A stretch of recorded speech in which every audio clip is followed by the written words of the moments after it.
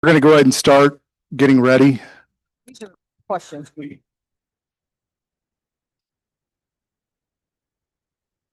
John, whenever you're ready, let me know. Okay, thank you.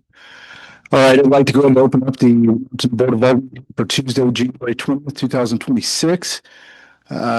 Could someone point out where the flag is, please? Okay. If you would stand and face the flag, we'll say a pledge of allegiance.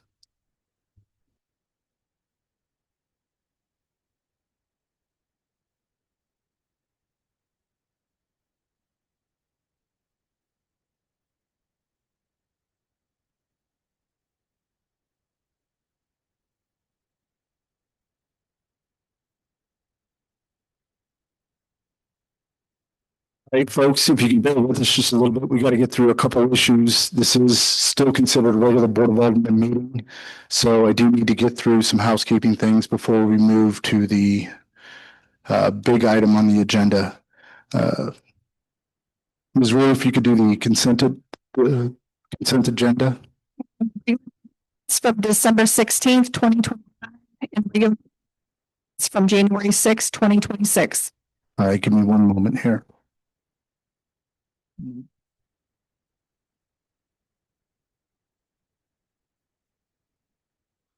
All right, I'll entertain a motion to approve the consent agenda items as submitted. So moved. Second. Motion made by Alderman Quarter, second by Alderman White. Roll call vote. Yeah. Schultz. Yes. Crump. Yes. Yes. Motion passes 6-0. All right, those were our Board of Alderman comments. Obviously, those that pertain to the data center will be picked up later. But anything for general, if you would, please.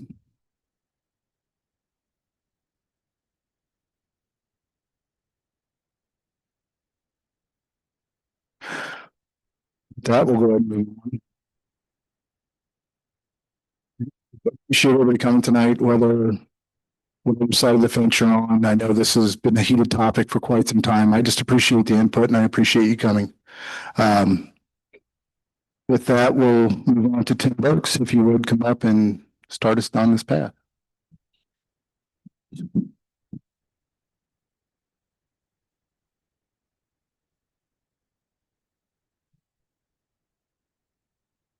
This is the Wilmington Data Center Conditional Use CUP and Site Plan SP 185.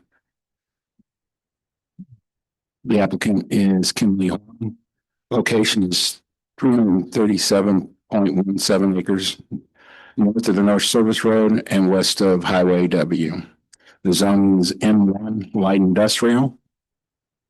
Kimberly Horn has submitted an application for a site plan and conditional use permit on October 31st, 2025 for the development of a large-scale data center campus on approximately 337.17 acres. The proposed development includes 2 data center buildings totaling 1,610,000 square feet. That's 805,000 square feet each. One 40,000 square foot administration building located south of Building 1. Or total building approximately 1,650,000 square feet. Supporting infrastructure includes 621,250 square foot switch yard and a 603,200 square foot electrical substation located in the northern portion of the site. Conditional use permit. A data center requires conditional use permit within M1 light industrial district. A conditional use permit is required with or without storage of hazardous material. The stormwater management and preliminary stormwater review indicates runoff will be managed through 2 detention facilities located in the northeast and northwest portion of the site. Final stormwater design details will be provided with the construction/improvement plans and will demonstrate compliance with all required design storm events. Security, an 8-foot security fence is proposed around the perimeter of the site to provide controlled access and define property boundaries. Utilities, water service will be provided by Montgomery County water district. A sanitary sewer, the city's sewer system was rated capacity of 3.2 million gallons per day with an average daily flow of approximately 1.5 million gallons per day in 2025. This leaves approximately 1.61 gallons per day available capacity. The proposed development is expected to generate approximately 6,500 gallons per day or 0.005 million gallons daily, representing a minimal impact on the system based on projected influent loading. The project does not trigger the city's pretreatment ordinance. Should the future operation exceed allowable discharge limits, pretreatment would be required. Parking, the site plan provides parking that meets or exceeds minimum code requirements, ensuring adequate capacity for employees and visitors. Lighting, all exterior lighting will be dark sky compliant, designed to minimize light spill, glare by directing illumination downward and reducing sky glow. Landscaping, a landscape plan has been submitted that includes required number of trees and foundational planting. The plan meets or exceeds all applicable codes and requirements. Access, preliminary ingress and egress will be located along the southern boundaries of the property on the North Service Road. A secondary access point is also proposed along the same frontage east of the primary entrance. Both access points have been reviewed and approved by MoDOT. This project was in front of the P&Z on January 2026. Submitted the conditional use CUP 103. The motion passed 8-2.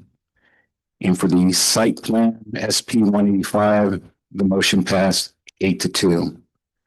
Staff has reviewed the proposed conditional use and site plan and finds the project consistent with Chapter 405 of the Wilmington Municipal Code. The development aligns and supports the goals of the city comprehensive plan. All required submittals and public notice requirements have been satisfied in accordance with state and local regulations. The applicant's here to speak on this, to answer any questions. Do you have any questions for me? Thank you. Does anyone have any questions? Thank you, Tim. At this time, we have the MKLDC representative come up to discuss the data center. And after that, following that, we will have public comments, but give me a moment. Good evening, members of the board, staff, and public. My name is Matt Fields. I'm the Chief Real Estate Officer for Crusoe, and I'll be presenting the data center overview this evening. If I get the, do I just click the slide? Maybe not.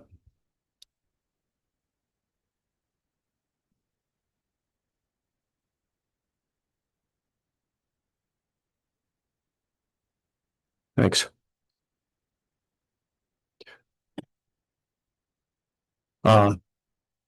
Start with an introduction of our company, a little bit about what a data center really is. Power and water have been points of focus, so we'll give an overview of the power and water use. Then we'll get to the project and our construction approach. And lastly, our community investment and engagement strategy.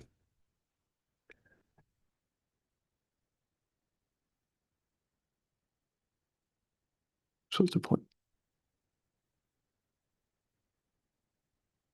Can you press the slide for me? Not sure. Thanks. Thank you. So Crusoe is a company that builds, owns, and operates critical infrastructure for the digital economy. Our capabilities include electrical manufacturing in-house, power development, data center development, and operations. So we actually operate everywhere in this digital infrastructure space, and that includes having our own cloud where we host other companies.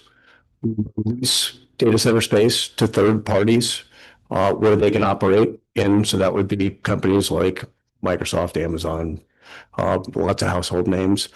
We build the buildings And we also have a manufacturing capacity. It's a subsidiary of ours called Crusoe Industries.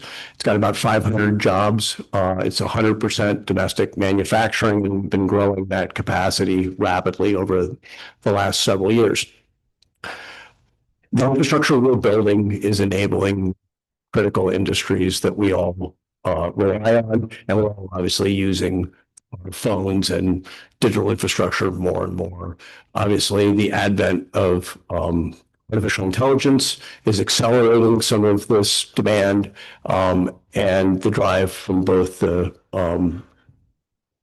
regional and the national level for a national security platform where we're housing our data domestically has been a big driver.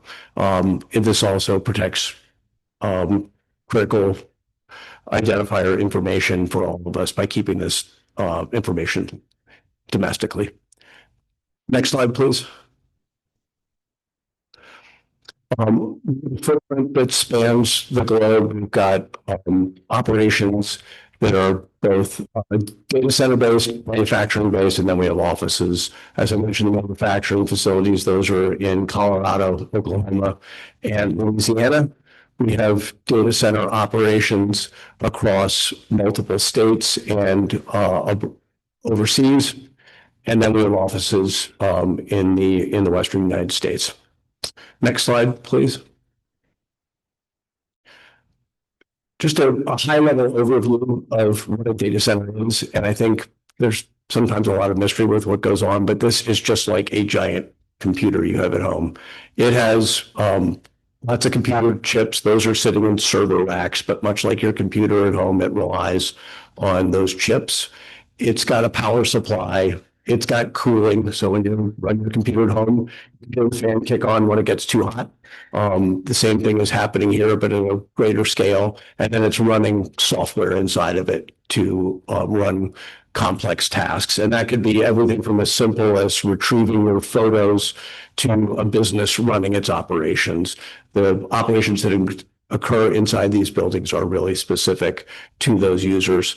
And then there's backup power. Often, if you think about it, you've got a power strip or you have something else that shuts down in case there's an electrical surge. The same thing is happening here, but at a much greater scale, but the concepts are all the same. Next slide, please. Concerns about data centers has been the use of water. And historically, evaporative cooling was used for building data centers, which would use in excess of 1 billion gallons of water annually. That really was an old school use of coolants in those buildings. And today we're using closed loop systems. And these systems are, once they're filled, they just recirculate that same water over and over and over again. There's bits of water added over the course of the year, but for perspective, the two buildings we're going to build will use about 120,000 gallons of water, which is less than the average American household, which uses about 140,000 gallons of water. So these systems run essentially in perpetuity and are very efficient. Next slide, please. The cooling system is one component of water use. In addition to that, there's custodial and domestic use. The water is supplied by the Montgomery County Water District. There will be no wells on site. It's 100% served by the water district. The total use on site is equivalent to 16 homes annual use. This is a much less intensive use than lots of other permitted uses at the site, and is because of the closed loop cooling system, most of the cooling that's occurring in this building, the vast majority of the space, uses very, very little water. The next slide, please. Power cost and impacts on residential customers is obviously another theme that is common in discussing data centers. The Missouri Public Service Commission enacted a new large customer rate structure in November of last year. We fall under that structure. That structure is set up to ensure that residential ratepayers are not hit with cost increases due to data center demand. We pay under a separate tariff or rate structure. And then we're required to pay for any upgrades to transmission or generation associated with the data center. So it's a completely separate system and has been specifically put in to protect ratepayers. Next slide, please. The site is currently zoned light industrial. I'd make just a comparison to give some perspective around the use at the site. The traffic use here is significantly lower than a warehouse or other light industrial use. Warehouses have daily truck traffic running in and out of them. We could even compare it to, say the Walmart, where there's deliveries at night, where you see trucks all the time. So that kind of truck traffic just does not exist at all here. The same thing is true with emissions. Diesel trucks coming in and out of the site would produce almost 4 times as much emissions as the generators that will be on site here. Water usage, again, is much, much lower. That closed loop cooling system, the way it works, we're not having to condition the air like you would in a light industrial use. And from a fiscal impact perspective, the property tax revenues are forecast to be almost 20 times as great as the property taxes paid by a light industrial use. We cite at the bottom a number of sources for the truck traffic. So if anybody wants to fact check or look this stuff up, it is pretty easy to go look at and as comparison, because coming here for conditional use, we want to make sure we're looking at the relative impact from what we're talking about doing here. The next slide, please. Okay, this is the site plan that we presented to P&Z about 10 days ago. And this total area we control here is about 580 acres. The area we'll be developing on is about just under 340 acres. It is highlighted in where the sort of pictograph is, and then the remaining land we own is shown in a satellite photograph. We cover about 19% of the site. That includes the switch yards. Under the zoning code, those actually wouldn't get counted, but we're counting it as coverage for the purposes of what we're presenting here. The zoning would allow us to cover 45% of the site, so we're covering about half of, a little less than half of what would be allowable. There are 2 data center buildings, as was mentioned previously, about 800,000 feet each, and an administrative building. I think you've heard a bunch of this. There are 2 stormwater retention ponds, which you can see at the northeast, northwest sides of the site. And then the project will have a substation, and Ameren will have a switchyard on the site. We have 549 parking stalls here. That is the code requirement. We could probably live with less parking, honestly, but we are meeting the code standard. There will be about a total of 2,400 construction jobs during the course of the construction of the project, and about 100 permanent jobs on site. There are all sorts of ancillary jobs that are created by demand from the data center, but we're not counting those. We're talking about just on-site jobs. The next slide, please. This is an aerial rendering looking down at the site, and you can see the retention ponds there and the switch yard and the buildings in the foreground. Next slide, please. When we went to, let's go back one if you wouldn't mind. Thank you.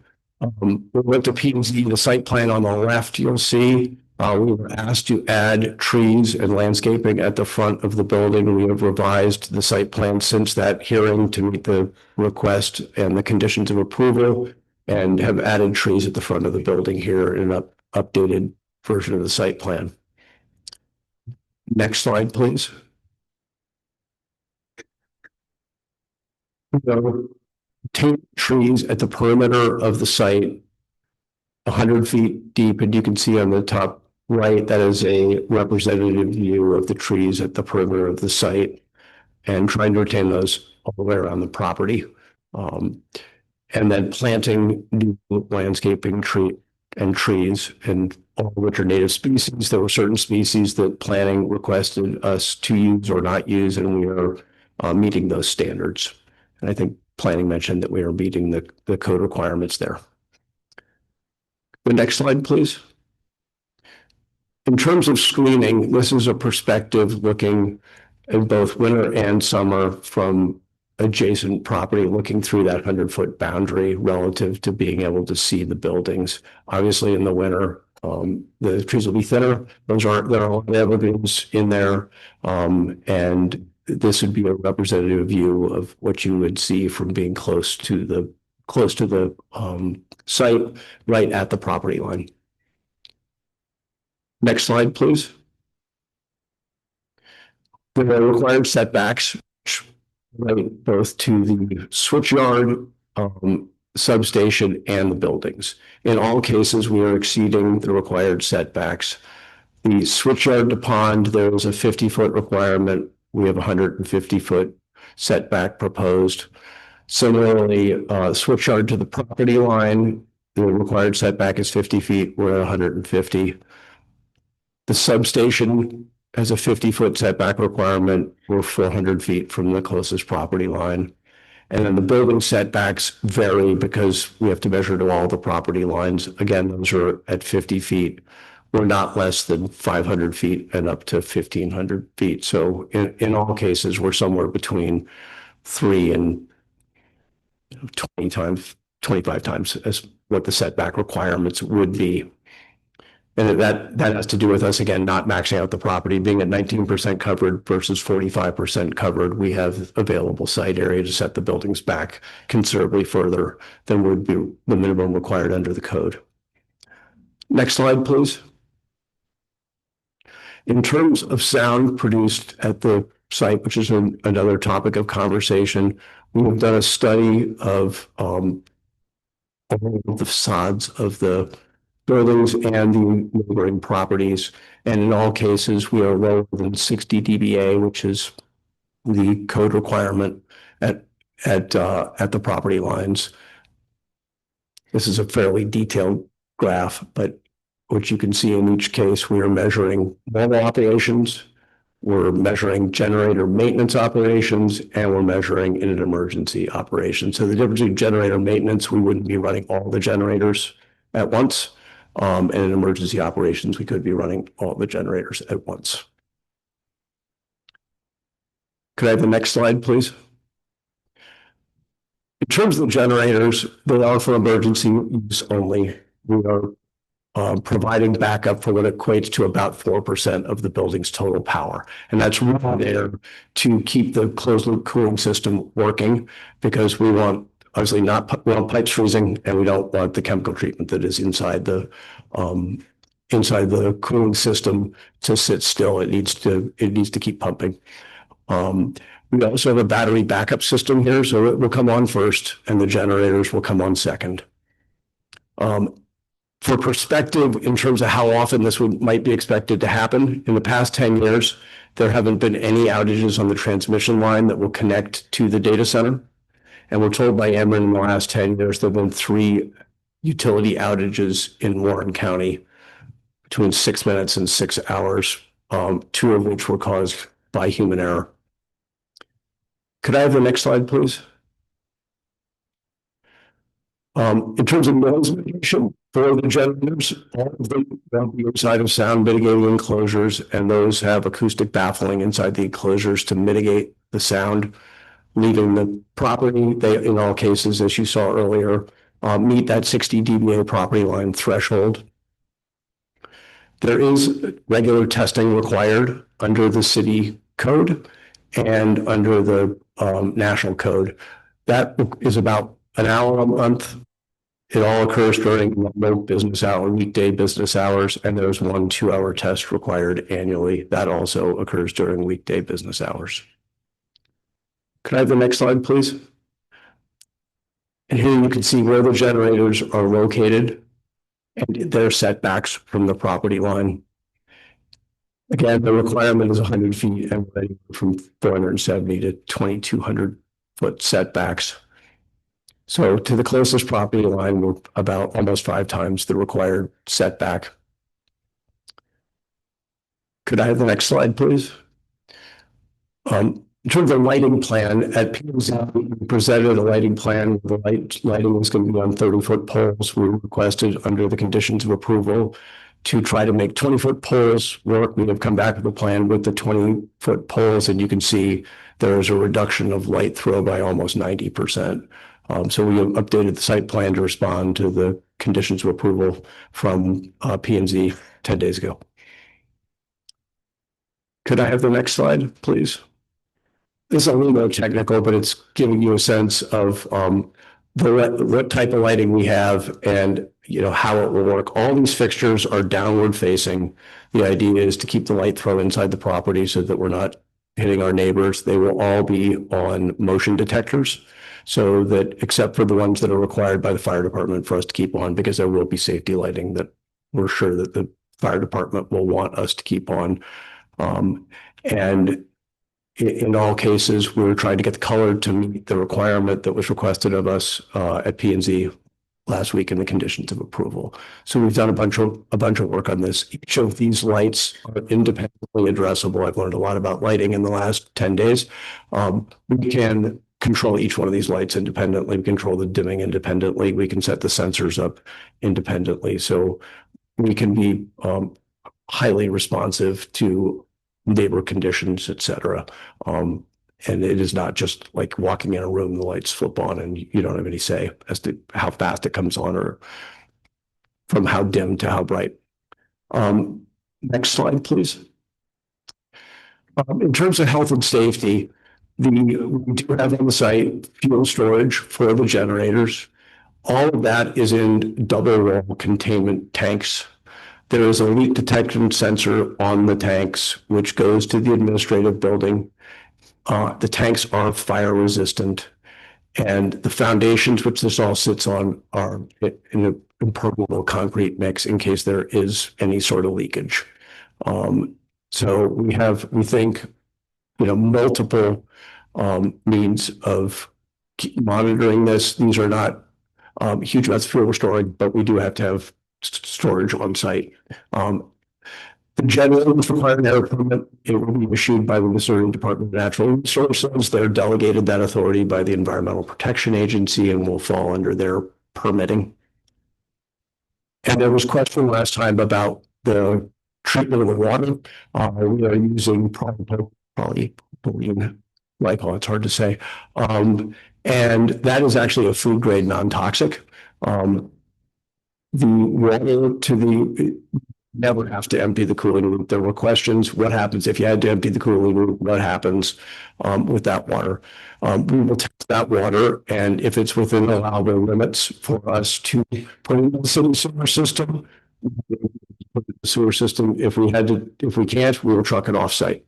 But this is really not something we ever expect to happen, but we have a plan in case we do need to do that. Next slide, please.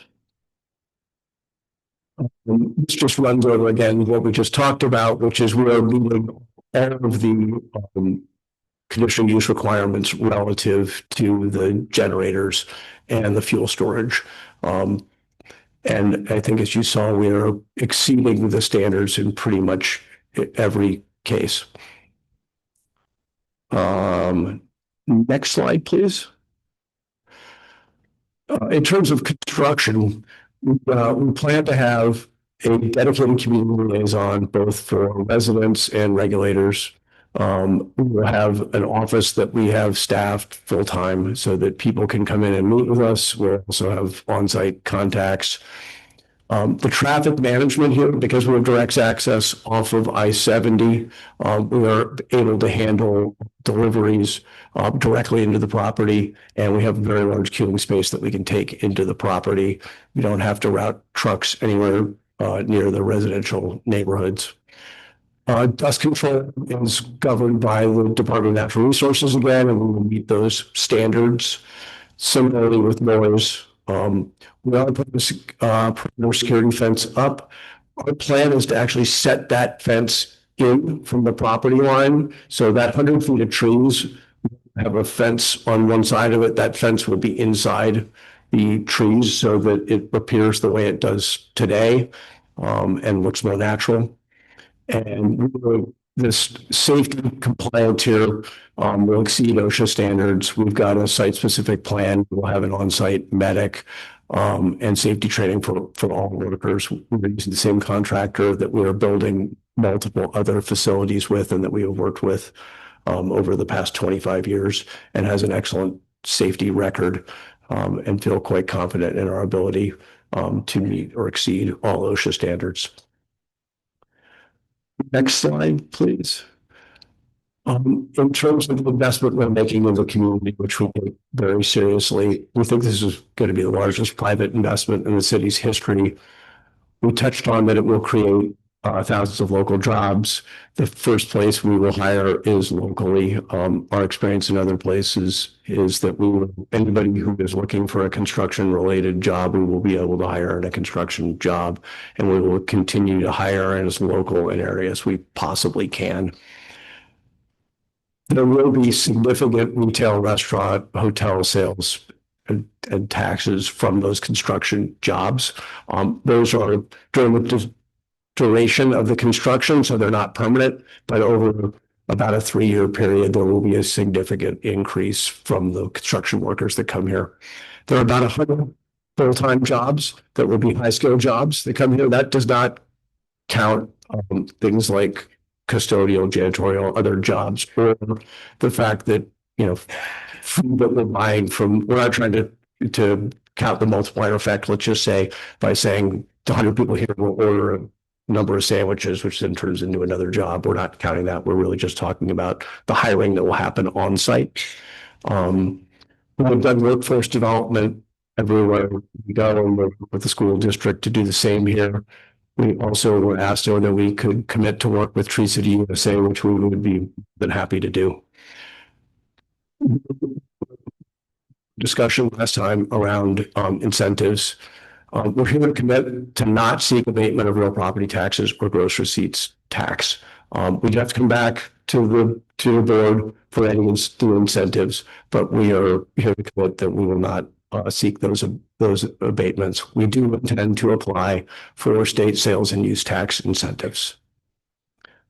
I'm going to turn it over to Steve to talk a little more about some of the broader economic impacts from the project and the community benefits that come with it.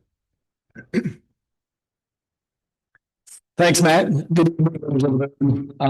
I'm Steve Etcher with the Warren County Economic Development Council. And I recognize that financial impacts and tax revenues are not germane to site plan approval or conditional use permit, but because it was such an important point of discussion last meeting, we felt it was important to just take a sidebar really quick and run through some of the basic numbers. Due to the magnitude of this project, I think it's important for people to kind of understand what is the potential economic value this project will bring to our community. And I'm excited to share these results with you. The Economic Development Council typically models out what are the anticipated tax and economic benefits from any project that we would entertain bringing to this community. And what I present to you tonight in terms of these numbers represent our best estimation of what the tax burden and tax obligation would be. There are a few assumptions to these numbers that I think is important to note, just so you kind of understand the process as we move forward. These calculations are used to illustrate the estimated tax revenue value to the community. The actual fair market value that determines the assessed valuation will ultimately be determined by your county assessor. We use a model where we take a percentage of what the estimated construction cost would be to derive at that initial value. Often the industry uses a range anywhere from 40 to 80% of construction costs, representing what could be taxable, tangible improvements in properties.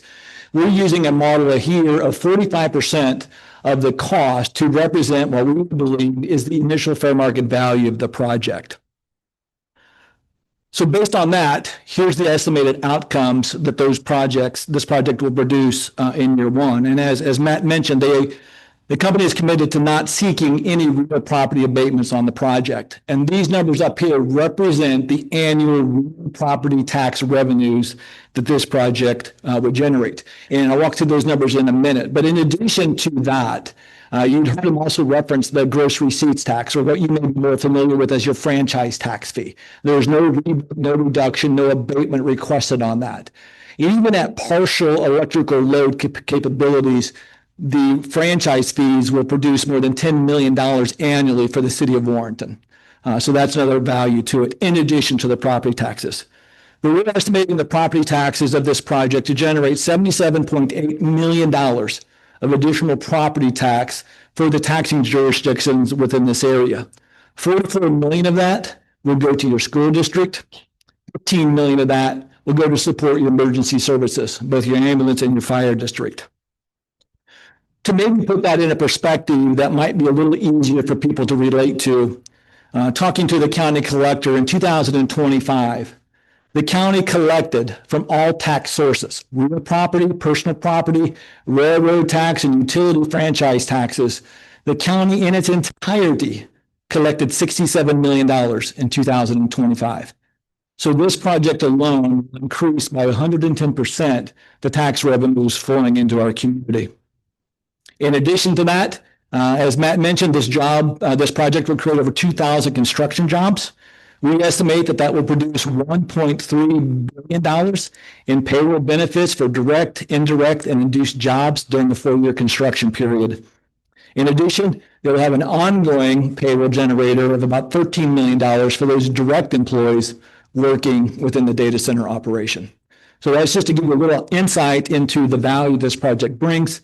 Like I said, we know it's not germane to your approval authority, but we wanted to make sure everybody had clarity about the project's benefits.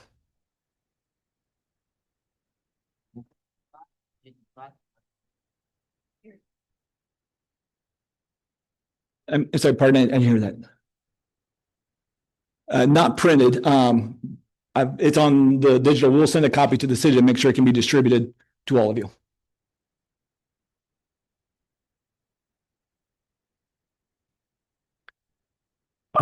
Next slide, please. I think that may be the end.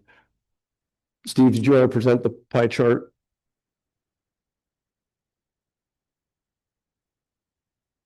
Sorry about this. Is just an illustration of how that $77.8 million gets broken out. You can see 44 million goes to the school district.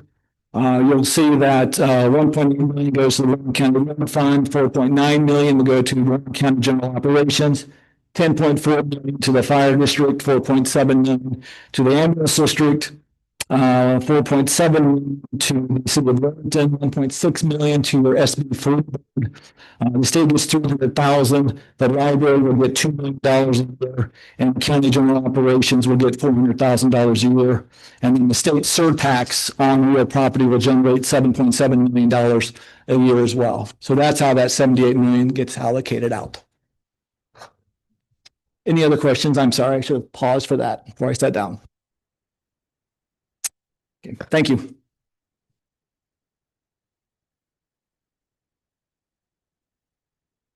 Well, thank you for your time. We're obviously here to answer any questions. I know there's comment to come, but we welcome any questions or comments you may have. Thank you again for your time.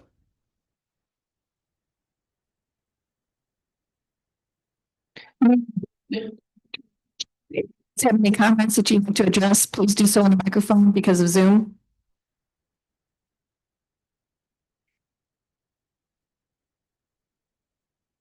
This time, if you guys do have questions to a standard, or hold some of your long questions for when it comes time for us to speak. That way we can give the public time to speak.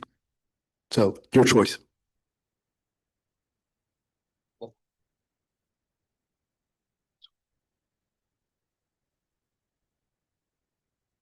I'm good with letting the public go ahead and speak.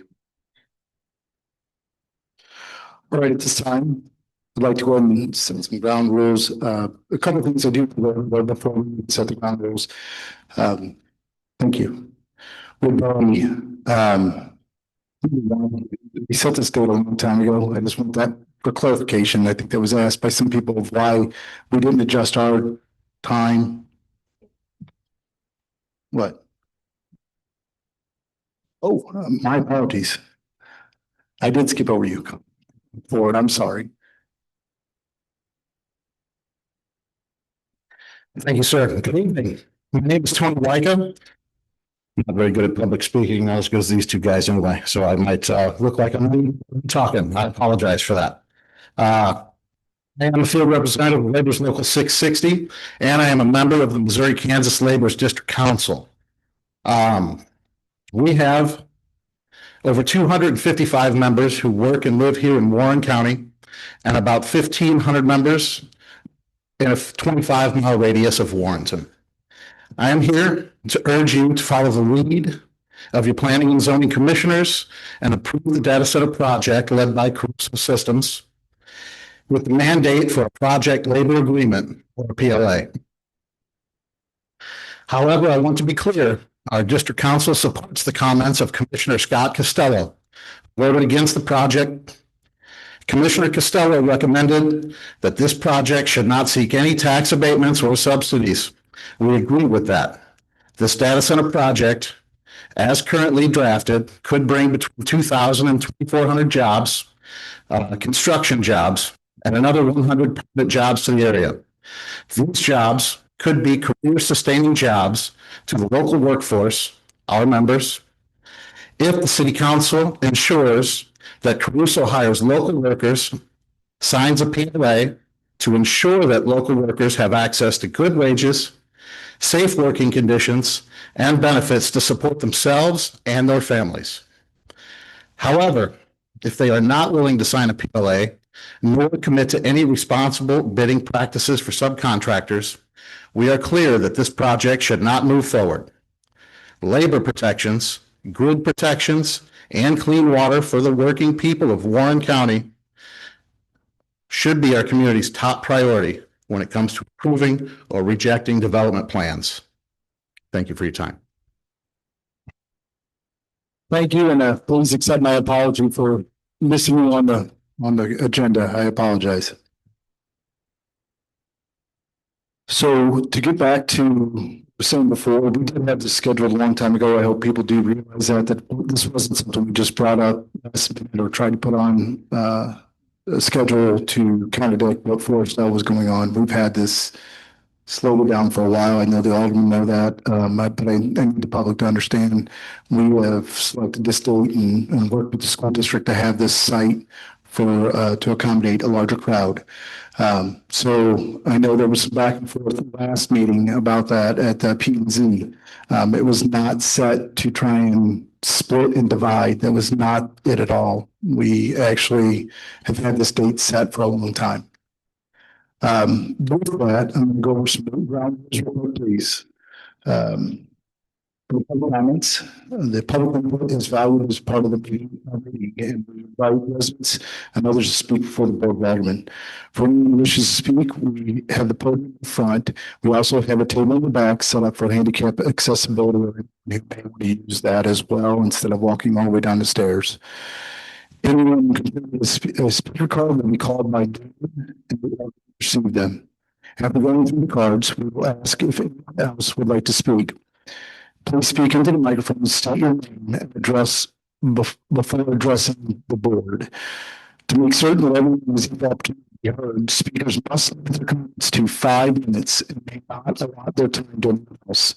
Nobody will be permitted to speak more than once during the public comments. Please direct your comments to the board as a whole and not to an individual member. City staff are there in attendance this evening. This is not a question and answer session. Do not expect a response to your comments at this time. If you ask a question, it will be noted and the city will endeavor to provide a response at an appropriate time. Finally, please be respectful. Interruptions, outbursts, or other behavior that disrupts the meeting will not be tolerated. From there, I'm going to say, I know this is an emotional topic. I would ask that you be respectful of each other, respectful of people you may not agree with. If you do have an outburst, I understand the emotional aspect of it. Please limit it and stop as soon as you can and don't continue on. That was only done once the last meeting. I thought everybody did great. But when it's heated like this, we're just asking, please limit what you say and how loud you say it. If you're speaking to your neighbors, that's fine, but keep it at a quiet tone. And with that, we'll begin the public comment cards unless somebody has anything else. All right, for our first speaker, Josh Shannon.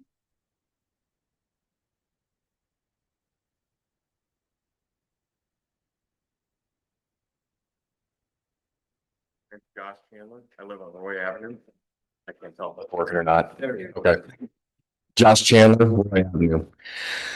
5 minutes is a really short time, so I'll try to go fast.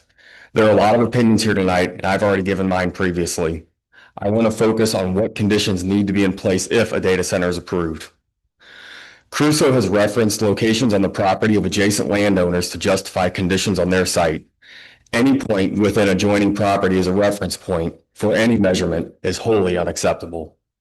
Crusoe intends to use every bit of their property as they choose, compliant with regulations for setbacks, etc.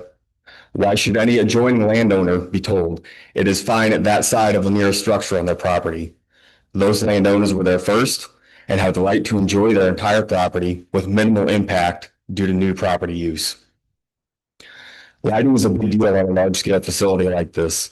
There should be a hard line at 3000 K, fully shielded, motion sensor activated lighting. There's no justification for safety or operational regulations for light color, which is something they had a distinction on. I've not found it, and operational regulations means because we want it. I'd love an in-depth conversation about this, but there just isn't enough time. I provided information showing that while our code does not specifically address light standard height for light industrial, Section 405.110 for RC1 states no light standard utilized for the illumination of parking areas shall exceed 18 feet in height. No other light standard shall exceed 12 feet in height. This is the best example of the intention of our municipal code. Suggested CUP language for this would be no exterior lighting shall exceed a color temperature of 3000 K at maximum brightness. Exterior fixtures shall provide the lowest illumination level required by code. All exterior non-emergency lighting shall be on motion sensors, dimming within 30 seconds of last detection. Lights shall dim to the lowest level mandated by municipal code, off whenever possible. All light fixtures shall be fully shielded and dark sky certified, not compliant. Who's going to go and check that? No light standard utilized for the illumination of parking areas shall exceed 18 feet in height. No other light standard shall exceed 12 feet in height. As part of the data center code revision approved December 16th, the city included a sound restriction of 60 dBA at the property line. Unfortunately, this only explicitly refers to generator use. Assuming this facility will run some packaged air-cooled chillers, there will literally be thousands of cooling fans running. There are also large battery backup units between the building and property line with cooling fans. We need to add a sound restriction on 24/7 operations across the board of no more than 60 dBA at the property line. For reference, this is about as loud as listening to a normal conversation. I was looking on my phone when the Crusoe speaker was speaking. That was about 60 dB. Still seems pretty loud, huh? Especially when it's basically the same tone constantly. 50 dBA is about as loud as a moderate rainfall, or based on what I checked today, about a 9-mile-an-hour wind blowing through trees. Suggested CUP language for this would be facility operation shall not result in sound levels exceeding 50 dBA at any point beyond the property line. Any point may seem like kind of a strange criteria, but there are circumstances where screening may protect closer residents, but the next property farther away may hear higher levels. Lithium batteries often used in energy storage systems, also referred to as ESS, UPS, or backup batteries, are known to exceed firefighting capacity, often leading to shelter in place or evacuation orders, while a fire may take days to burn itself out. We have a small fire department that is surely no match for an ESS lithium battery fire. Suggested CUP language for this would be site shall require a third-party risk and hazard analysis provided by a nationally recognized firm. This third party shall be selected by the city and paid for by the developer. This report should be complete with firefighting requirements and analysis of the local fire department's ability to fight a fire involving any individual structure or self-contained exterior module, particularly energy storage units. This report shall note any deficiencies and proposed solutions. The developer shall be responsible to modify the design to bring it within existing firefighting capacity or fund additional equipment, staffing, and ongoing training to ensure that potential fire can be controlled within a nationally accepted, reasonable timeframe. Yes. Thank you, Josh.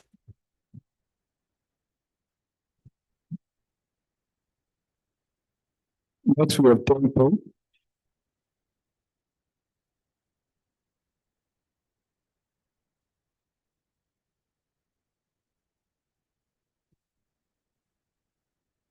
Hi, my name is Dave Pape, and I really just have two questions.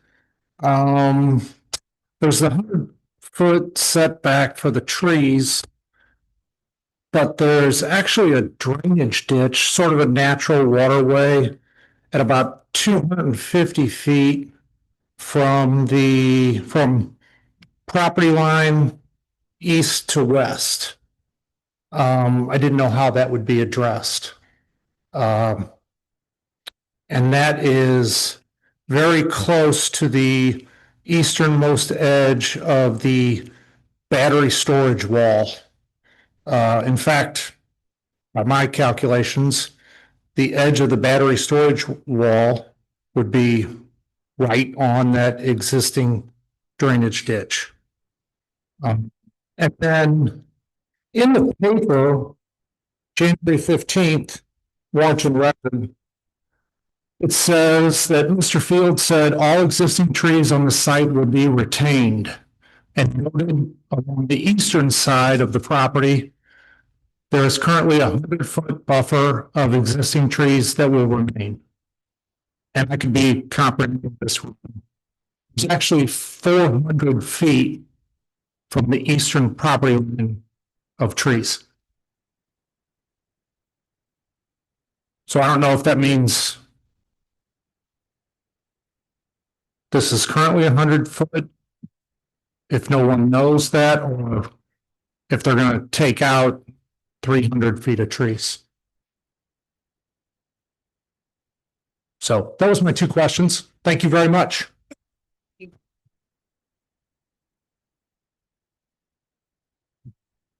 You. Sorry. Next is Carla, is it Shellard? Did I pronounce that right? Yeah. Thank you. Sorry if I butcher it, then I do apologize ahead of time. Thank you.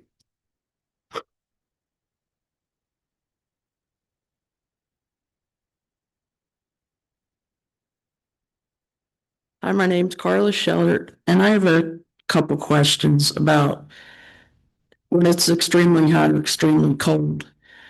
Who gets the electric first? And is there going to be anything like a blackout or brownouts because of it?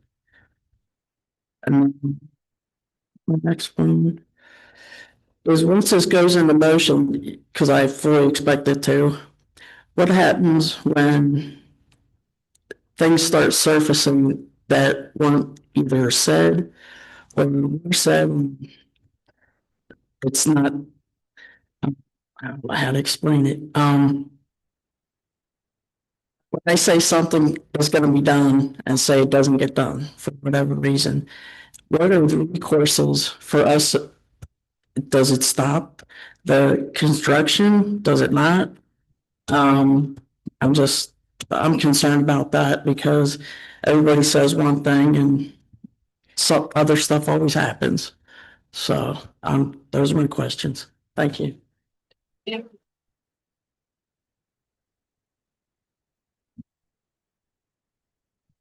Much. The next one will be Justin, is it Robert?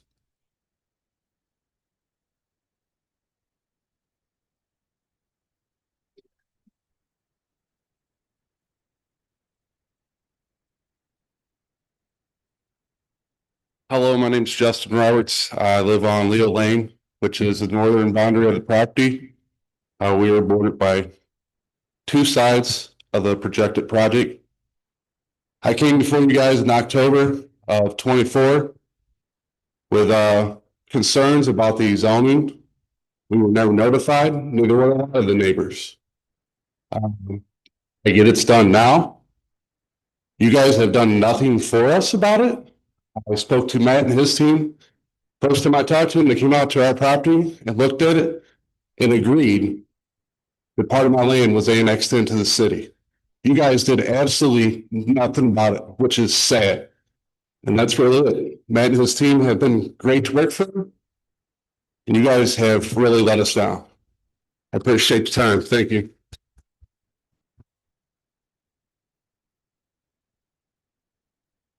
Thank you. Next will be Cheryl Roberts. And I'm sorry, is it Hiller?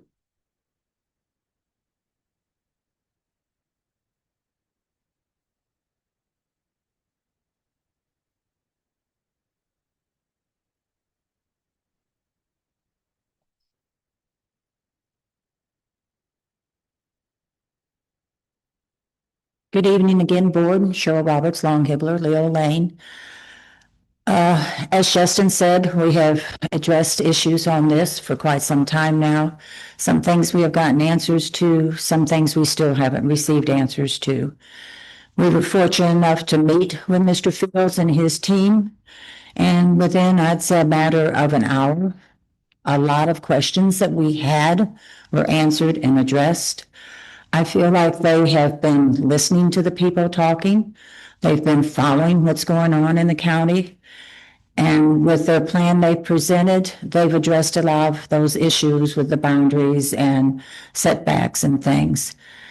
Is a data center my first choice for my neighbor? No. But there are other things that I don't want as a neighbor either. So is it a lesser of an evil?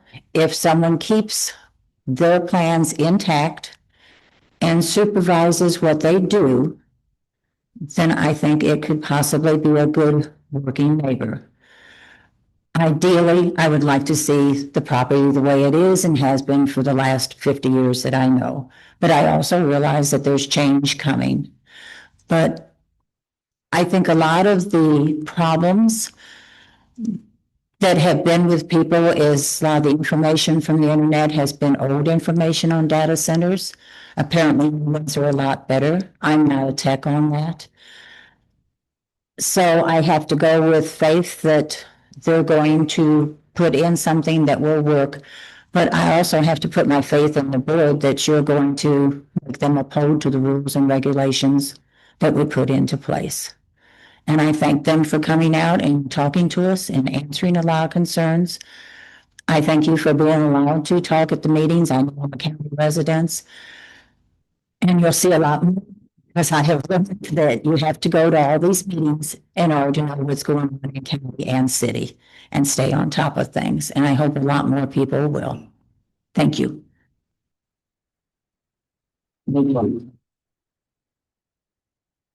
What's with lawyer, is it Crier?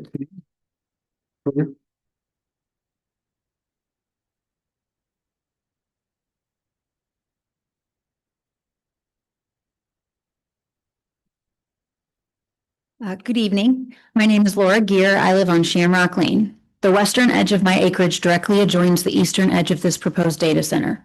We moved to Warren County 7 years ago to pursue a specific lifestyle. In those 7 years, our blood, sweat, and tears have been poured into our property. Our property feeds our family through gardening and harvesting animals. We have chickens, and my children raise goats for 4-H and FFA. When we purchased this property, the land and all the surrounding parcels were unincorporated Warren County. We were not notified of any parcels being annexed into city limits. In fact, when we received a notice about the parcel being rezoned to light industrial, I was very confused. The city website map at that time did not show any city property in our area. It took several phone calls to the county and city to find out that the parcel had been annexed underneath our noses. I did go to that planning and zoning meeting and shared my concerns about the parcel being rezoned, specifically because the dam on an 11-acre lake on that property had already been breached. It was done in the night, and the resulting floodwaters devastated our creek and deposited trash all along our property. The Department of Natural Resources had to investigate.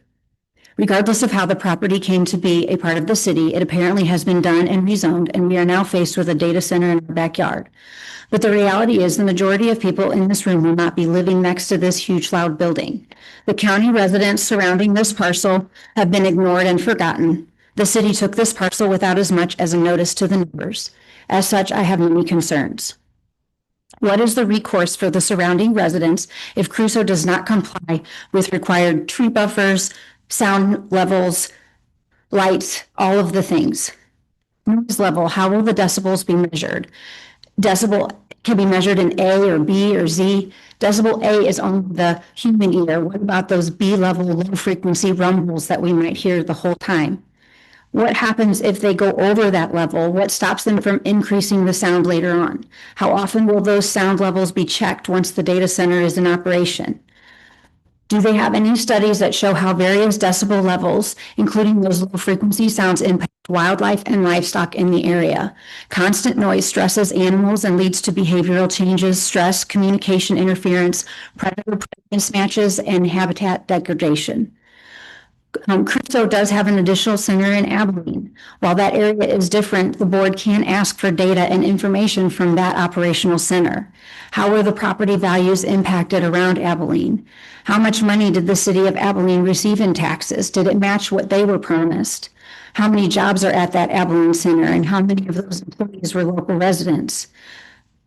So what is the recourse for surrounding residents if Crusoe does not keep its promises in regards to water, electric, sound levels, or buffer zones? Are they forced to close? Finding them does not help us. That money would go to the city. How will you commit Crusoe to keeping all the promises made in this presentation? Are you committed to adding those to the conditional use permit? Are you committed to blocking any tax abatements? They did say they weren't going to ask for those, so that's good. If you are prepared to effectively ruin the property values and way of life for all the county residents surrounding this property, you at least need to get every tax dollar possible. I urge you at the very least to table this decision until research can be done. I challenge you to ask yourself,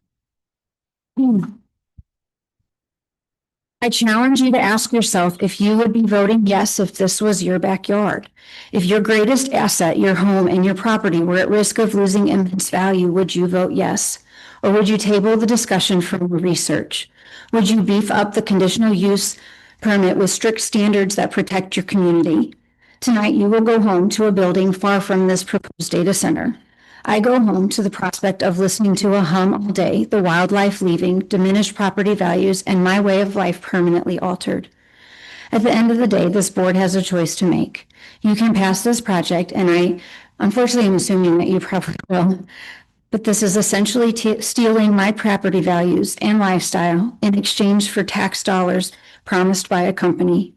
Or you can listen to the people of this community and at the very least table this decision until more research can be done. Thank you. Thank you.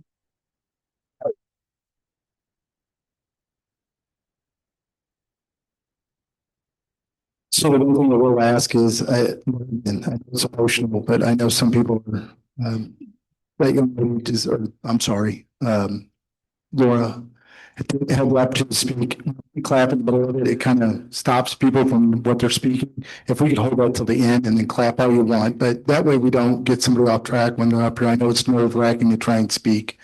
So if we could, I'd appreciate it. Next one is Sutton. Yeah.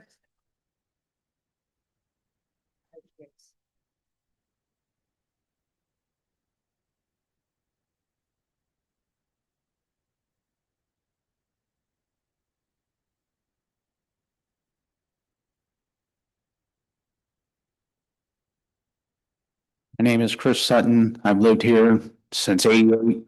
I don't think this data center is not what Warrenton really needs. No good paying jobs.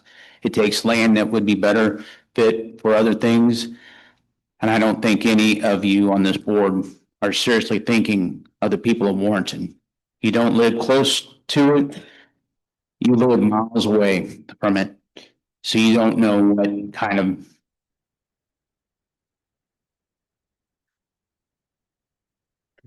impact it's going to have.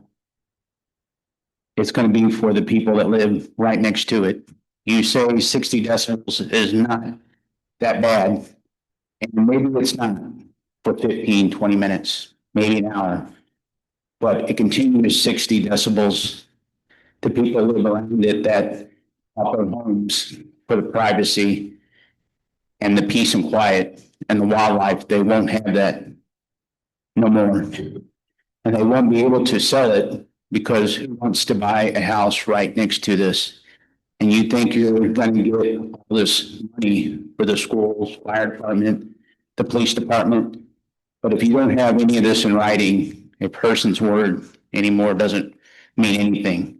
And all of you up here on this board was put in these positions to help the people and yourself. But I don't see this helping nobody at all. So I wish you would seriously consider thinking the people of Warrenton and the county people in your vote, because this will ruin Warrenton's wells will go dry. And don't think companies or families will want to move to Warrenton in the future.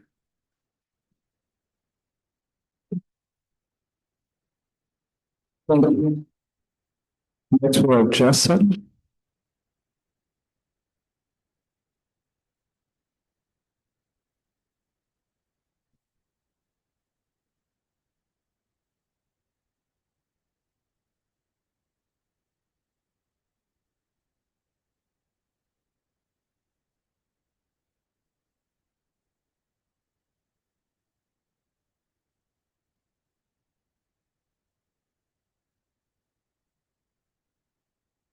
My name is Jess Sutton.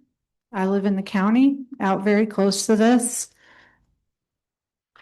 Everybody has pretty much just echoed what you've heard continuously over and over and over. It started out with transparency, and I understand that to the city, annexation notices was a word complimentary. Zoning modifications are not. Your code is violated. You per your own code and state law to notify anyone within 300 feet of that property. Now, your lawyers justified it that doesn't change the validity of it. And that's correct. That's a loophole in the state law and your code, since you're the same as state law. But what it does show is that when it was brought up, no one paid any attention. They dismissed the people who showed up with the proof. You could have looked up your own proof. That's how I found it, literally on your website. But that wasn't even a consideration. Just wave it off and move on. But that's kind of a pattern, but that'll be a different meeting. I want everybody to be able to speak tonight. But I've already heard it. You waved off, you violating your own code like it was nothing. So explain to me how these people in this room are supposed to believe you will uphold a CUP. Why are we to believe that? You don't even stand behind your own code. The excuse was, well, that doesn't change the validity of it. And that's correct. But what is legal and what is ethical are very different at times. And for me, that shows a lack of integrity by all who are involved in that. So hide behind legality, but your integrity has been questioned. And good luck when your seat comes up. I still have time. So I was making some notes, and I just want to say 4.5 months ago, we all showed up at a meeting and we asked a question. Tell us about the data center. And we were told, we don't know anything about the data center. And now all of a sudden, studies have been completed that can't be provided their source. They are not in public records, so not sure why the DNR does not have that. Those are all done, no transparency. When in fact, the CUP had been decided on when the first site plan arrived in October. Prior to that, October 8th, they were already inquiring about tax abatements and who to speak to about that. That would be the second site plan, actually. Funny since they didn't know when we asked, but they not only had it, the city had already sent a CUP application, coached them through requirements, And they even sent them a link to pay for the CUP, which is really odd because that wasn't decided by the city until December. Kind of feels like that was intentional and there was a path that they were told to take. No transparency. Denied month after month until December, no transparency. My last thing is, are the taxpayers in this room, somebody $83 an hour to retrieve sunshine requests? That means the person makes $174,000. That's not correct according to public record. Also, to go with that, this is the only employee who can retrieve that information. And ironically, this is the employee involved in the sunshine request. Kind of odd. Again, ethics, I don't see any.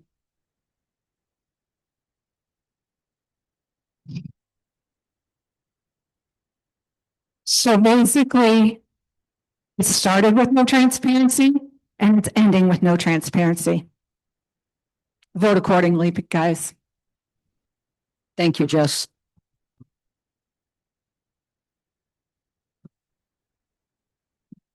Thank you. Scott, speaker.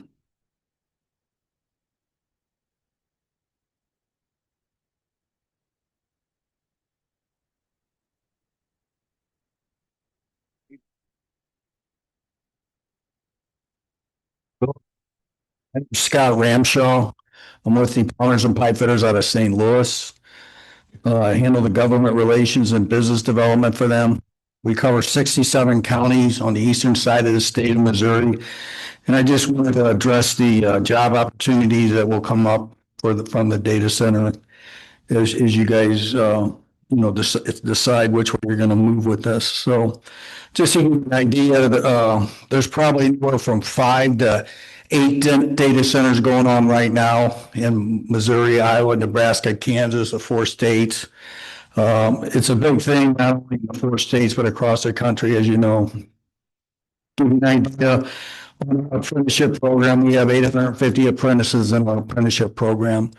We've been, because of the American Foods Group project and other projects, we worked on certainty a few years back when they were building that, but we looked at teaming up with the St. Charles Community College with their new technical school, helping them to implement some programs. So, because we know what we need from the kids coming from the tech schools, and kids into our program that, have certain education already instilled in them so that we can give them education for a 5-year program at no cost. So we probably put from $50,000 to $60,000 into those apprentices in a 5-year program. We train them during the week and we pay them for the week, whether it's school. A lot of their training is done on the job. So you're probably looking at 1,637 classroom hours through 5-year program, 1,500 hours each year on job training itself. So, and along with that, we have continuing education. So there's a lot to these different projects. The St. Louis Building Trades covers the area of Warren County. We have some of the best building trades apprenticeship programs in the country right here. I think this job would be a good fit.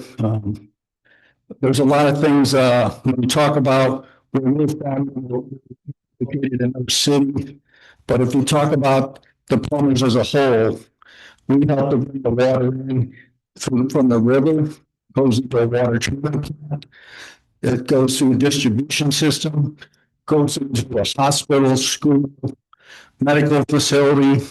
The waste comes out, goes through the drain system, goes into a water treatment plant, and then that water goes out clean, but it came in from the river. So there's a lot to all this technology. You got to have the right skill set to install it. So with that, I'll leave it with that and appreciate your support. Thank you. Thank you.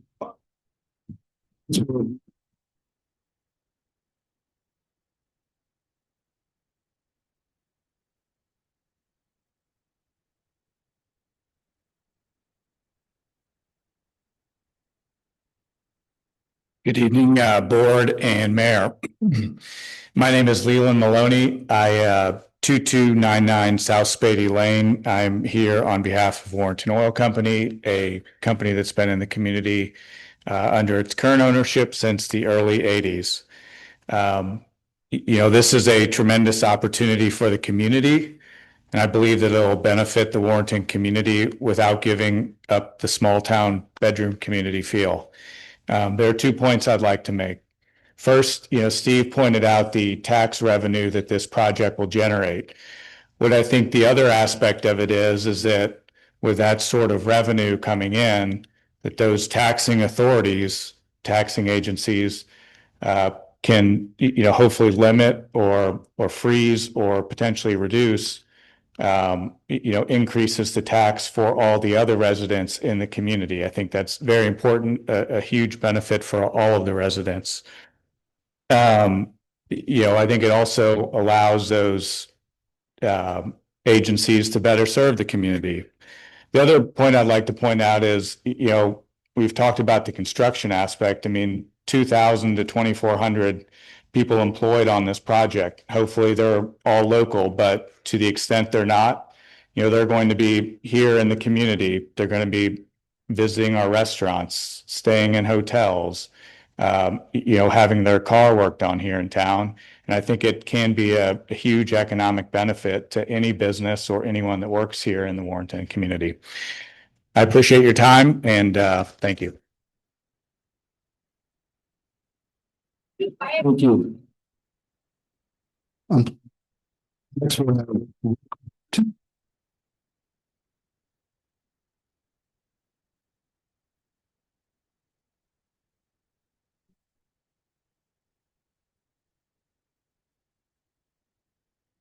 Hello, thank you for your time and attention. I reside at Buckeye Court, and I've got property off of Power Line Road and Township Line Road. I'm in favor of this. I live less than a mile currently from the proposed site, and I work on data centers. The closed loop systems that those guys are talking about are extremely efficient. Okay. The company that I work for installed an evaporative fluid cooler at your junior high school. That water consumption at the junior high school will exceed what that entire data center will consume in an entire year. And you guys have an efficient system at the middle school. What they have is an excellent system. They don't use large chillers. They used individual cooling systems so that if there is a failure, it's not a catastrophic failure. So, and they have backup systems in them. So, the closed loop systems, in my experience, and I work on them, when there is a problem, and you're going to have problems with them, it's just the nature of the beast. They rarely ever, because they have isolation valves in them. They rarely ever put any propylene glycol into the sewer system.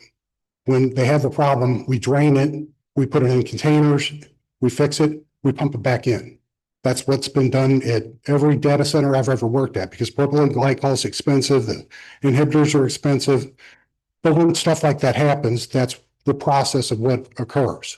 So just to kind of educate you guys on they're not going to have large scale chillers that are going to be really, really noisy that you're going to be hearing from miles away. All of those are enclosed systems in the actual rooms. They're called Liebherr computer room units. They're very, very expensive, very efficient.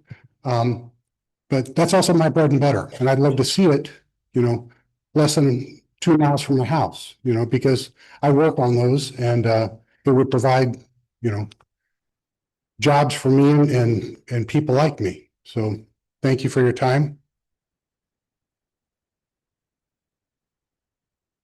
Thank you. Next one up from Lori Nipper.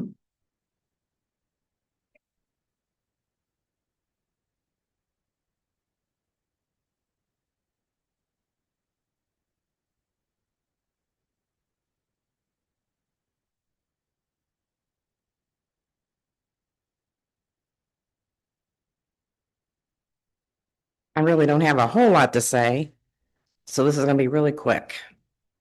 I am opposed to the data center being here in our community.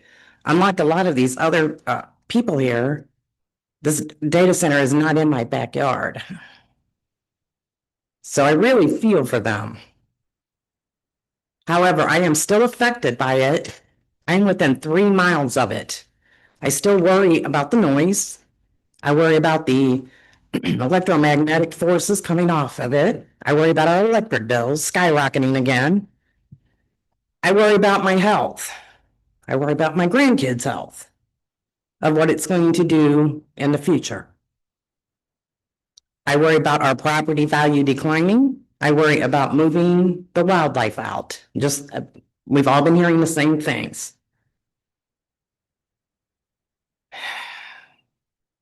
All right, hang on, I lost my spot. Sorry. We moved here in 2021. And if we had known this was coming, we would not have moved out here. I know it's a hard decision for you guys to do this, but please think of our future generations. How will this affect them? They say it is low radiation, but I really don't want to take that chance. Do you? That's it. Thank you.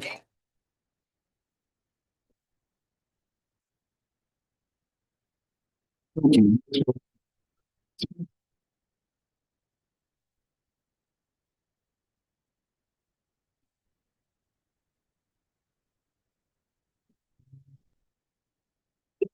Greg Clement Smith, Superintendent of Schools here at Warren County R3, and welcome to Warrenton High School. I'd like to first thank the high school staff for all the work putting this together today in coordination with the city staff. Really appreciate the positive working relationship we have. You know, putting a meeting together like this might look easy, but there's a lot of work that goes behind it. So I'd like to thank all of them for that. But I'm here to speak in favor of the data center.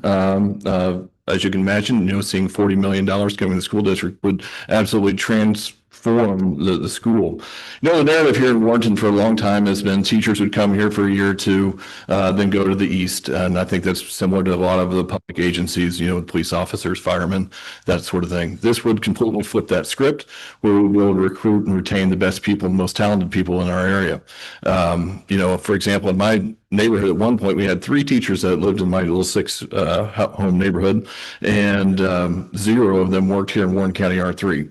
So now we have an opportunity to recruit in our own backyard, opportunity to pay the best and recruit the best, because we know that means the most to the education the students is having high quality teachers in front of them. And we're not talking just about teachers alone. We're talking about all our hourly staff. Warren County R3 hires about 500 employees, makes us one of the largest employees in the district, in the area. And this would increase pay for all of them, including our hourly employees, because currently we have 19 positions that are hourly. 7 of them start at minimum wage, and it's hard to recruit people at minimum wage. And so this would definitely make an impact to increase all of those wages. In addition to that, what this would allow us to do is to consider rolling back the taxes to the state minimum. In Missouri, to receive state funding from Missouri, you have to have a minimum tax rate on the operational tax levy of $2.75.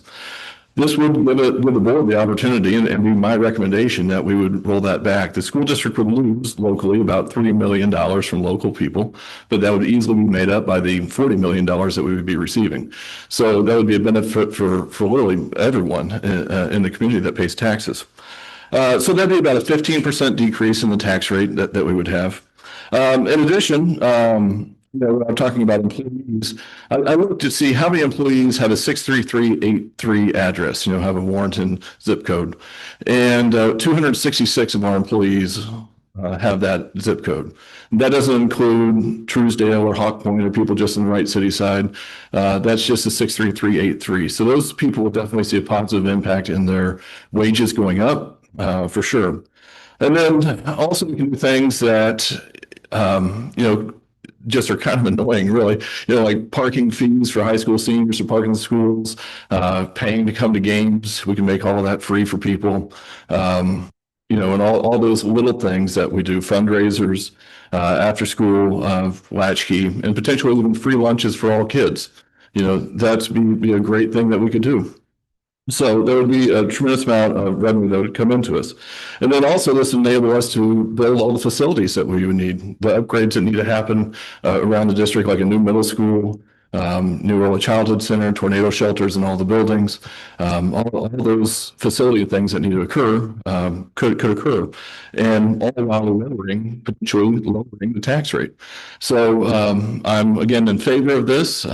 So that's what I have. Thank you very much. Thank you. Next, we'll have Elizabeth Coper.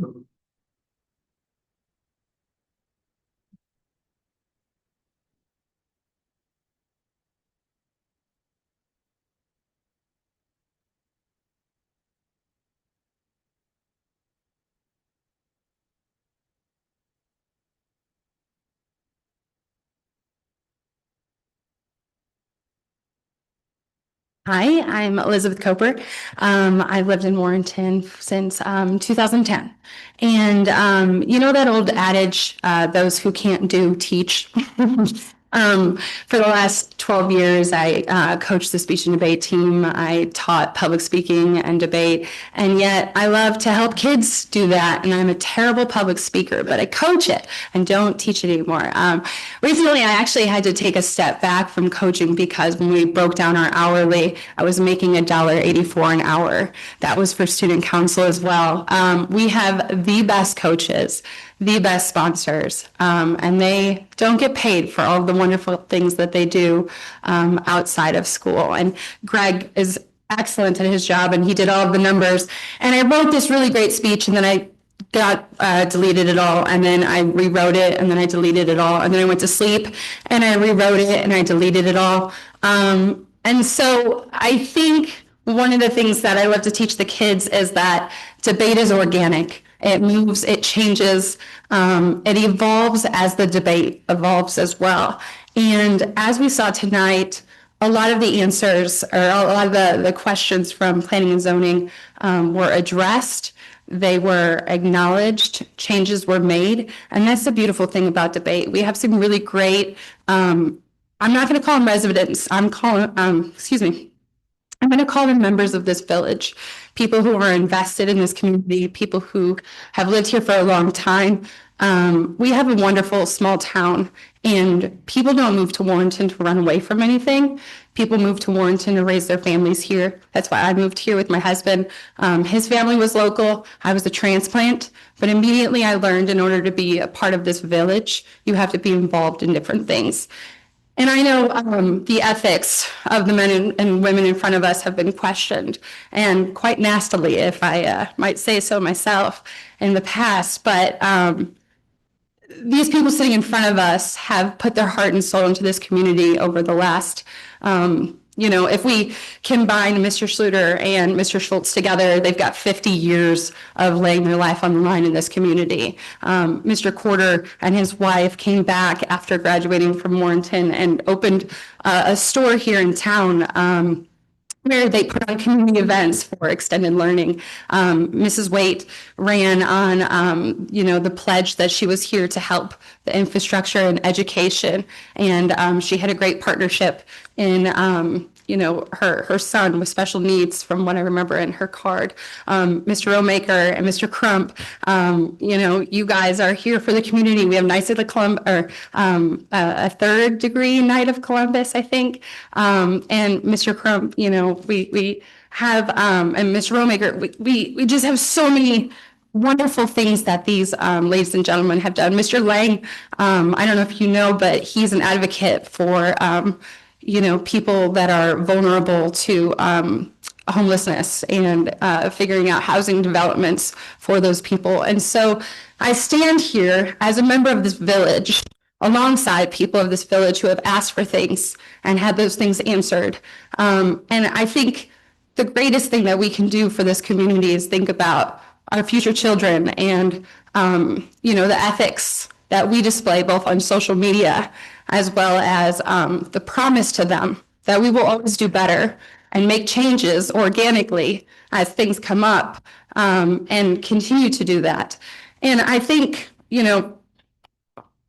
the critical thinking aspect of this data center has been embarrassing for our town, to say the least, because, you know, new facts and new information would come out, especially about this closed loop system, and people don't want to believe it. People don't want to see it. But, you know, one of my favorite things a student ever told me, they came back to class one day and they said, you know, I thought about you all night. And I said, why is that? They said, you admitted you were wrong. And I said, why is that so striking? And they said, I've never heard an adult say that. And that's amazing, you know, and if we could only be wrong every day, that means we're always learning and always changing. Thank you. Thank you. Next, we have Oscar Hunter, or as everybody knows him, Belch Hunter.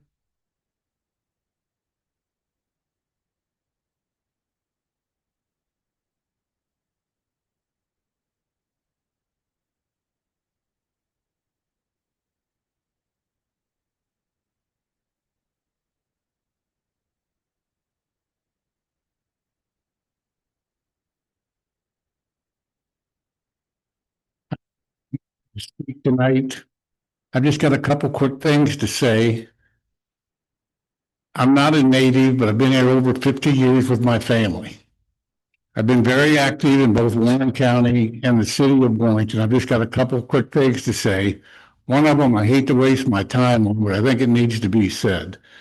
In the 50 years I've been here, I've seen politics up and down, good and bad, but I think it's finally time that Eric, this board, and since he's been the mayor, this city has turned around completely. And I also want to thank Joe with the county commissioners and those guys. They have changed this county and city. If you've ever been here for 50 years and you've seen the difference, I mean, I can remember when the city and the county wouldn't even talk to each other. The other thing I'm proud of is our superintendent. He's one of the best. Our chief of police, our sheriff, they're all the best in the 50 years I've ever been here. So I don't want to waste any more time on that, but I just think somebody should say that. What I'm basically here for is, again, we're talking about the kids. I've got 27 reasons why I'm for this. Basically, I'm 78 years old, so anything you say or do is not going to affect my life as an individual. But again, I got 27 reasons it's going to affect my life personally, and I'm going to get to that in a minute. But the main thing is we have to have jobs for our kids. If they leave, they go to danger. The one thing we don't want is them to go to the city and lose them. So I think basically for all the different types of jobs that can come here, money-wise, economy-wise, this is the best solution. Now, again, personally, if it was just me as an individual, do I want to see it? No. But that's being very selfish and personal. So I'm just asking the board and everybody in here to think of the community as a whole. And the 27 reasons I want to get to is I've got 9 grandchildren, 17 great-grandkids, and the 27th is everybody else's kid in this community. So before I get emotional, I just want to think of that. Thank you very much. Thank you, Betsy. Next, we'll have Jessica Gilbert.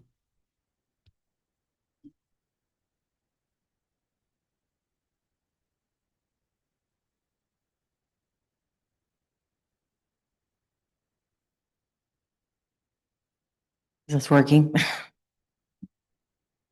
Hello, my name's Jessica Gilbert. I live in Warren County. All of my children and all of my grandchildren live in Warren city limits. I have to say I agree with several people that have said that they felt like there was a lot of secrecy around this. And given that, I want to address 2 things that are closely connected. The proposed data center in our community and the secrecy through NDAs or other means that keeps the public in the dark about decisions that will permanently impact Warrenton and Warren County. The board claims that they haven't signed any NDA, yet the lack of information, along with the fact that neighboring county officials all signed NDAs for similar proposals, raises serious questions and makes it hard to take that claim at face value, especially considering it was only a few months ago that none of you knew anything about this. And here we are with this conditional use permit. It seems like everything's moving awfully fast. It seems like there was an intent in the annexation of that piece of property. So I'm questioning some motives here. Local government exists to be transparent. It is supposed to be the most accessible level of democracy. We attend these meetings, review agendas, and speak during public comment because decisions made here directly shape our neighborhoods, our water, our health, and our future. When elected officials or staff sign NDAs or have private, secret agreements with private developers that prevent disclosure of plans, impacts, or negotiations, that trust is broken before the conversation even begins. No private contract should ever override the public's right to know what is being planned in their own community. Secrecy does not protect residents, it protects developers. And public input becomes performative rather than meaningful when decisions are already underway behind closed doors. Turning to the data center proposal itself, the proposed conditional use permit is overly broad and lacks clear, measurable standards by which the data center can be held accountable for its impacts. I do appreciate that there was some actual numbers provided, the decibel levels and things like that, but there were a lot that wasn't addressed. Like, will the lighting impacts be measured the same as the decibels are supposedly going to be measured? Excuse me, I'm nervous. In this case, the city has annexed a large tract of land and zoned it in that would allow, in effect, the largest industrial complex in the county to be placed within the middle of a quiet area. The impacts on surrounding properties will be far greater than if this facility were located in an inner city industrial district with existing baseline noise, traffic, and infrastructure. A data center is not simply another commercial building. It is a permanent, resource-intensive industrial facility. These facilities operate 24 hours a day, consume enormous amounts of electricity and water, and provide relatively few permanent jobs compared to their size and the magnitude of their impacts. As such, they warrant clear, enforceable conditions and standards that reflect their true scale and long-term effects on the surrounding community. Water is a critical concern. Data centers require vast quantities of water for cooling. I did hear that he said there was going to be a closed loop cooling system, but what happens during droughts, water restrictions, or emergencies? Will residents and farmers be asked to conserve water while Crusoe continues to operate without limits? Energy use and air quality are equally concerning. Data centers place extraordinary strain on local power grids. They rely on multiple diesel or gas-powered backup generators that are routinely tested and used during outages. These generators emit pollutants linked to asthma, heart disease, and other health risks, especially for children and seniors. Residents deserve to know how much generators, and I heard 12, will be installed, how often they will run, and whether continuous air quality monitoring will be required and made public. There are also impacts that cannot be ignored: constant industrial noise, low frequency sound that travels far beyond property lines, bright security lighting that disrupts both nearby homes and nocturnal wildlife, and the destruction and fragmentation of habitats for local species. Once this land is converted to industrial use, it is lost for decades, if not permanently. Local officials are accountable to residents, not private developers or corporate timelines. Nothing otherwise should prevent you from sharing information that affects public health, natural resources, land use, or long-term planning. And no project of this magnitude should move forward without full disclosure, enforceable conditions, and genuine public participation. This decision will shape our community long after the current Board of Aldermen, staff, and developer are gone. I urge you to reject the secrecy, reject rushed approvals, and reject the project that places permanent burdens on our water, environment, and quality of life for the benefit of outside interests. I oppose this project and please choose transparency, accountability, and long-term well-being of Warrenton and Warren County. Thank you.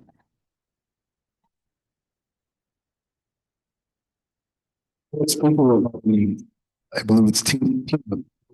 Is that correct, Iowa? If I butchered that, I apologize. You can correct me. Get up here. And I'll make the correction.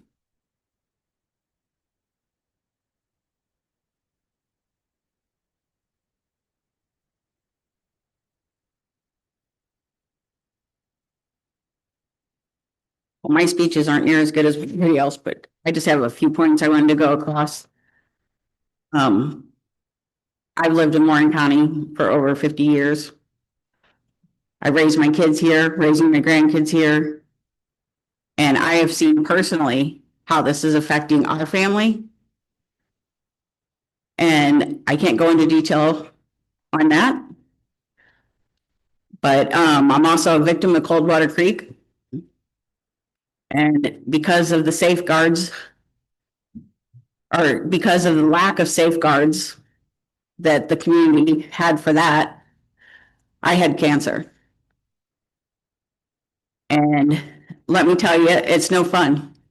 And we don't have the data to back up what could happen 10 years down, 15 years down the line, 30 years down the line.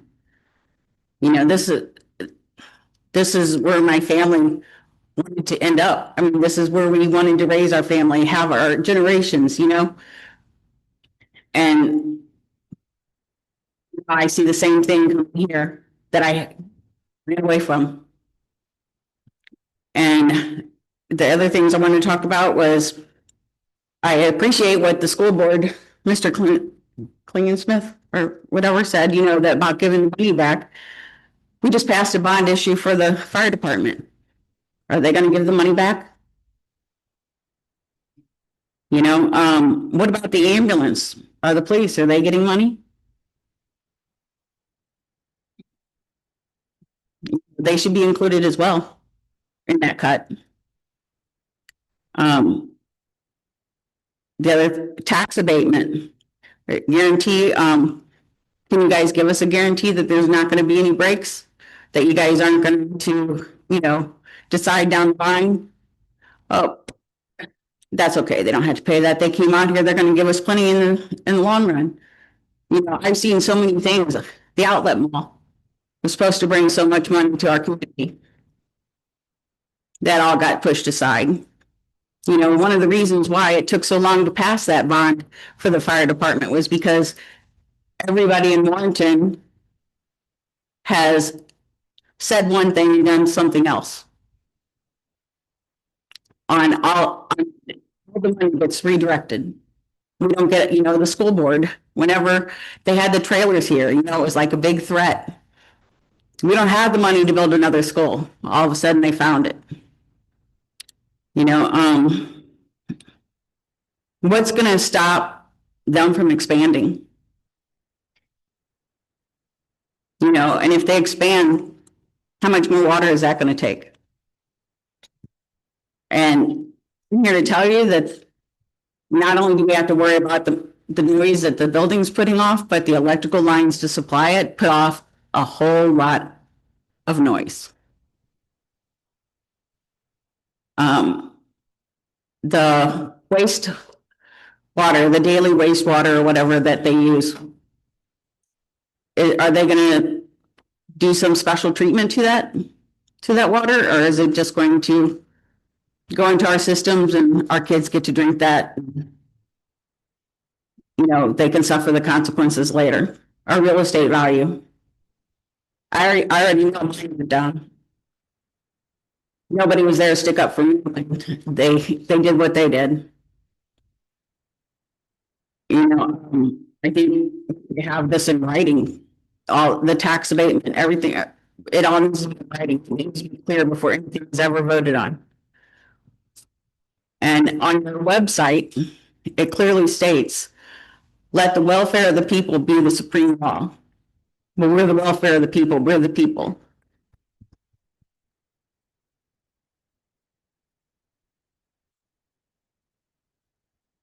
Hello.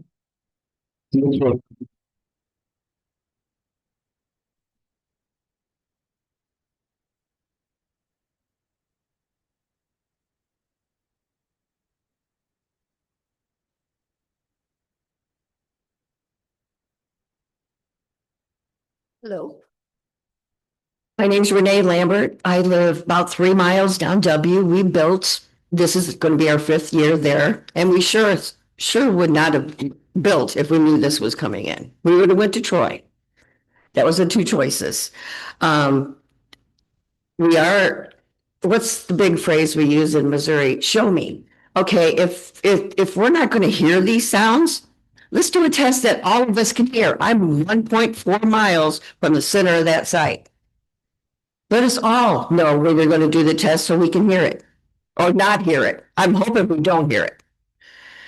The other thing is the endangered bat survey was done incorrectly according to the I don't know who takes care of the bat survey. It's supposed to be done between May 15th and August 15th.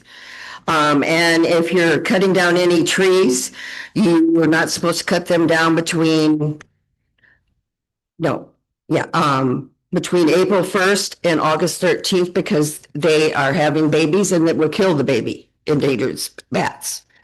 The other thing about the water, okay, ours may not cause a big problem, but we have so many of them coming up all at once. Montgomery County has 4 for sure, 17 possibilities. That's where the main water is coming from. We are all in that same aquifilter.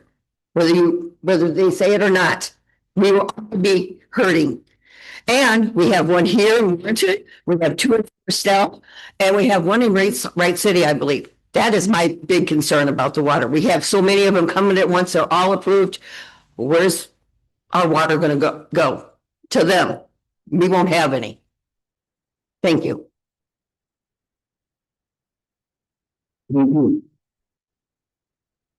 Let's move in blind grab.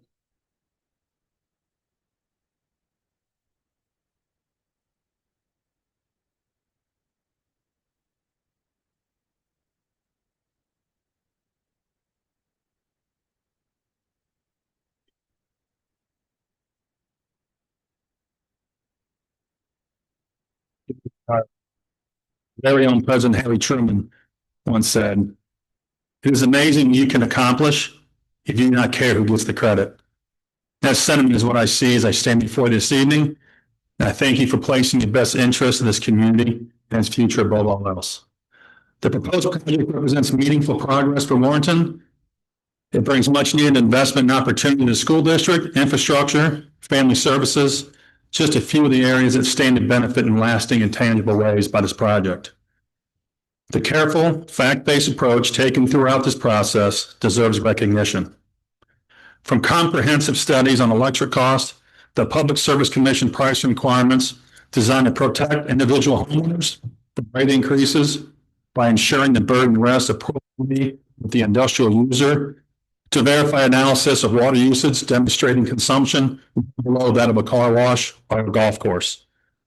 Exterior concerns such as lighting, noise, traffic have also been thoroughly examined and reasonably addressed. The work of the board and Caruso have done to confront these concerns head on, while simultaneously creating an economic engine that moves Warrenton forward, has not gone unnoticed by those of us committed to listening to facts rather than fear. For that, I offer a sincere thank you to all of you. The operating engineers who I represent as President Business Manager, we represent hundreds of working families that live here in Warrenton and Warren County. I live right on the line in Forestell. And I look forward to partnering with Caruso and Warrenton to make the project a success. This will and can be achieved by utilizing local labor under a project labor agreement that upholds area standards for wage, benefits, working conditions, not only during construction, but for the long-term employment opportunities this project will generate. As I feel the comfort from every day because my wife manages a data center in O'Fallon, which quite frankly, it's the next quietest thing compared to a cemetery.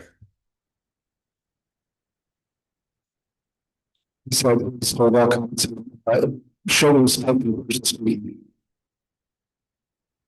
Mr. Mayor, members of the board, thank you for demonstrating the courage, leadership, and dedication required to seek out the facts and remain steadfast in making decisions that serve the greater good. Your commitment ensured not only a stronger future for Warrenton, but for the entire region as we navigate and embrace the opportunities in ever evolving Industrial Revolution 2.0. Thank you all for your courage. Thank you. Next, we'll hear from Arthur.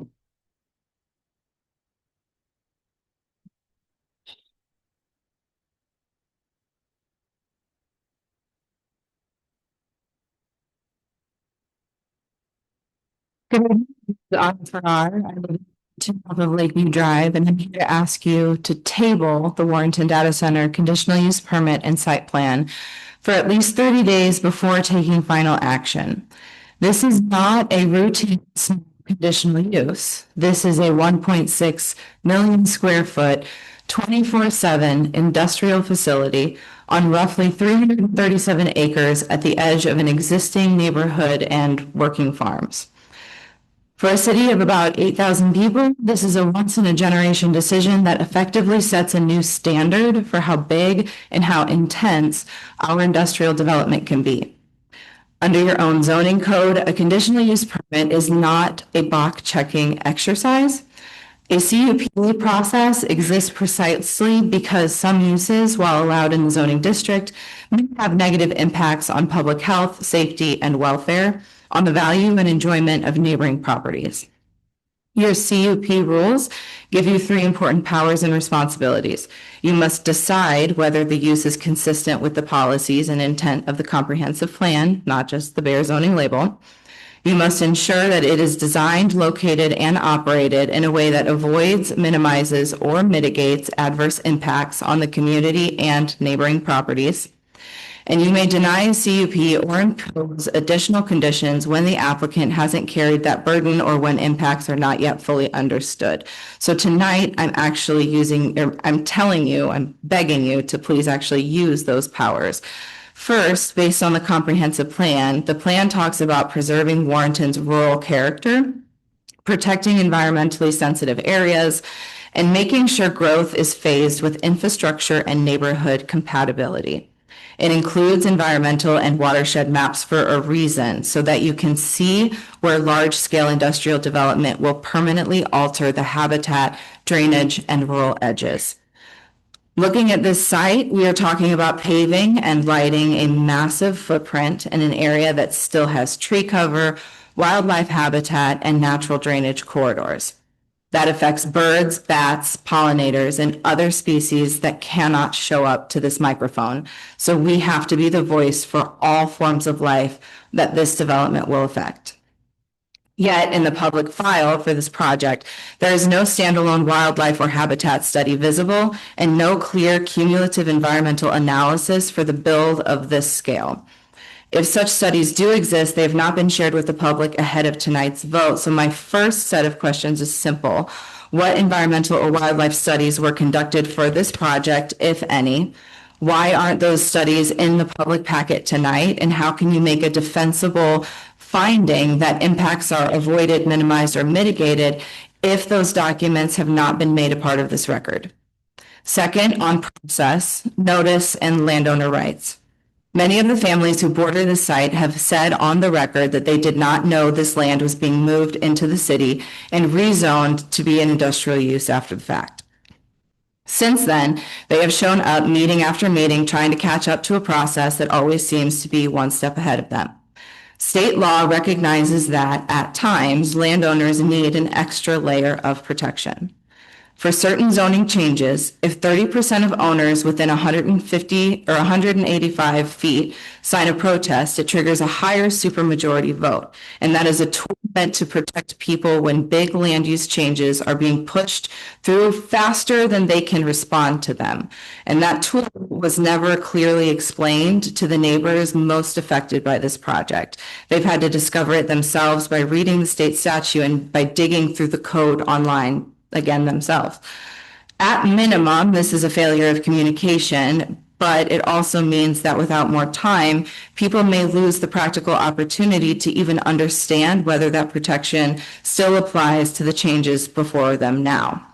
So I'm asking you for one concrete action tonight that is fully within your jurisdiction to table the ordinances approving this conditional use permit and the site plan for no fewer than 30 days. Even a 16-day window would be better than acting tonight impulsively, but 30 days gives time for at least one full notice and mailing cycle for meaningful review of everybody involved.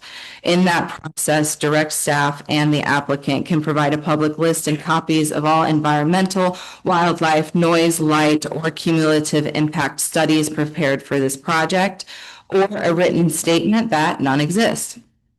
They can draft clear enforceable conditions for things like habitat buffers, lighting, generator testing hours, construction hours, and guidelines that reflect the comprehensive plan's intent and the CUP standards, and they can communicate with all landowners tonight. So that's pretty much it. I'll wrap it up because I know a lot of other people have time to speak, but it's not a request to kill the project. It's a request to allow the community to catch up so that we can all move forward on the same footing with all of the information provided. I know they provided a lot of information.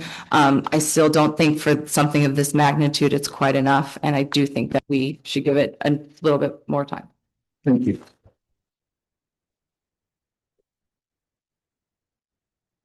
Next people of that is Alderman McLean.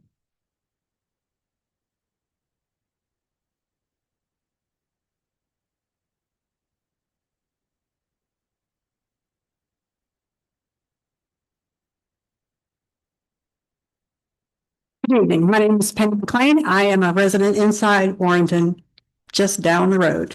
I had 3 items that I wanted to point out. The first one is Ameren's infrastructure upgrades were funded through a mix of federal grants like the DOE's GRIP, which is the Grid Resilience and Innovation Partnership for Rural Modernization, consumer payments via rate increases or specific programs or what they call pays, and direct payments from large energy users like the new data centers. Ameren, Missouri's public notice stated an increase of 15.49% to area customers, which we've already seen, and I've experienced as well. My request is for the board to require in writing that any further costs for expanding or upgrades are paid solely by Crusoe or their lessees to protect the community from continued high energy rates. Item number 2, this is going to be modified. Crusoe's presentation on the water pooling slide stated 120,000 gallons annually for 2 buildings with their closed loop system. The next slide, now this is what was shown at P&Z, had the project water use that read no on-site wells, water served by Montgomery County Water District. The Montgomery County Water District accesses water from groundwater wells, tapping into the aquifers. And like many of the other districts, the water is drawn from, I don't know how to pronounce this other aquifer that is fed by the Missouri River, which supplies just one community. That same slide stated that 62,000 gallons per day, which was equivalent to 16 single-family homes. Now, the math wasn't working for me. But on the new presentation, I did see that they showed that 62,000 gallons per day times 365 days is actually 2.263 million gallons. So I was glad that they corrected that. My request is to require, again, in writing, proper payment tiers based on the actual water usage. Because everything that we've seen is just projected, and by their own admission, Crusoe admits that they've never done anything this large a scale. So I can make you a presentation and throw up any type of number I want without there being any type of proven details, and other people have mentioned that. This is still relatively what the effects are on people, on the environment, on the land. It's just going to be, a waste. Technology itself is growing so fast. Is it even going to be something that's usable in 5 years or it's going to be modified. My other concern with that is I understand the whole NDA with who is going to be actually utilizing that building because, you know, if we move forward with it and we don't want to really advertise like, you know, for anybody that wants to do anything, you know, again, with that data. But at the same time, I just got this bad feeling about letting somebody just come in and just do what you want to do. And, oh, it's too private or it's, you know, high security and we can't tell you what's going on. I don't know. I just don't have a whole lot of trust with people. Just don't. So yeah, there needs to be tiers on the actual water usage until we can get something, you know, figured out really what we're going to do. The third thing that I wanted to talk about, I got a minute 9. The third thing I wanted to talk about was the jobs within the community. So I was happy to see that the unions were in that are stating, okay, if we've got 1,500 carpenters, I think that's what it was, that, you know, they're actually qualified to do that. My main concern was that they were going to be saying that they were going to use people in the community and then say, oh, there's nobody really trained to do that, so we're going to have to bring people in. And I do recognize that during this 3 to 4 year construction period, it is going to help the communities, the economy. We're going to have, you know, the hotel's going to be full.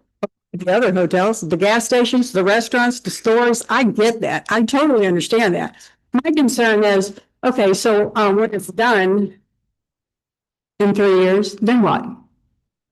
You know, we got 100 people that are getting a job. Okay, well, all right. I mean, there's what, 9,420 residents in Warrenton, 100 jobs. Okay, in 4 years, at the end of it. So my question with this, because this kind of got a little rambling, is to look at the long-term effects of the data center. Be realistic about this bring to the community and for how long it is going to bring it to the community. And somebody had already kind of said it, and this is going to be my ending quote. I'm from Missouri, so show me. Put in writing, please. Thank you. And that's couple of Bob Dillon.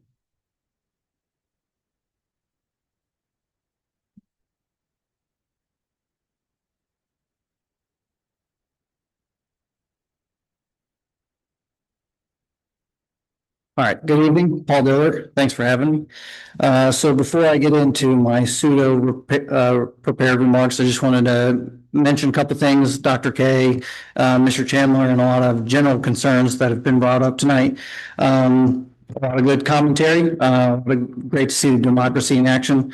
Seems like we can have it both ways with good planning, devil's in the details. So, love it or hate it, better or worse, the fact is that this is a transformative opportunity. As written, it is transformative. If you ensure to create the proper checks and balances, none of this is worth the paper it's written on without levers of power to enforce the deal. I'm really excited to see the tax revenue impacts that this would have on our services, how it may improve our outlook with additional economic impacts. Bluntly, I do not want to be reliant on St. Charles County and St. Louis County. I don't want our economic destiny to be contingent on the ups and downs of St. Louis Metro. I believe this project and tax revenue will provide significant hedge against economic volatility that on a long timeline we will experience again. I've seen and heard a lot of comments wishing for no change, and I would love that as well. But as we all age, so does our infrastructure, and the cost to simply maintain our infrastructure increases year over year. So as that metric would go, it seems that we have to grow revenue to simply maintain, and we have to grow exponentially to improve.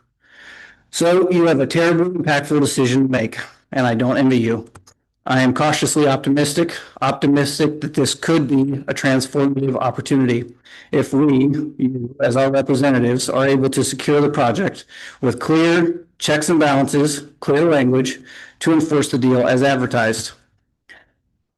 So before you make the risk, exploit the opportunity and lock in clear checks and balances. I look forward to what may be. It's up to you to make it so. Thank you. Thank you. Next, we'll look at the board level. It's up to you.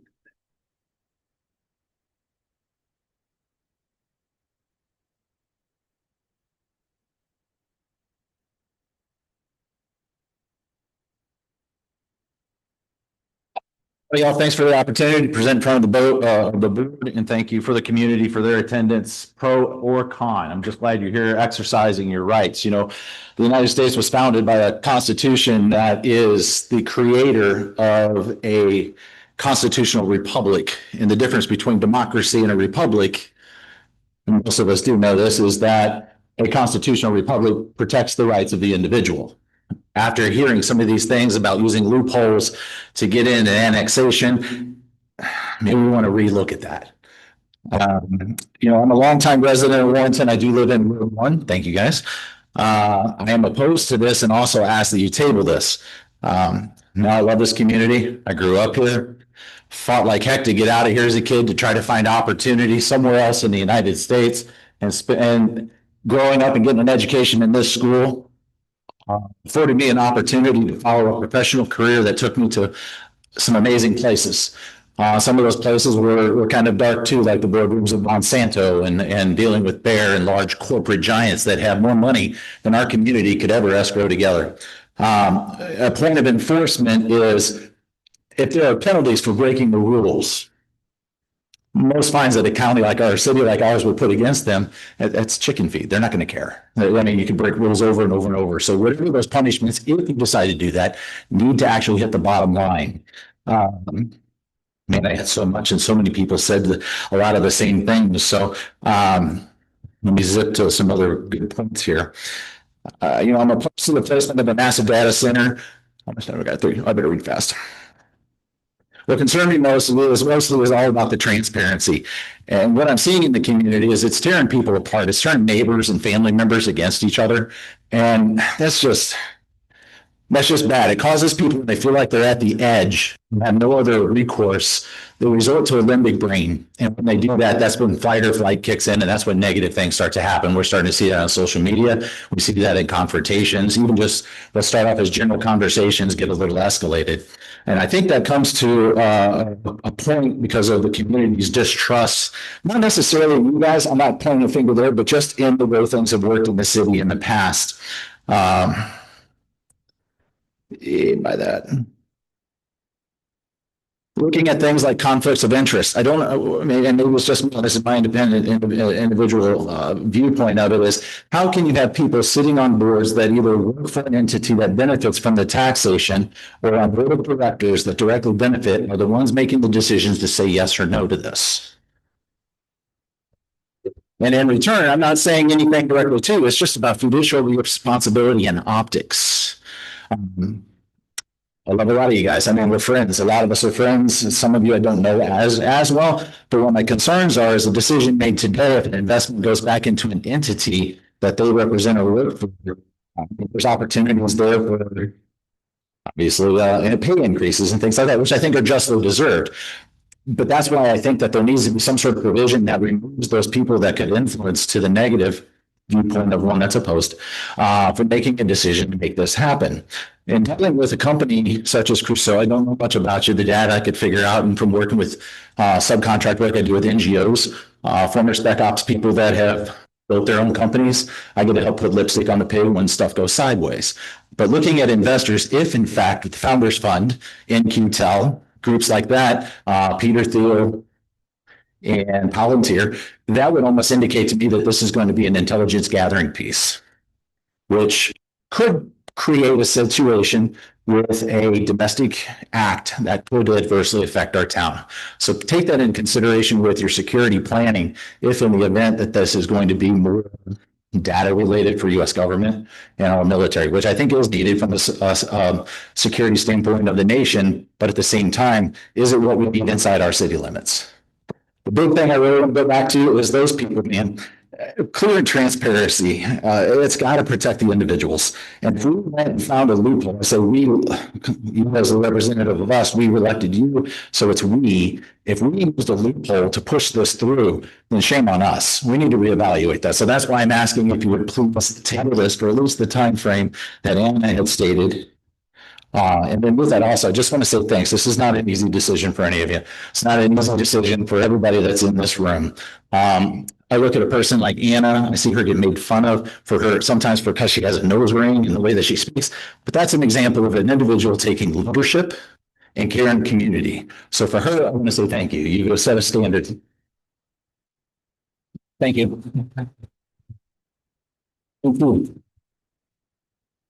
Next one was it Mr. Lukey? Is that correct or?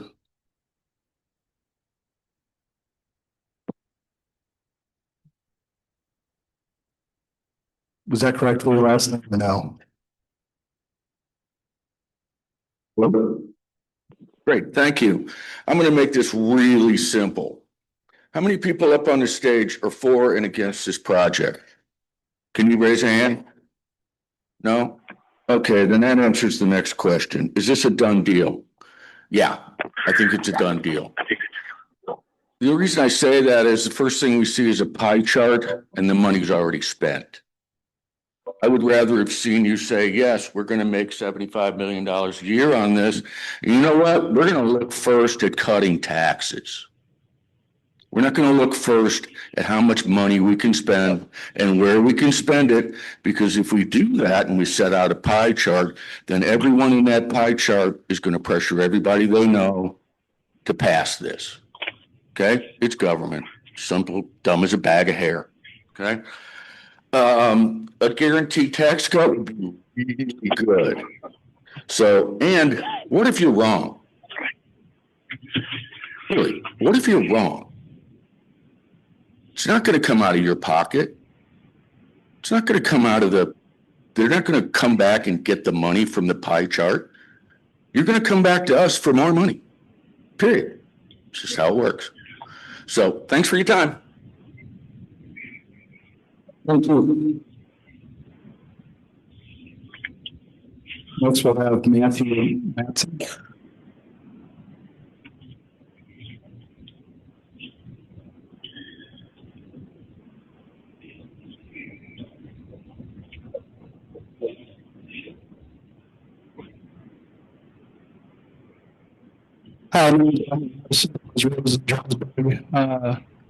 This is about 1989. A few weeks ago, I was in Montgomery City for a meeting just like this because we've had these data centers going up everywhere, and we're concerned not just for our local community, but for our state and our region at large. And since was reflected here a few times, is with dozens and dozens and dozens of data centers gone up in the Carolinas and West Virginia, Alaska, so on and so forth. If there was one example of one that had gone up that actually benefited the small community that was put up, the example I was going was Altoona, because the mayor was very skeptical when it started off with what they had done, said done. He was very happy with the progress it had made. A few Montgomery residents had gone to Altoona a few weeks after that, and they found everything. The wells were drying up. Construction had never been finished, despite how long it had been there. Electricity, noise, so on and so forth. With our presentation tonight, the water system seems to be a closed-loop system, which is great. It doesn't use a lot of it from the local table.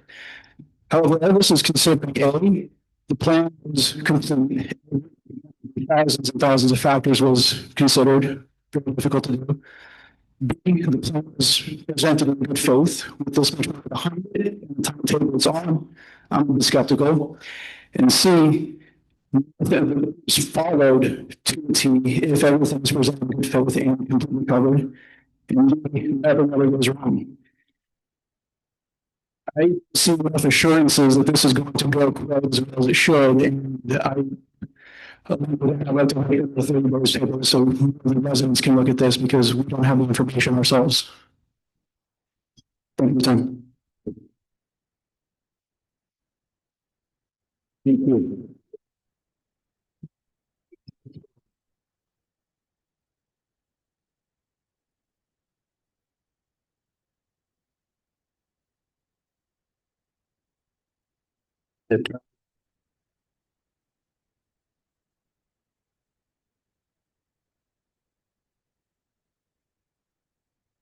So she is here or? Okay. If you see her come back, we'll let her speak again. We'll move on to the next one. Missy Bowman.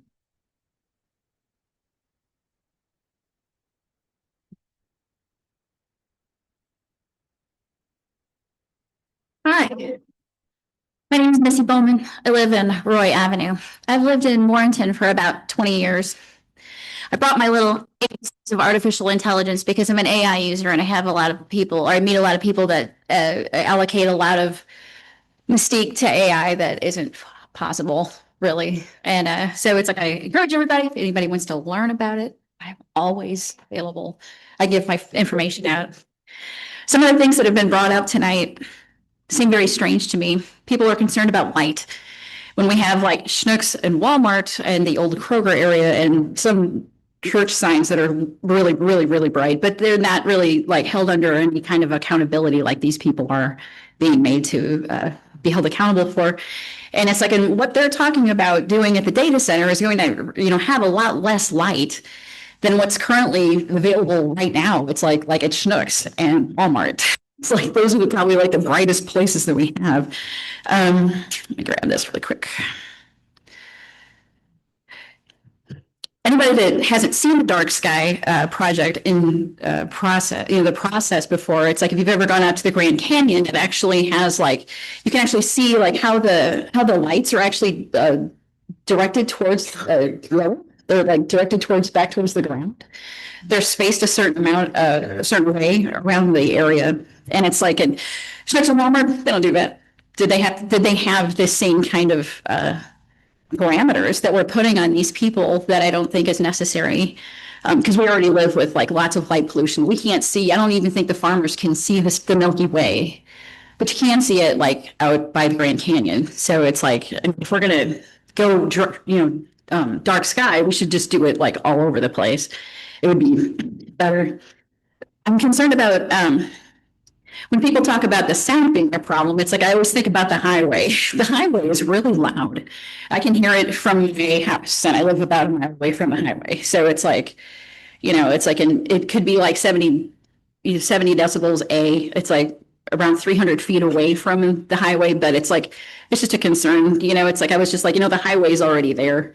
It's like, but I don't know if people are concerned about that. When it comes to trees, it's like the new subdivisions that have been put in the area, it's like have literally no trees. It's like I don't know how many trees were like chopped down to actually create some of the new subdivisions that have been going up in the area just north of where I live, or south, excuse me, I'm sorry. So I live on Roy. These are all south. It's like, and I don't see any trees there. So we could all put in a new tree or two in our backyards. It's like to try to help. It's like, that doesn't seem like a big deal to me, but it's like, it's just something that I noticed, and excuse me, I'm all nervous. I am totally in favor of the data center coming in because it's like we need to be in competition with other counties, other cities. It's like this will put us on the map. It's like we are bringing in like infrastructure for new digital domains and new possibilities. Anybody that doesn't want it should stop using YouTube or stop using the net or stop using their phone. Because it's like, I mean, all of it is connected. It's like, and what these guys are doing, it's like, it's going to bring us, they're going to put us on the map, basically. I've been to a couple of these meetings. I support the project. It's like, we still need it for like things like national security, economic growth. Data centers do not emit ionizing radiation. They use standard electrical power and networking equipment, just like large office buildings or hospitals. And electromagnetic fields are the same everyday non-ionizing kind we already live with from power lines and communications gear. What it does have is normal electrical fields and radio waves, some sort of thing you might get, the same sort of thing you might get from Wi-Fi routers, cell towers, power lines, your own house wiring and electronics. Those are non-ionizing. They don't knock electrons off atoms or damage DNA the way nuclear or medical radiation can. Equipment inside a shielded building, the noisy bits, electrical gear, servers, networking are all indoors in metal racks, concrete, steel buildings. From outside the fence, what you mainly experience is sound, fan, chillers. And like I said, we already live with like an extensive amount of light in our deal with these parameters. But anyway, it's like my personal view also is that it's like I would like to help anyone that doesn't understand AI or data centers. I can help, especially with like the fire thing and how that works, like how they work if there's a fire. Thanks. Sure. Is Brenda back? Take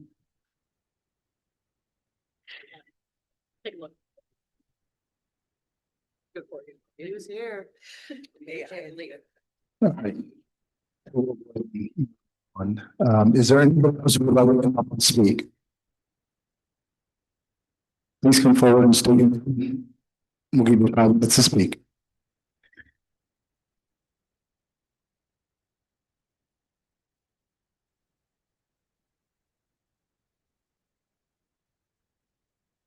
Sue Gripe Sue, I moved here November 3rd. I am one farm away from this data center. One farm, wasn't disclosed. You all lied and said you knew nothing about it, but you went to Altona in September. I wouldn't have spent money to build here, to move here, to go into my house that I love, knowing that this was going to be in my backyard. One farm. Do any of you live one farm from this data center? You are thinking about my life, and you all live in the city, which I can't even vote for you because I live in the county. So I can't vote you out, I can't vote you in. But you're making the decision for my life, for my future. The Forever Chemicals released, and when they released the water, they're going to do the Forever Chemicals. They said the name, I didn't catch the name. But 50 years ago, 40 years ago, 30 years ago, Westlake landfill, it was safe too. Coldwater Creek was safe too. My mom died of lung cancer due to Westlake. I don't want my 35 grandchildren, I'm 59 years old and I have 35 grandchildren and 1 great grandchild, to see me be put in the ground from a chemical that we don't know.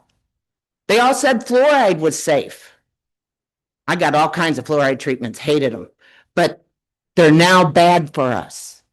Let's research, let's learn more. Has the studies been done on this forever chemical that's going to be released in our water? Who's going to pay when there's damages? There's going to be damages. There always is.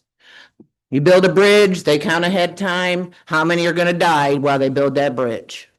It's common in the construction industry.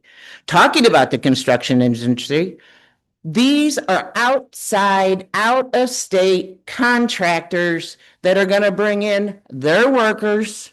They'll call the hall. They'll send out 5 guys.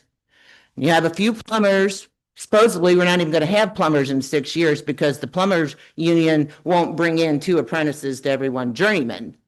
Talk to your construction workers, not the union leaders. Talk to the ones that have worked in construction and know the damages that happen. Who's going to pay for these damages? Because there will be damages that are happen from it. So you say the schools are going to get all this money. Wow, I think I've heard that before. Lottery, pot stores, we're going to get all this money. Where's it at? Where's the lottery money? Why are your teachers working or your part-timers working for minimum wage? Where's the lottery money? Where's the pot store money? Why is this any different than those 2 entities that have promised we're going to give, the gambling, the new online gambling, there's another one, promised all this money. Do any of you live within a 2-mile radius? Have you want someone with loud bass speakers sitting in your driveway? I'll give you 165 feet, 185 feet, what you guys give us, with loud bass speakers running 24/7, never stops. You drive down the highway, you hear those kids that got those bass. My daughter has it and her husband have it. I don't know how they hear anymore. It's so loud and it vibrates. It's going to get rid of all the wildlife. Not that I'm happy, but we have a cougar that's in that area too. We have the endangered bats. We have the deer we see walk up and down Licks Road all the time. They're going to leave. I broke it. Stop my timer. Stop my timer. They're all going to leave. And the other thing is, I know this is 1 data center, but there's 5 in a 10-mile radius. We can't handle that. The highway can't handle it. Every freaking day, there's somebody that dies between Warrenton and Wentzville. Every day. Our children drive those roads. My grandson plays ball. He drives from O'Fallon to Kansas City every weekend. We can't fix the highway. They're not even working on it. I see one guy out there, 2 trucks. That's it. We can't fix the highway now. You got all this other stuff coming in, all these other data centers. What about the tenant that's going to rent it? We're going to give them abatements? Nobody knows who it is. So I ask that you table this for 30 days. We're just asking for 30 days. Those of us that are going to be affected the most, pray you will give us 30 days. I'll fix this now. Thank you. Thank you.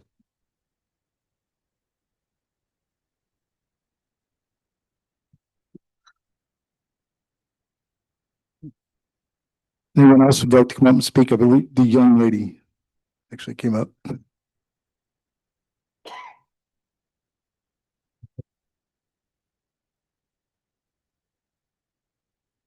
Yes, good evening, and thank you for being here this evening. First of all, my name is Kevin Ludwig. I live in very close proximity to the data project or the data center project that's getting proposed here this evening. I wasn't planning on speaking tonight, but I felt obligated to do so. And again, I want to thank you one more time. My wife and I moved here about 2 years ago. And while we were sitting up there, I was counting the amount of homes that we've lived in. And I believe this was our 16th home. We decided to move here just about 2 years ago and make this our final destination. Not an easy decision. After all, we had a daughter in Arizona and a son in Okinawa, Japan. All that said, I'd like to heed a word of caution. As a retired Marine, retired federal officer, and citizen of Lynn County, I don't know whether I should be insulted or alarmed by the company's presentation. I sat through 2 presentations and heard comments such as trying to far too many times. With so much at stake and opposition voiced, you would think the words chosen would be carefully selected. I believe contractually obligated or will commit to would be the minimum requirement. I'm not sure it was intentional or ignorance, but I do believe the company needs to provide clarification as well as a commitment, whether it involves terms of the cup or future plans of what may come of that site. Lastly, I would like to echo the request of so many tonight who already requested this issue be tabled to provide ample time to obtain clarification. Thank you. Thank you.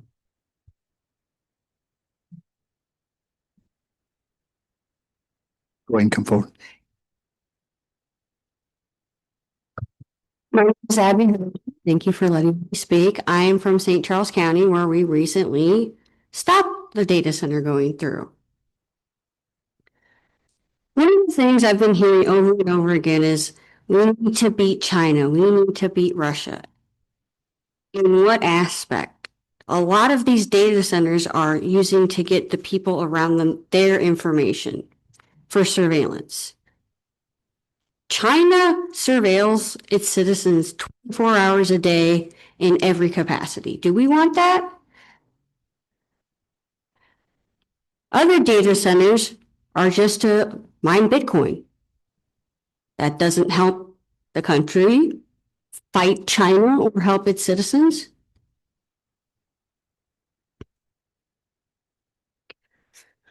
You said you've known about this for a while. Why have you switched your previous stance of we don't know anything at this session?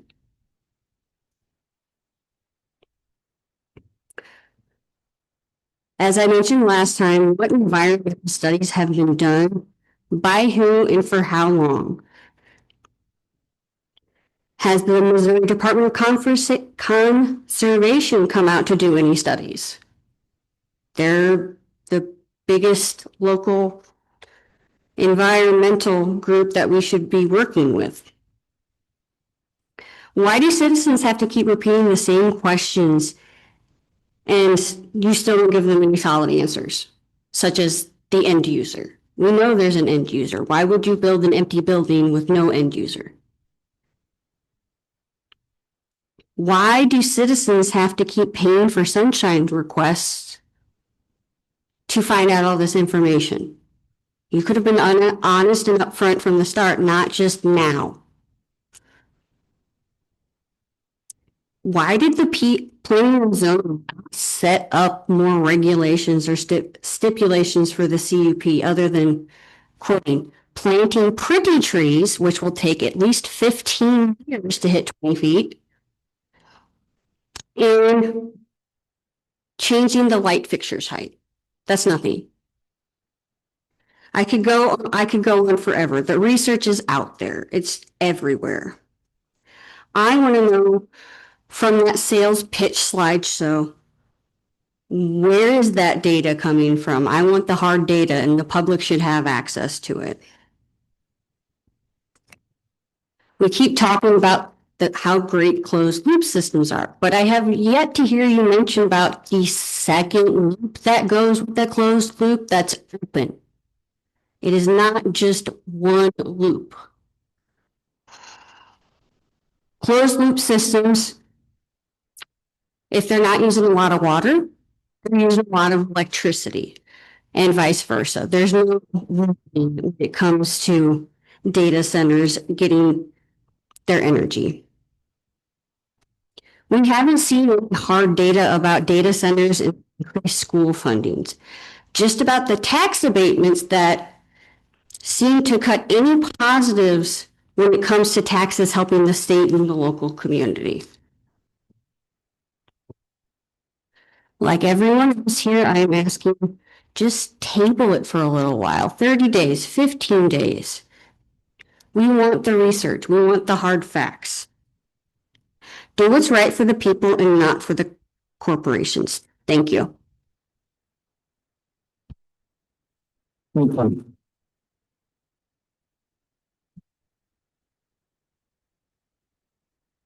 I'm Jen Collier. I live over in Glen Ellen. There are 16 residents around a 22-acre lake. We watch deer, the bats, the bald eagles. We have a fox, unfortunately. A lot of us have chickens, and we don't have Schnook lights. We get to watch the stars. If this data center goes in next to us, we are concerned about the lights, which is why that's been a hot topic over here. I ask that you guys table this as well. Come over, check out our yards, see what we have now. I moved from Ohio to be with my husband, who I met through work. This is our second home. Our first home together was on the east end of town, where we were within the city limits, even though we had a Wright City address. And now we get a Warrenton address, but we're in the county and we don't get to vote for any of you guys. But like everybody else has said, you are now voting on how we live our lives, because what you guys vote affects our $600,000 house on a 10-acre lot, and how we live the rest of our lives together, and how we plan on our retirement home. So again, if you guys would just, like I said, you're welcome to come out and visit us. Watch the stars with us. Thank you.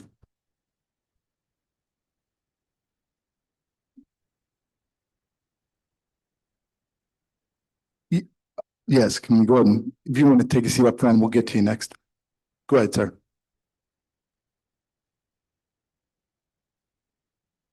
Hello? Okay.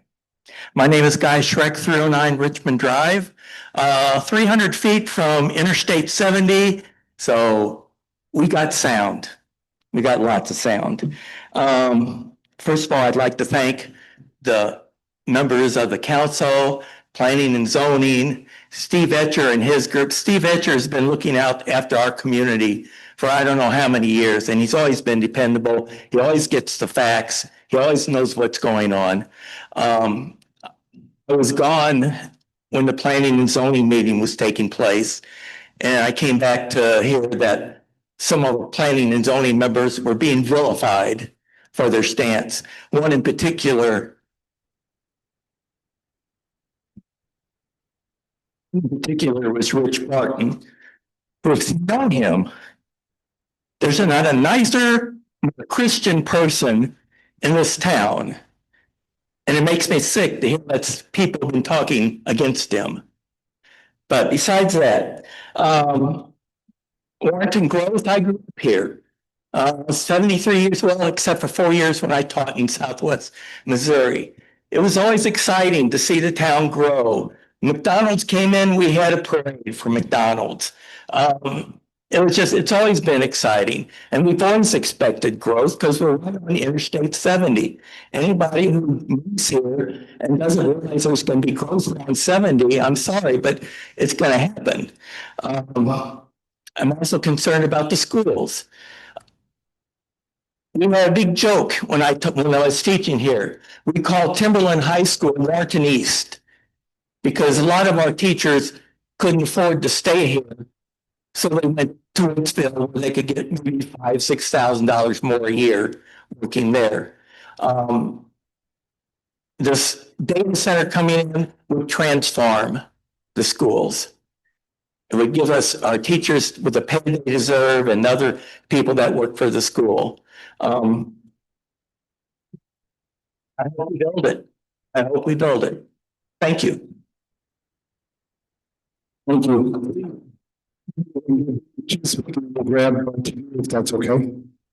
Mr. Up here, we're going to let him speak and I'll let you do. All right, thank you. Hi, my name is Brian Lindeworth. I just bought a property here in December. I didn't know anything about this. I don't know if you guys know how much it takes to do $77 million in taxes for a local government. It's 700 million to $1 billion is what they're going to make. So you think this 16 million square foot building is going to make $1 billion a year to give you 77 million in taxes? I don't, maybe they will make that much money, but I don't see it happening. So the tax abatement, if they're going to get, I don't see that our schools are going to get that much. The other gentleman said that there's one in O'Fallon. I'm moving from O'Fallon and it's one of the largest in the US. Guess what? My taxes go up every year. My taxes haven't went down. My school taxes go up every year. So if one of the largest in the nation is what it says here, and our taxes went up. So how is that? So I don't know if it's a good thing. I don't know if it's a bad thing. If you're going off the $77 million, you're voting for the $77 million, I can tell you it's probably not going to happen. I don't know, it might, but for me, I don't think you're going to get $77 million in taxes a year. Thank you. Cool. Well,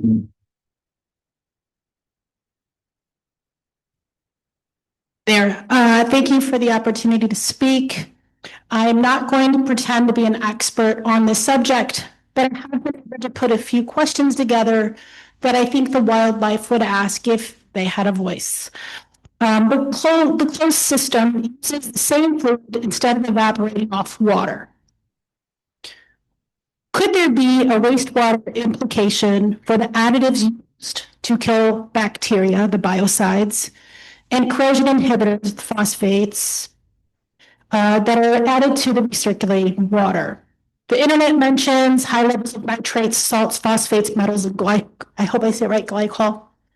Glycol is used to freezing point of water to protect pipes from freezing.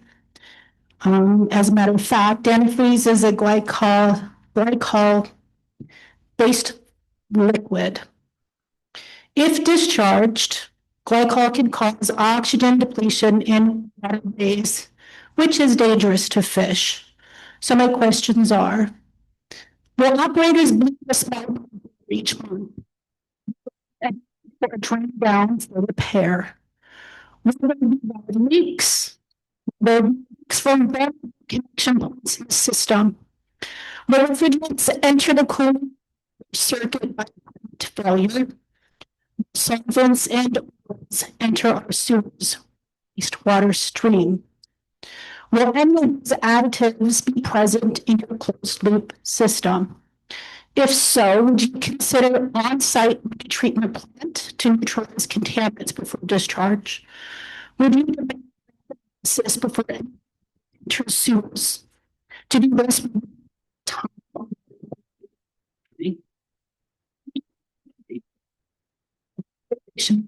to continue the CUP. With those questions asked, I do want to add to kind of piggyback on what Mrs. Kober said and some of the other representatives of the school district. I had an interesting thing happen to me. After 14, I think 13 years of teaching and I call it a paper chase. The way you get raises, this is a little bit tacky, forgive me, but somebody needs to say it. The way you get raises in education is years of experience and added graduate level courses.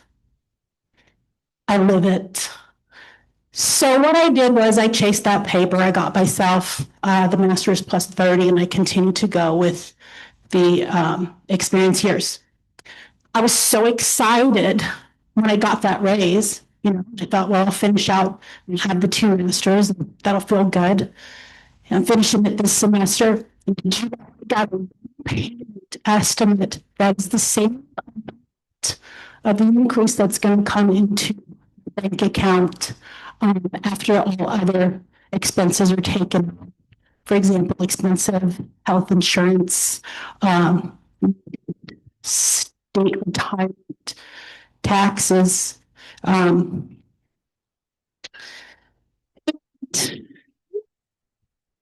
Ask the right questions and if this is something that doesn't harm to life.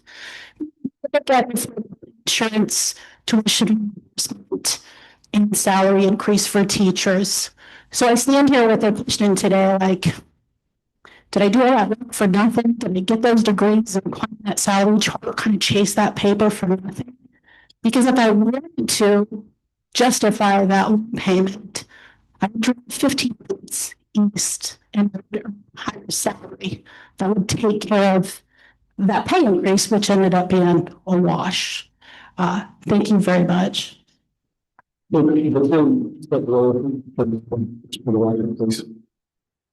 Jennifer Hoffman, resident teacher in Warren County. Thank you. Appreciate it.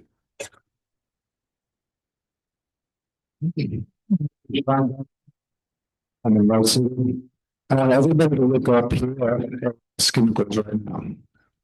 It's 5 drops of water per person. Everybody, right now. 5 drops of water. You, everybody. So AI is supposed to bring all these jobs. AI doesn't bring jobs. All it does is kill them. I've seen truck drivers. There's automated truck. There are tuggers.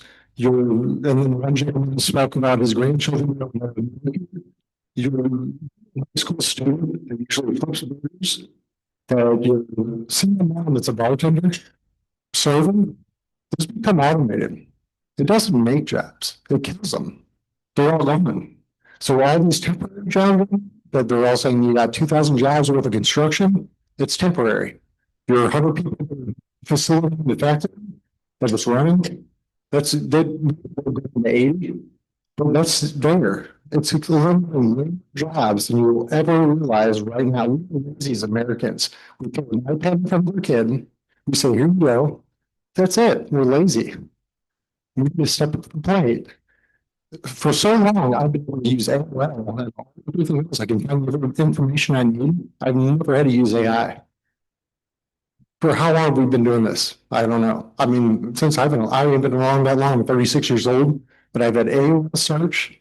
I've a little bit, but there's an AI. We are lazy as it is. We need to stand up and sit there and say, we're trying to be Russia, or, the other person said, no, it's not about that. Like, we are lazy. Step up and just be a parent, be there for your kids, get the iPad away from them, and the jobs are going to be gone. The fork truck driver, your everything, the bartender, there will be none of that. You'll probably have an automated somebody cutting your lawn. The lawn guy, he'll be gone. He'll be a robot doing it. Just look into the future. This is a temporary thing right now. It is not going to be forever.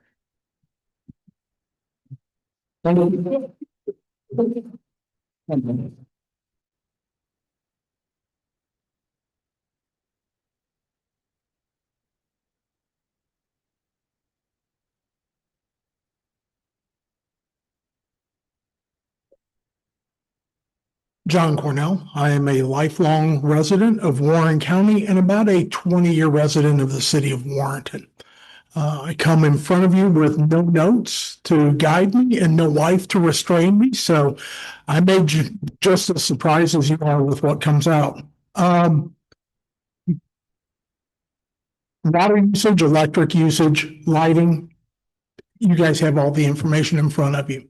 You have the ability to set conditions on this development to ensure that this is a positive for the community. Change is hard. Obviously, change is hard because you see the involvement of the community. And that is a positive. I've had the privilege of being involved in local politics. I grew up on Main Street. My dad was a small business owner.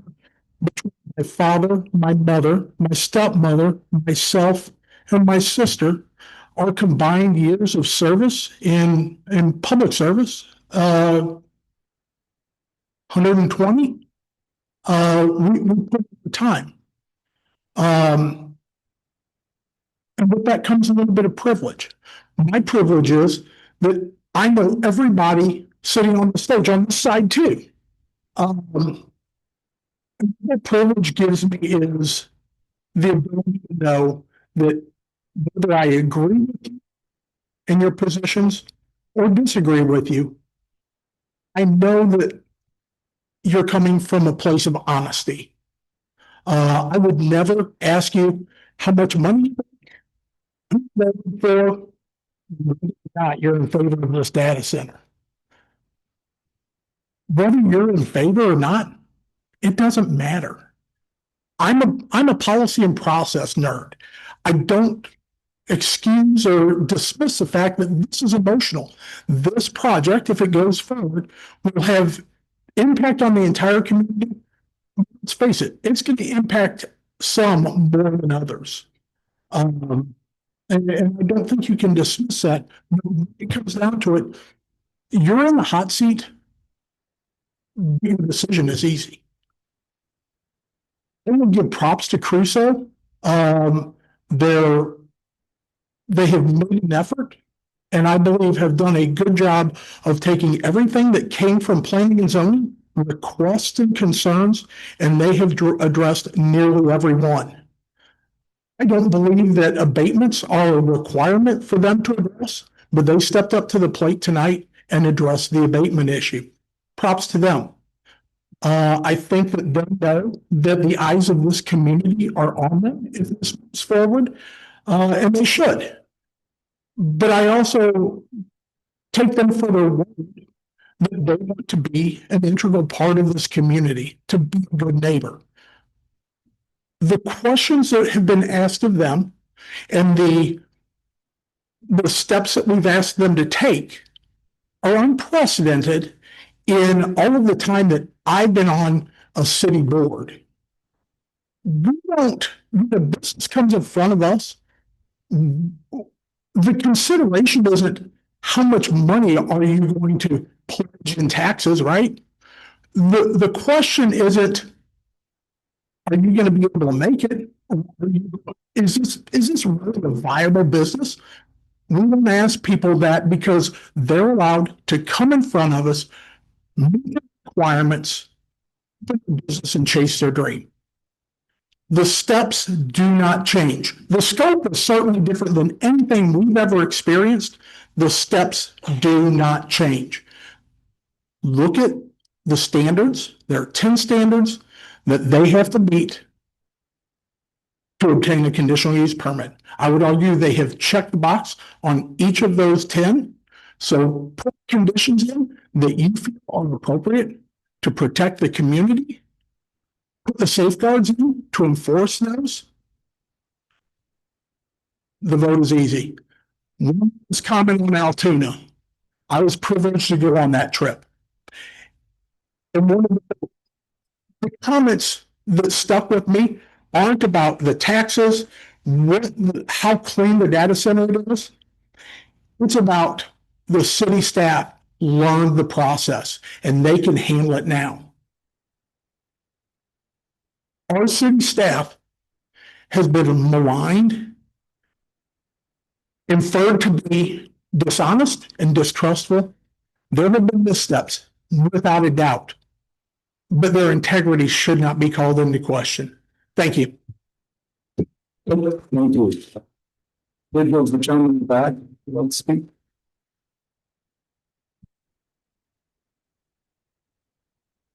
Can you hear me?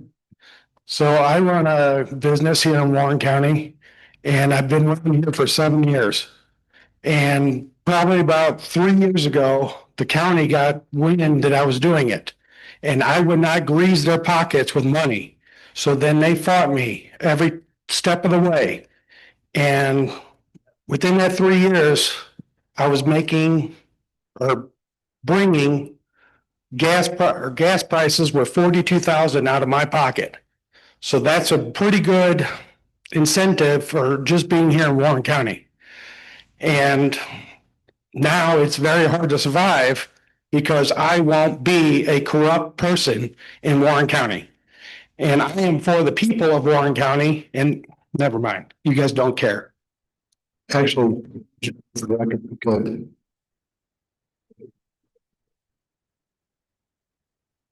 Scott Caldwell.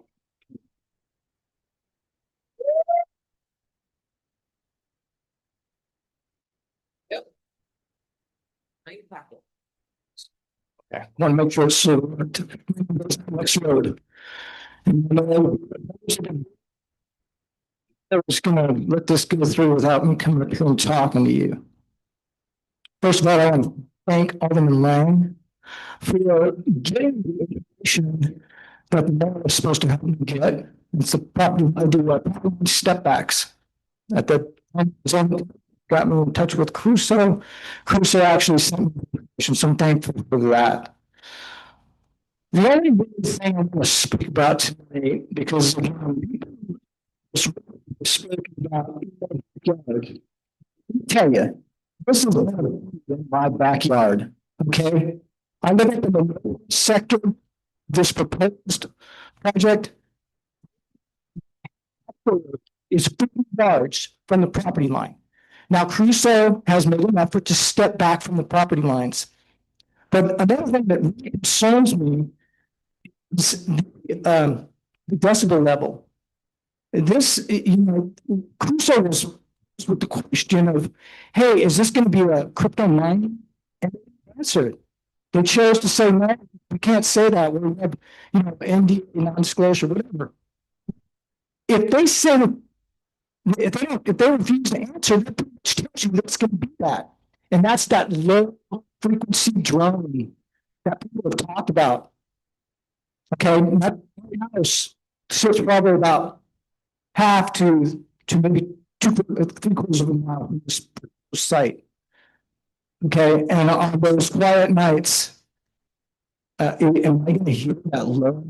Is that going to keep? This is not just like you said. This is not the janitors testing. This is 24/7.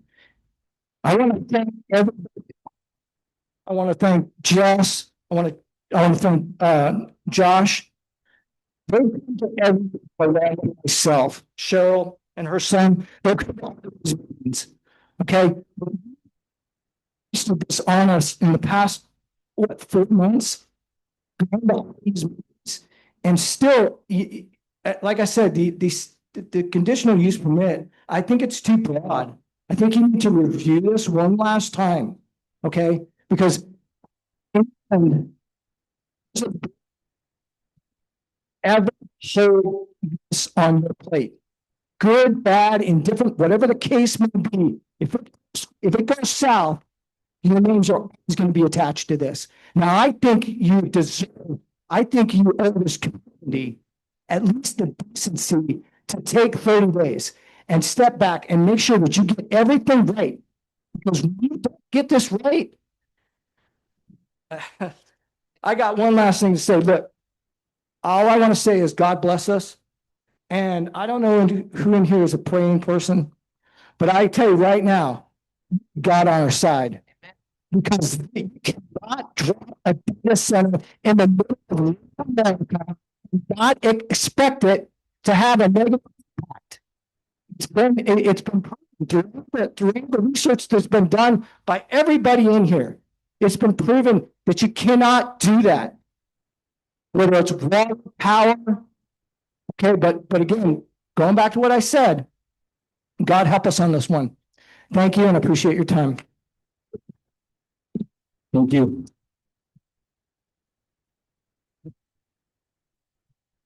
You would just state your name, please.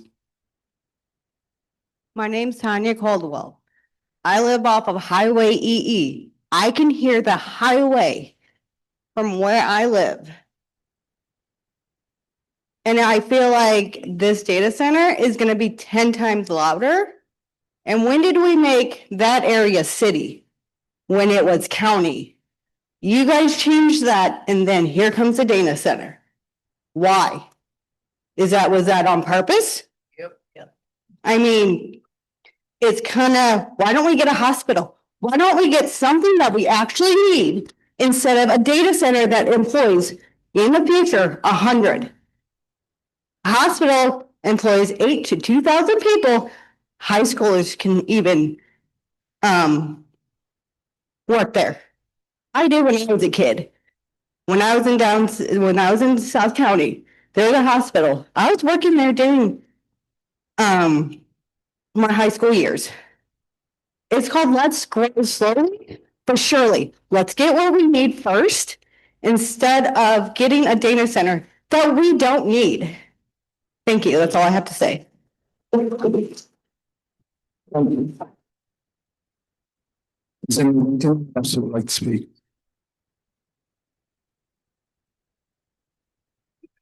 You would just state your name. Yeah, you come on down.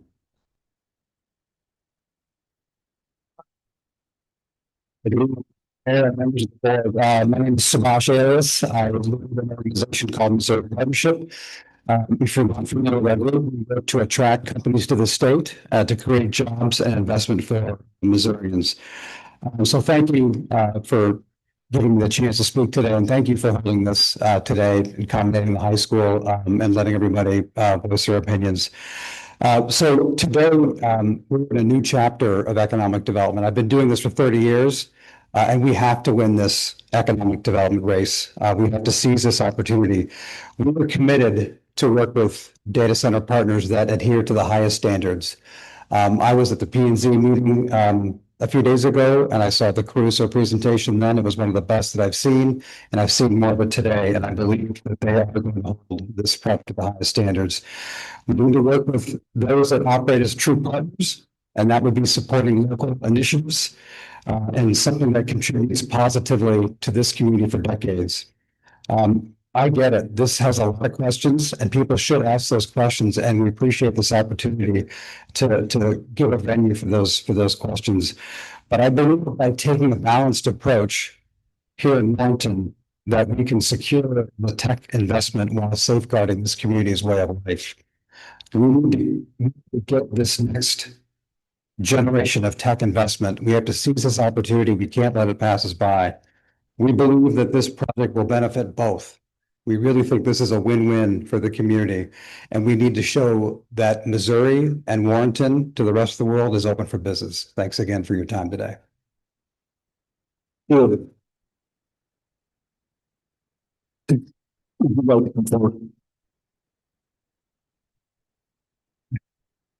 State your name when you get to the podium. Just state your name when you get to the podium. So I want you to put what I'm going to say. My wife says I speak too much or I talk too much. She said, why don't you go ahead and meeting? I said, I'd heard about it. All I was told was in progress is that good. I'm 67 years old. I don't know how much longer I'm going to be here, but there's nothing wrong with this world. It's the people on it that make this world what it is. And it's not always that good. I watch too much news. It's terrible. I grew up, life was good. I didn't have no smartphone, my kids won't put it down. My daughter-in-law doesn't pay attention to her child because she's on the couch on that technology, new technology, all this AI that's up and coming. I hope I don't see it because I'm not sure where it's going to end. I didn't need that growing up. I lived in a small town, Bonne Terre, Missouri. It was nice. And then we had to move to Florissant, moved from Florissant to Florissant to St. Charles. And it started getting too big. And I said, I got lucky. I played a lot. $100,000 or file a scratch off. It wasn't enough. I'm not complaining, but another $100,000 would be good. Especially when everything's going up except my income. Everything's going up but our income. And I don't need more money. I have a decent home. Beautiful family. Well, I always get along, but that's another story. It's just, I just don't see where this is going. Why do we need it? We have all the stores we need. 2 or 3 tire centers. I was going to be a Kentucky Fried or Church's. Another tire place. I can get tires at 2 other places in town. Anyway,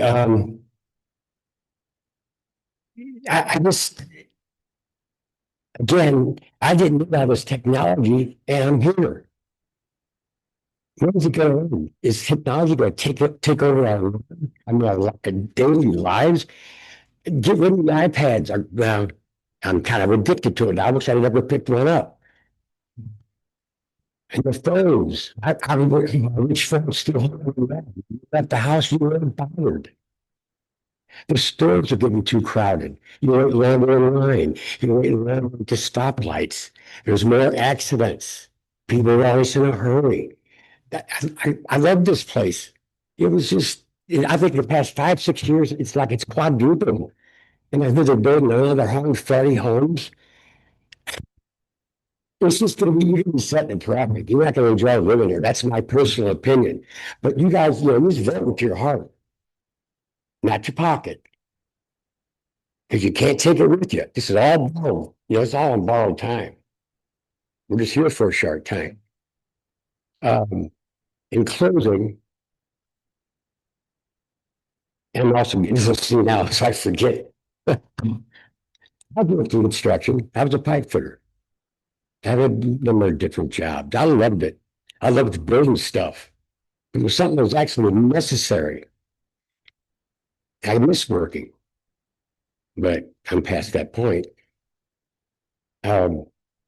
It's just the traffic and more accidents, and I just, it's nice to live in a small town. Everybody knows everybody, and you get along. And you just do what you think's right. Right's right, wrong's wrong. Thank you. Thank you. Is there anybody else who would like to speak?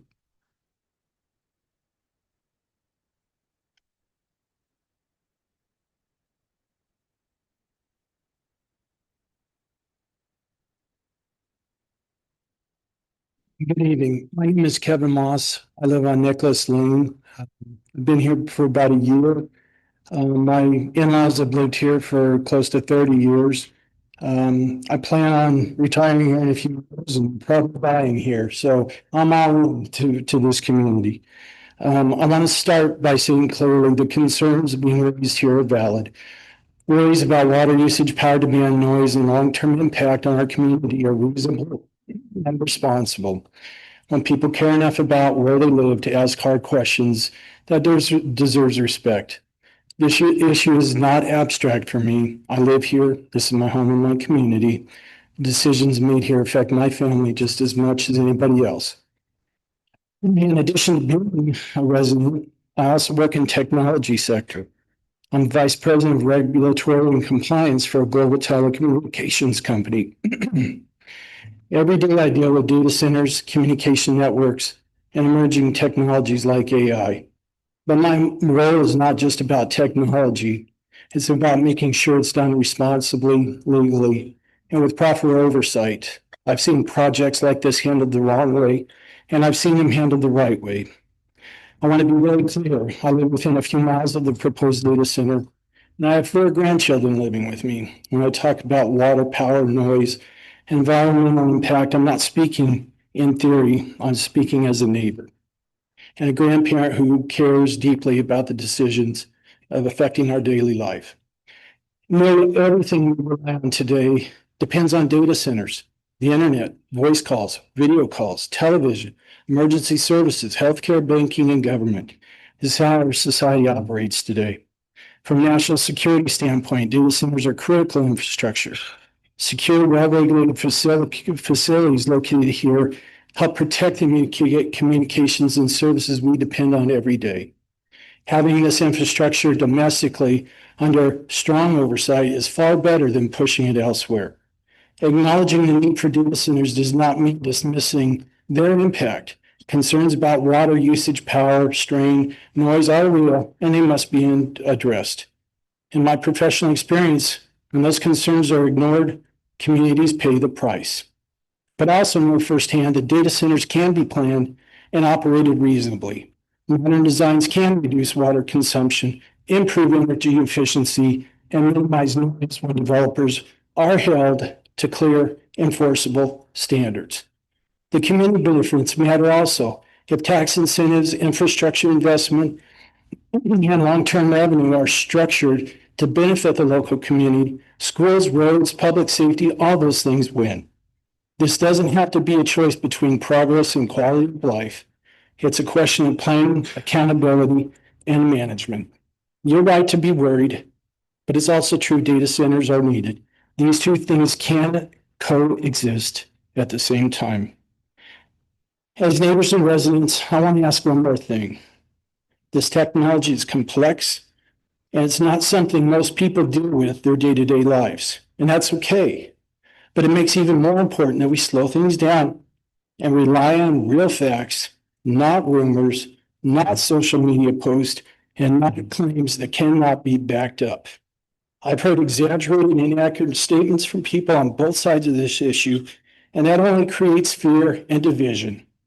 What protects this community is truth, verified information, clear data, and honest answers, so we can demand rights and safeguards and hold developers and officials accountable. If we focus on facts and the right questions, insist this can be done reasonably, we can protect our land and water and way of life while still making smart decisions about our infrastructure that we all depend on.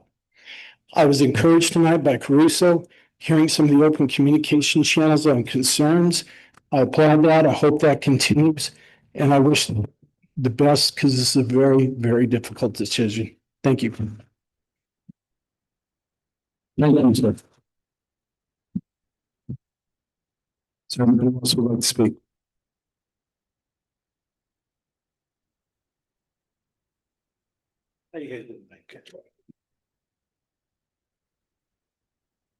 Hi, my name is Gene Smith. I live on Lake Point Drive. Me and my wife just moved here from Joliet, Illinois back in February of last year, so we're all new to the area. Just from what I'm hearing tonight, I just wanted to bring up a couple concerns about the annexation. If it's not a law, I think it should be to notify people around you what's going on, especially changes like that. If it's a loophole, then change it. You know, if you know it's a loophole, then it should be corrected. That's really what it comes down to. Progress is always going to happen. Something eventually is going to move. We all moved here. We're in progress, I guess. We moved here, so we're having effect in the area as well. Whether it's a data center, whether it's industrial, you know, yeah, if we don't have a data center, maybe we got industrial park, and there's all kinds of traffic, all kinds of trucks. They ruin the streets, everything else brings up more costs. So there's always going to be progress. You got to make a decision, and I don't envy any of you guys because it is a tough decision, but it is definitely going to impact everybody in a long term. It's no short-term impact. The only other thing I want to say too is it's a big carrot that they're dangling out there. They're talking big numbers, $7 million. You're talking about doubling your tax revenue. Town I came from, it's Joliet, Illinois. They were fortunate enough to have a couple of riverboats. They seen all this influx in tax money, and it didn't really benefit the town the way it was spent or anything. So it's, I hear it's like, oh, it's going to improve the schools and we can name teachers, and all of a sudden it's like, where did it go? Just like the lottery money that the other person were talking about. It's like they talk about all this money, and then it's like, where does this all go? So I'm not familiar with anybody or how it's all gets handled here, but hopefully it gets handled responsibly. The last thing I'm just say is I'm hearing from everybody is there's a lot of questions still, and they're asking for you guys to table this tonight. Because you guys said you weren't going to answer any questions tonight on our speeches here. So I just think that would be respectful of everybody here. And I've been to council meetings in my town and everything. And Joe, it's 120,000 people. And they might have a third of this population in one of their meetings. So this is obviously a big deal for everybody here, including us. I mean, I don't know how this data center is actually going to affect me, but I imagine it would somehow. So again, thank you for your time, your considerations, and time allowed here. So anybody else would like to speak?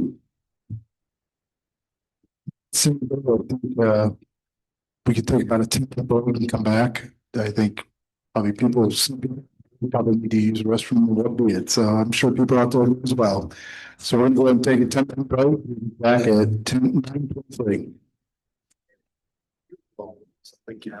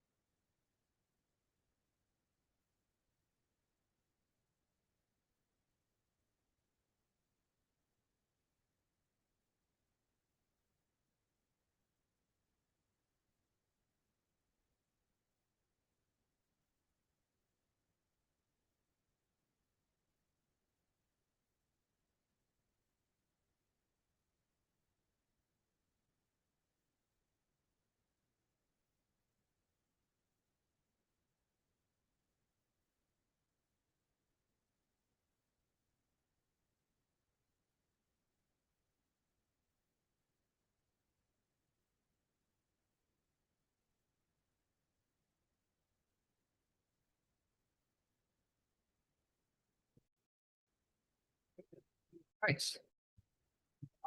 Quarter, no. I asked quarter.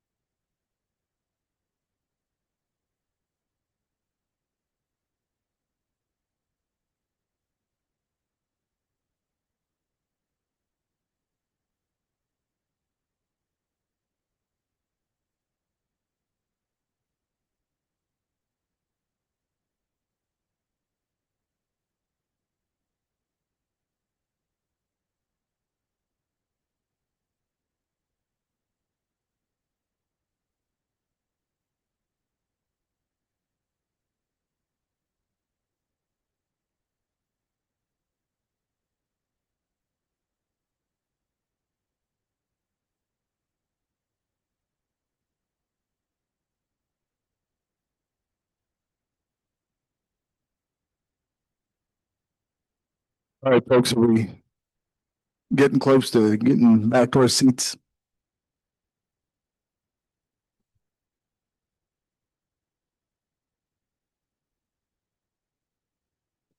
So we are at a portion of the last questions. I'm electing to start to my left. So if I could have Alderman, if you would start us off, please.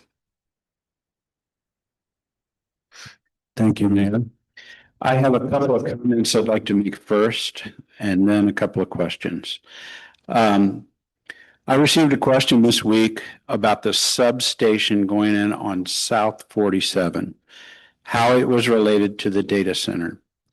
I did a little bit of research with some help of another alderman, and I found out the substation on South 47 is in no way related to the current data center plan. It's owned by a company called Central Electric Cooperative and is being put in for future expansion south of Warrenton. So that's my first comment.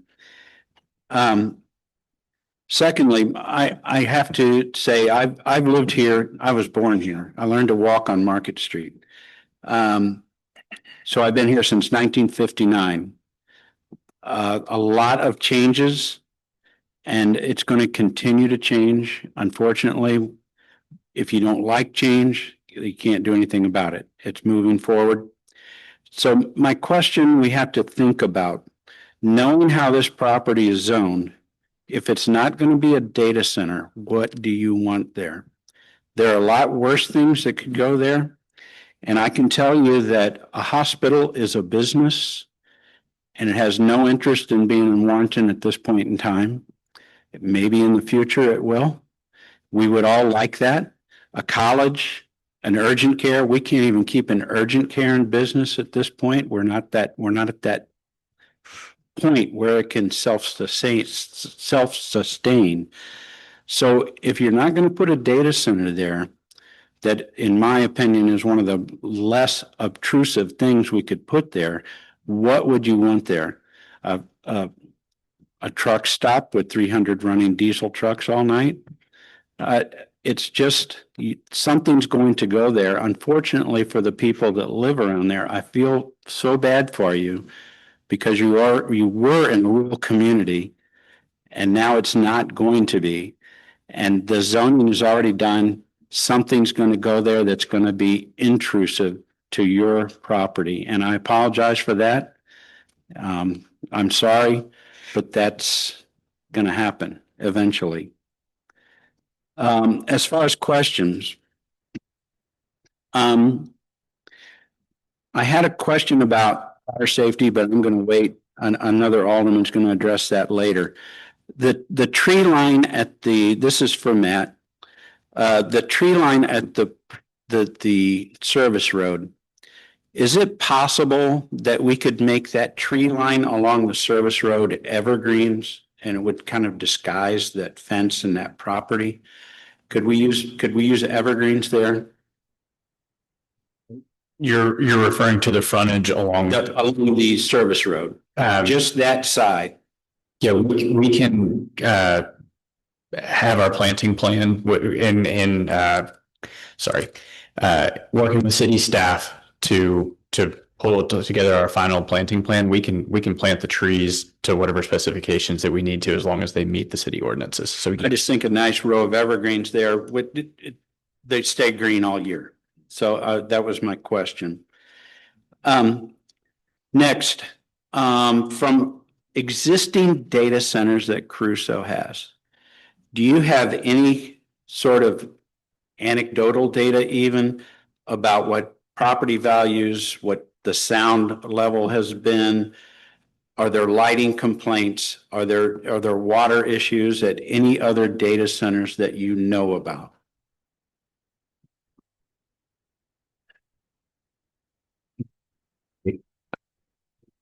Data centers, we do not have those issues. I will be frank, we are building a project in Abilene. We are partway through several buildings online now, but it is not complete. So, but it is not located as close to residential as we are here. Okay. I'm going to address that later. The closed loop system, does that have to run all year? Is there a period of time like it's going to be below zero? Does that closed loop system still have to run 24/7? Water is running full time.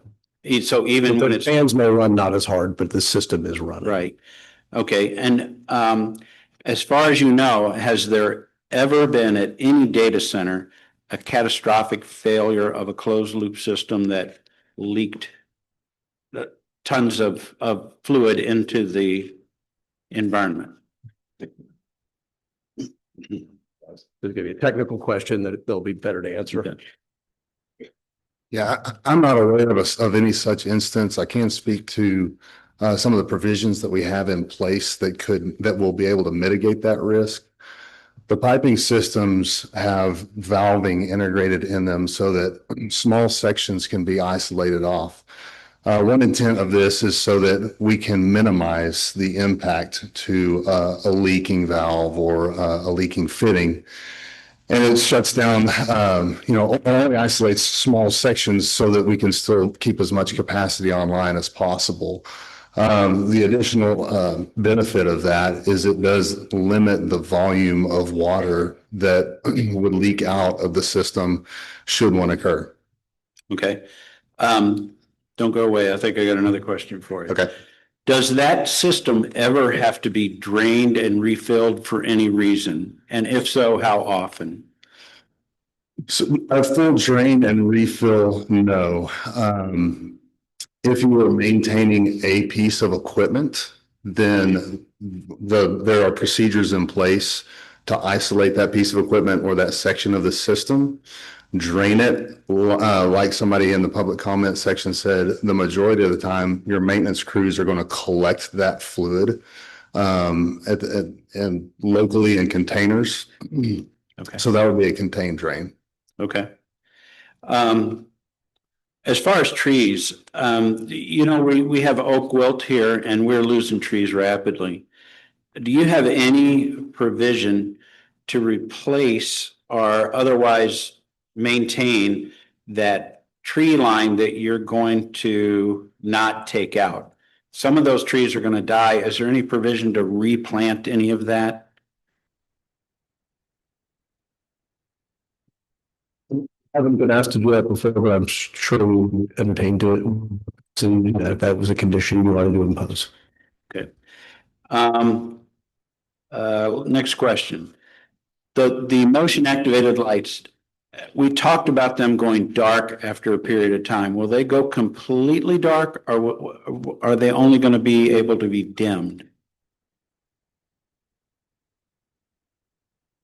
For the motion activated lights, it would be recommended not to go completely off due to fire safety and site security concerns.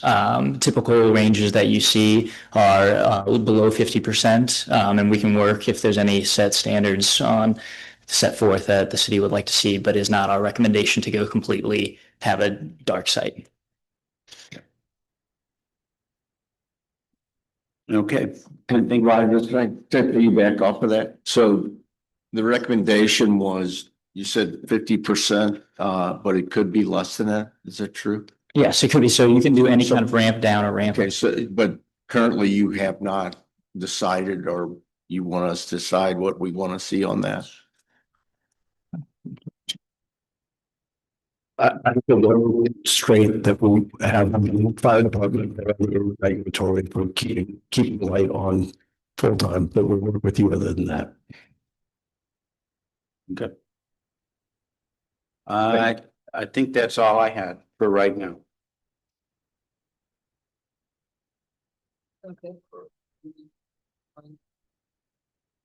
So if you could everyone ask your questions on the next. Okay. Have the mic so they can hear the question. So I want to go ahead and, can you guys hear me okay? Yeah. I want to go ahead and touch on what Roger was asking about just for a second. On the closed loop system, I believe what he was referring to, the chemical wise is propylene glycol. Is that correct? And how much of that exactly is going to be in the system? Because we do know through studies that it does harm aquatic life. And then even more so going into our wastewater facility, that if there is an abundance of it, wastewater treatment facility would not be able to handle that because of the oxidation. So that is a concern that we need to address, and we need those numbers. Okay. that is something that we need to be thinking about. So I know that you had said that you had containment, storage containment for that, or in the event that there is a leak. How much are we talking about here? What is the potential? So the system volume for one of the buildings, the entirety is projected to be around 500,000 gallons. 500,000 gallons? Yes, that's for the entire system volume. About 15 to 25% of that fluid would be the propylene glycol. And there's really, it would be impossible to have an event where the entire system drains. There's just physically water gets trapped, even if there is a massive rupture. So the amount that could potentially, even in a catastrophic failure, that would be released at the site level is substantially less than the system volume. And it would all be contained on the site. But it does have the potential to get into the soil though, which is also a problem. We can put containment in so that and to prevent that as well. Okay. Mr. Etcher, I'm gonna ask you a question now real quick, touching off of the proposed values and where did you get those?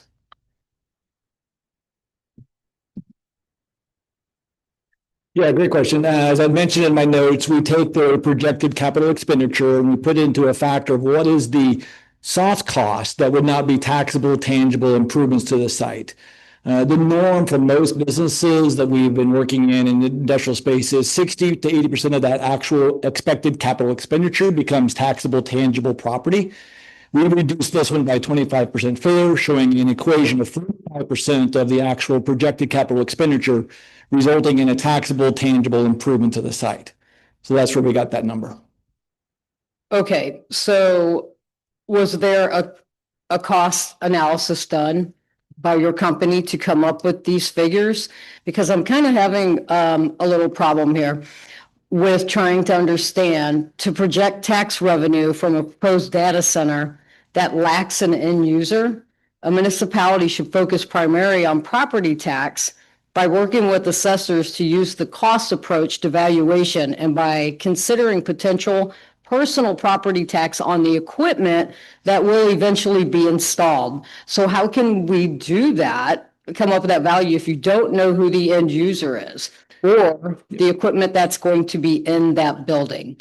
Yeah, great question. And I think Matt talked to it briefly, and I'll let him add to this. What I showed you and what I was very clear about, I think, I'll try to be very clear about, is what I was showing in projections is real property values only, not personal property, real property, taxable real estate improvements in buildings, all of the infrastructure necessary to support it. It's the real property is what you saw in those numbers, is that real property where Caruso has said we will not request any abatement on that real property. So what you're seeing is numbers just on that, nothing on personal property, because you're right, until you have an ultimate end user, the specifications on equipment may vary. Correct. So the municipality, us, must also account for any applicable state and local tax incentives. Did you figure that number in? In the 77 million number you saw, there was zero tax abatement. Zero. Okay. In fact, if you look at the detail on that note, you're able to see in there that we had a 3% biannual adjustment of the anticipated appraised value of the property, which is pretty for property values. So you just assessed the real property value, land and buildings. That was your cost approach. Okay. All right. Now, with that being said, to Caruso, which do you consider your company's role as? A co-location data center, a wholesale data center, or a telecom data center? Because those three are very different entities.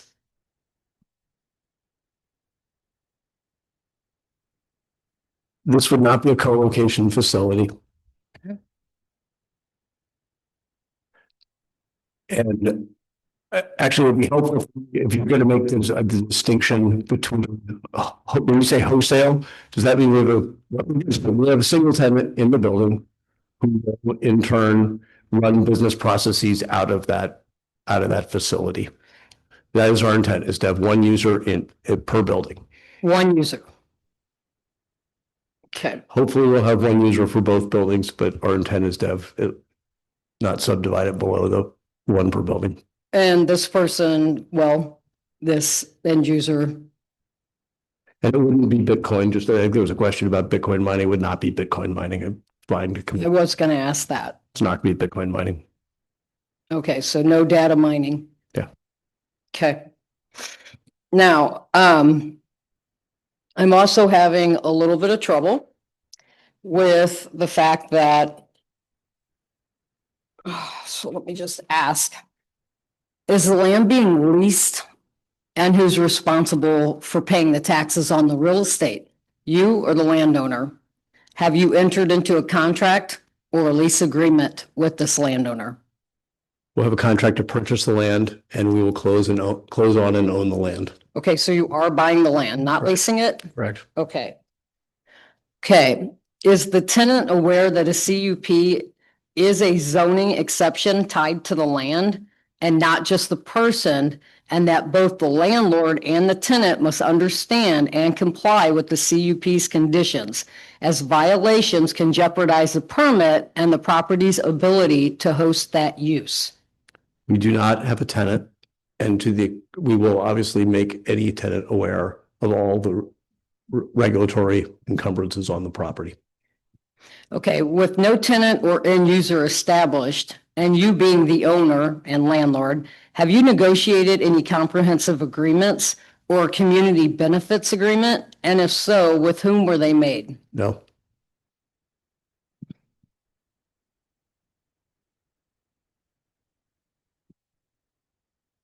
If you have no plans of expansion, could you revisit the property and where the buildings are setting and possibly move them as far away as possible as the residential folks that are living there on the border of it? You know, because it seems to be, it's more that way. Roger and I were looking at it earlier. And is there a chance that you guys could just move it as far away as possible to mitigate everything they're concerned about? The property is sited where it is because it sits within the city boundaries. The other portions of the property are county property and it's not zoned for the use. Okay. Are you opposed to a community benefits agreement, a CBA? Or would you welcome it to ensure the legally binding advantages it would have on local residents? Like a city franchise fee in the amount of, I don't know, 3.5% of annual electricity usage while the building is occupied. And if vacant, 1% of square footage of the buildings that would fund our schools, parks, and our EMS services, including 0.5% for our EMS personnel that are reliant on sales tax only, like our sheriff's department and our 911 center. Have you guys thought about that? We have not, but I think the things you just enumerated are all covered under the property tax, whether it's occupied or not. Okay. So you are opposed to a community benefits agreement? No, you asked me if we thought about it. We have not thought about it, and no one's proposed anything to us. Okay. What we proposed was the property tax benefit that we've put in front of you today is what we've thought about, which we were asked last hearing whether we could commit to doing that, and we came today and committed to doing that. To no tax abatements, basically. Yeah, we would pay our property tax assessments. How do you seek benefits? Incentives for that. How do you feel about a CBA with computers and peripherals tax? We really are here to commit to paying on just the property tax now. Okay. All right.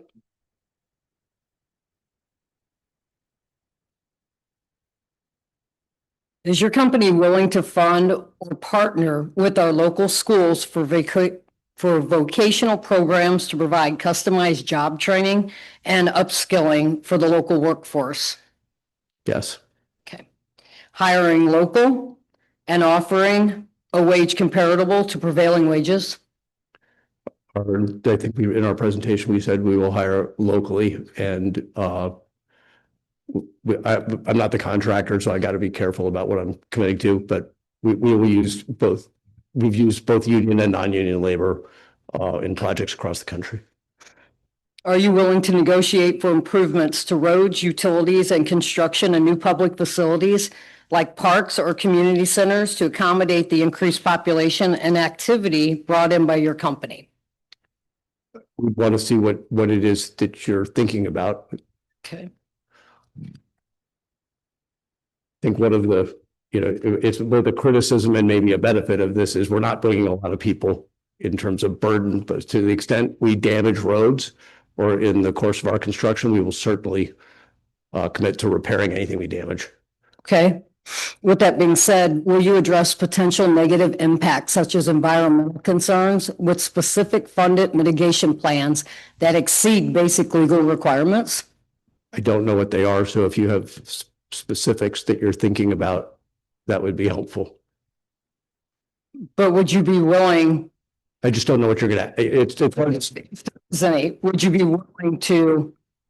I don't know how to blanket commit to what you're not really asking. If you had a specific ask, I could certainly respond to it. I'm not saying no, I just don't know what you're. Okay. Funding for community programs with yearly donation funding for our local nonprofit organizations, such as our Warrenton Senior Center, for example, our Shelter for Victims of Domestic Violence, our Warren County Pathfinders, and Agape, to name a few. So most data centers, and let me try to be very clear on this with all the research that I've done.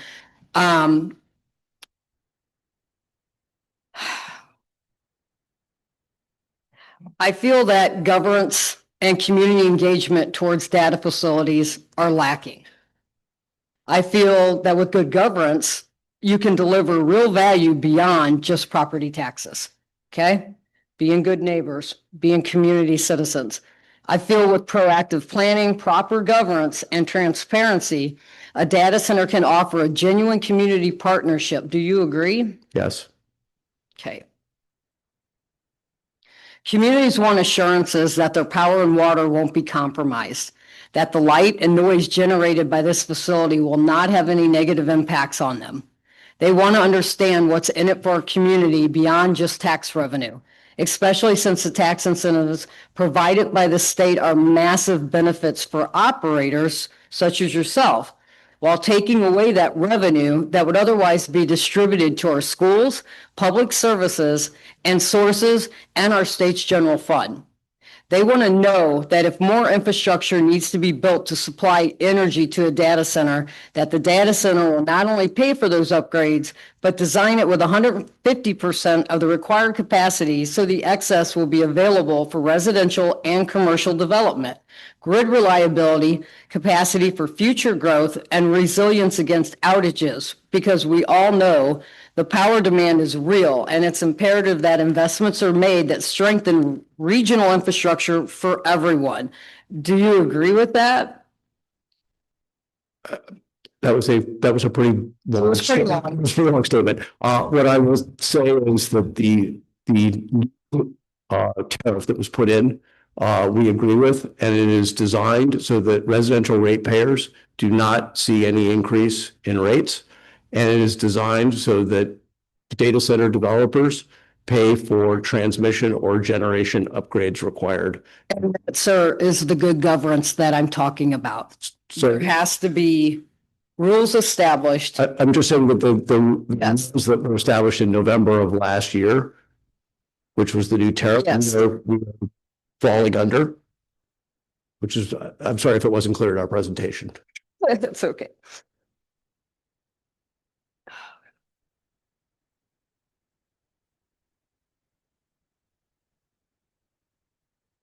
Would you agree that terms need to be set for remediation of tax revenue lost in the event there are no tenants occupying your facilities, or you decide to exit or become insolvent? Is it possible you could offer to buy out some of the residential neighbors that are the most impacted, that would choose to leave? You have two questions in there. Could you repeat Yes. the first question? Would you agree that terms need to be set for remediation of tax revenue lost in the event there are no tenants occupying your facilities? Or you decide you want to exit or become insolvent? Let's take the first part. The tax revenue for property taxes is not dependent upon occupancy. So touching off of that and the tax revenue, okay? So the majority of that tax revenue is going to come from the computers and the servers, am I right? The property tax revenue that we've presented to you tonight does not include that at all. I'm talking about from the tenant's standpoint, because they would be the ones that would be liable for those taxes. So we're promising the school. We're paying the real estate taxes, which is that $80 million. That's what it is.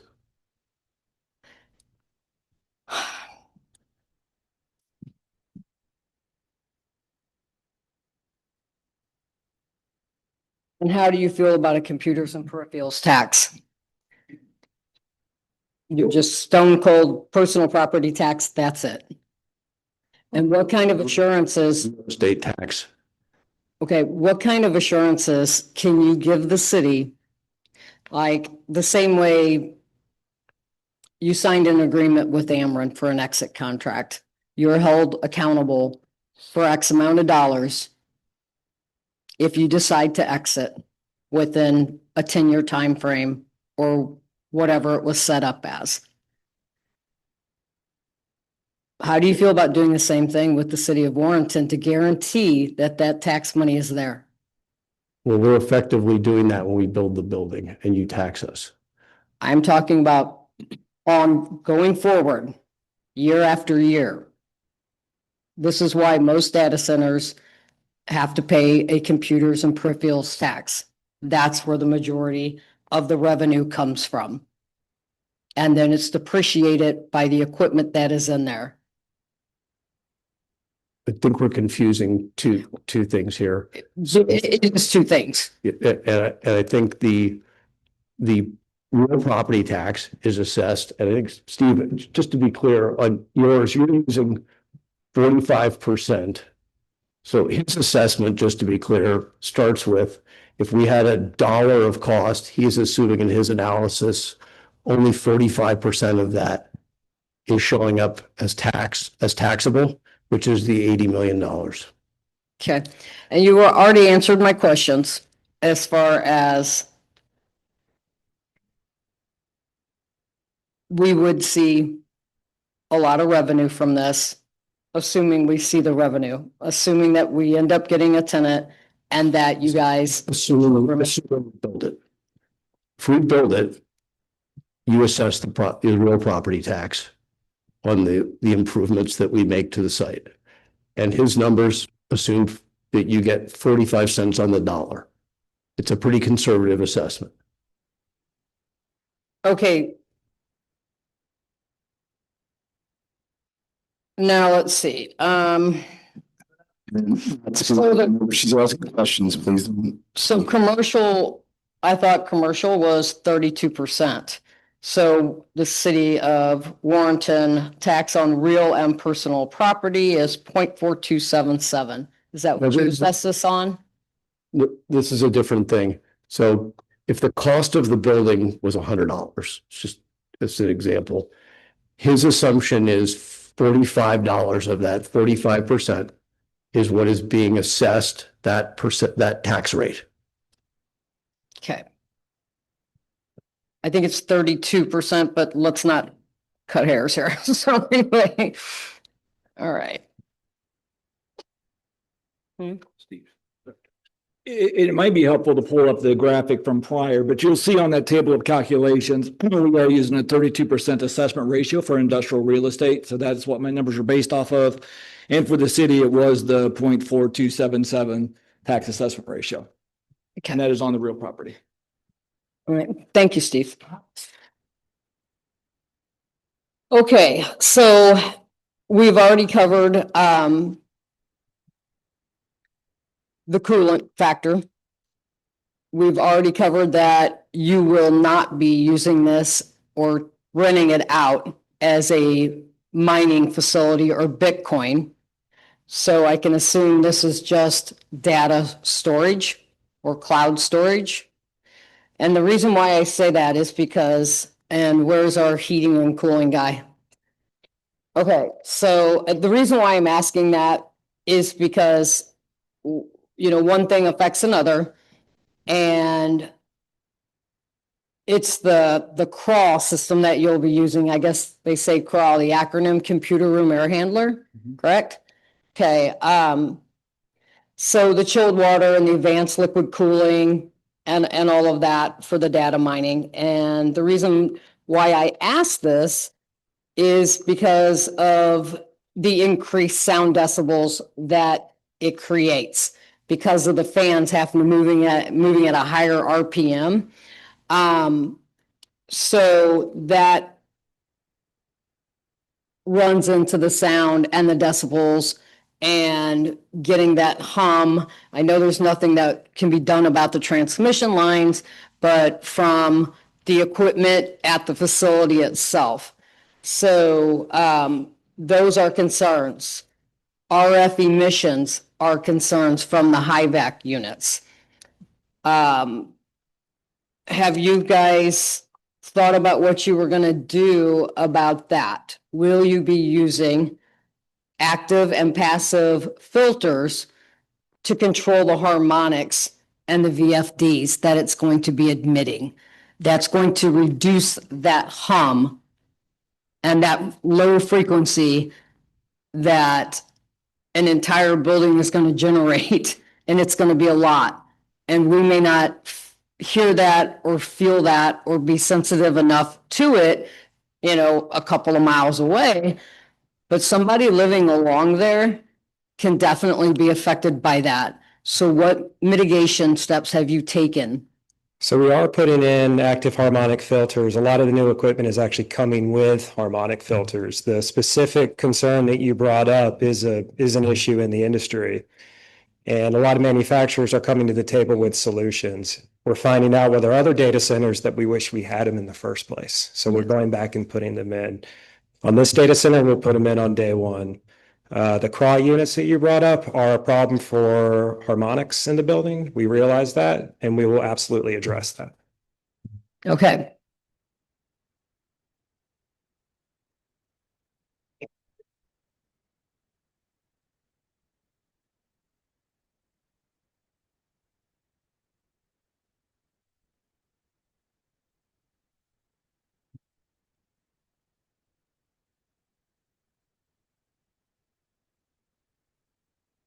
And this would also be to Caruso. Do you have a question? On some of the questions that have been prepared, I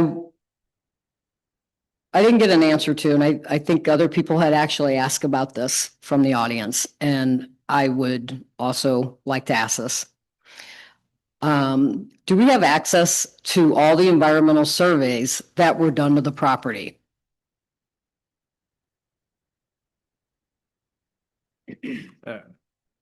We completed a variety of due diligence tasks for the site acquisition with our client. We study those, and those all fall under regulations like the U.S. Fish and Wildlife Service, EPA, and all of those different things. But the studies are done to protect our client, to make sure that they're buying a piece of property that is going to meet all those requirements. And so those studies are internal. Okay, so here's my concern with that.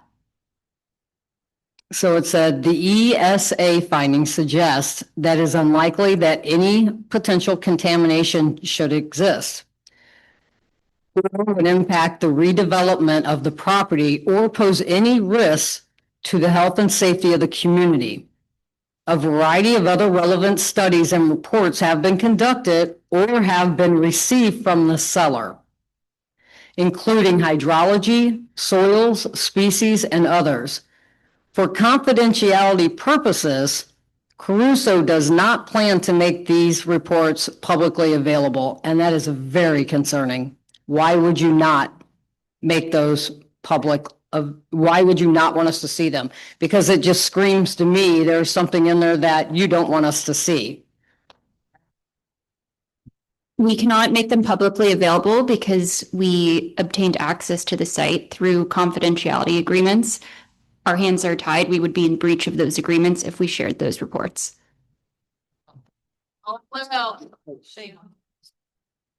That's very concerning. Ken, please keep comments down. Well, it was set the decorum, and that's what we're asking you to do. Right, we can't. They were respectful when you guys were speaking. Please be respectful back. Sure.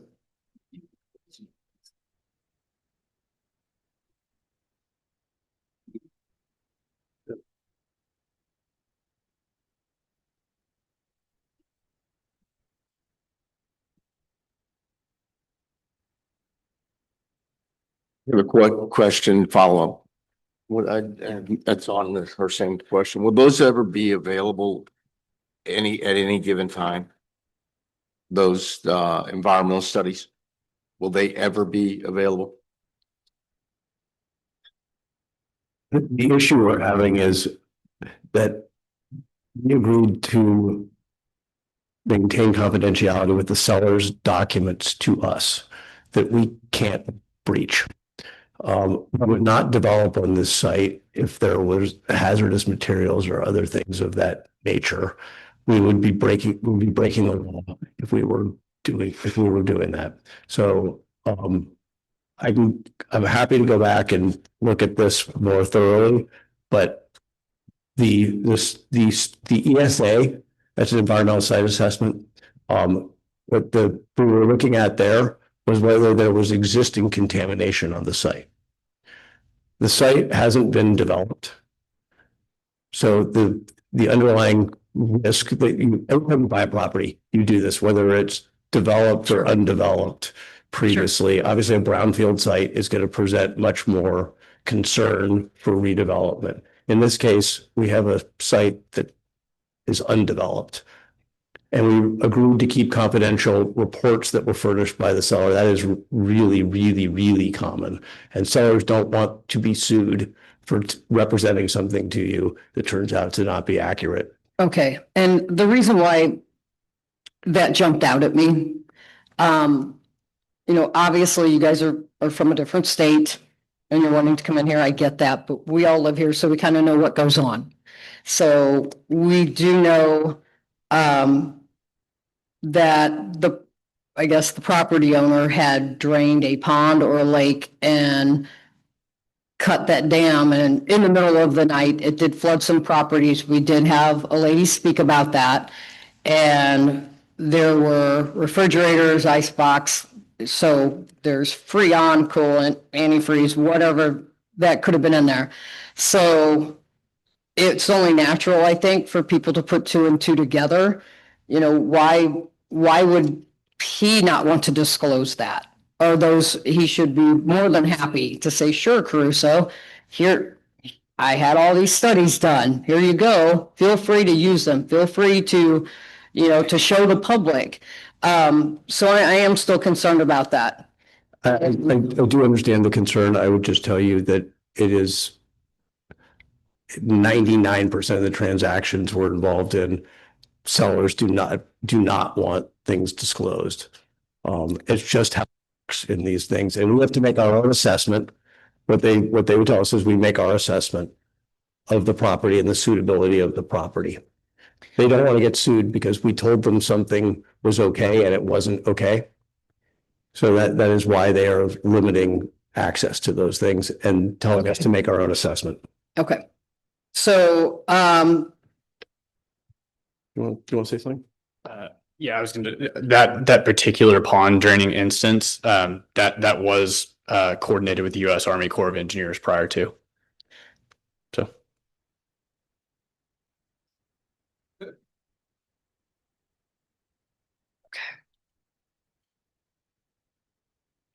Department coming in. Chance to speak. We asked and signed up. Okay, Please stop comments. Everyone, not just you, everyone. Please follow what we asked.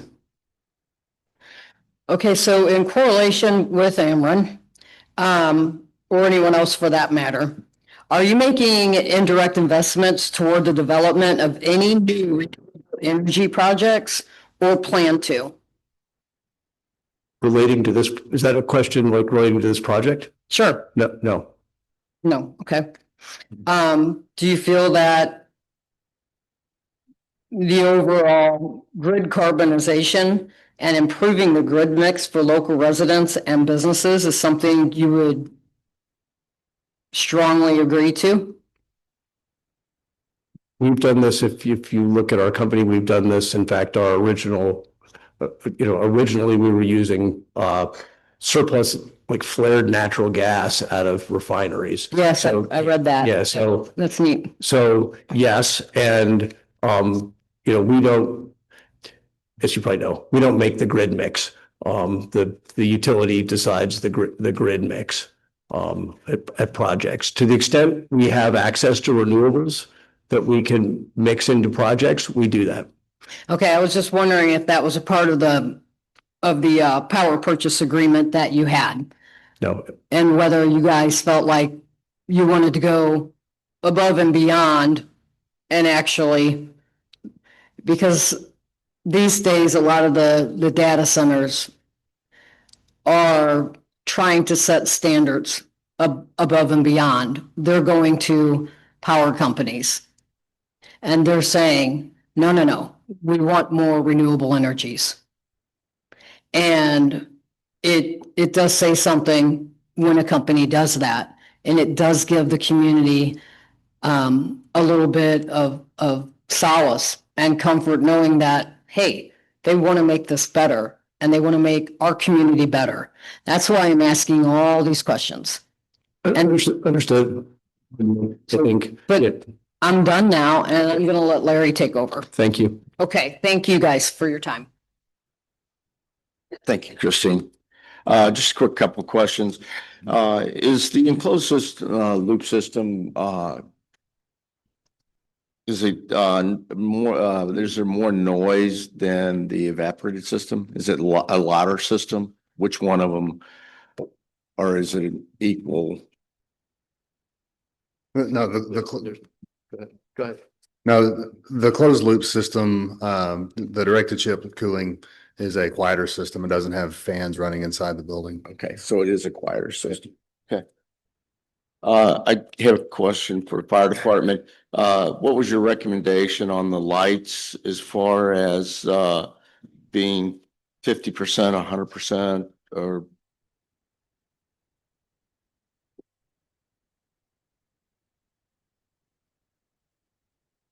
For the record, Scott Dunman, Fire Marshal of the Warrenton Fire Protection District.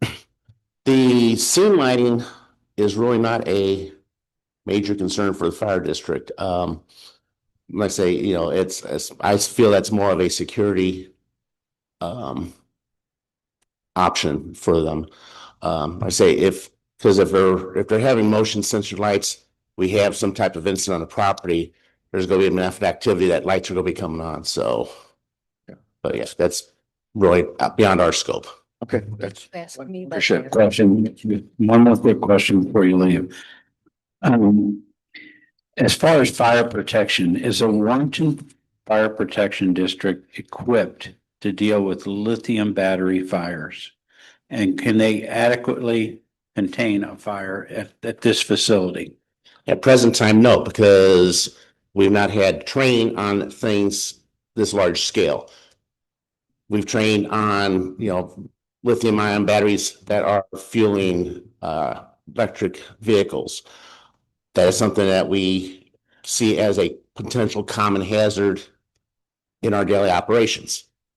Not having a large scale, grid scale type ESS system, we have no need to train for it at that point.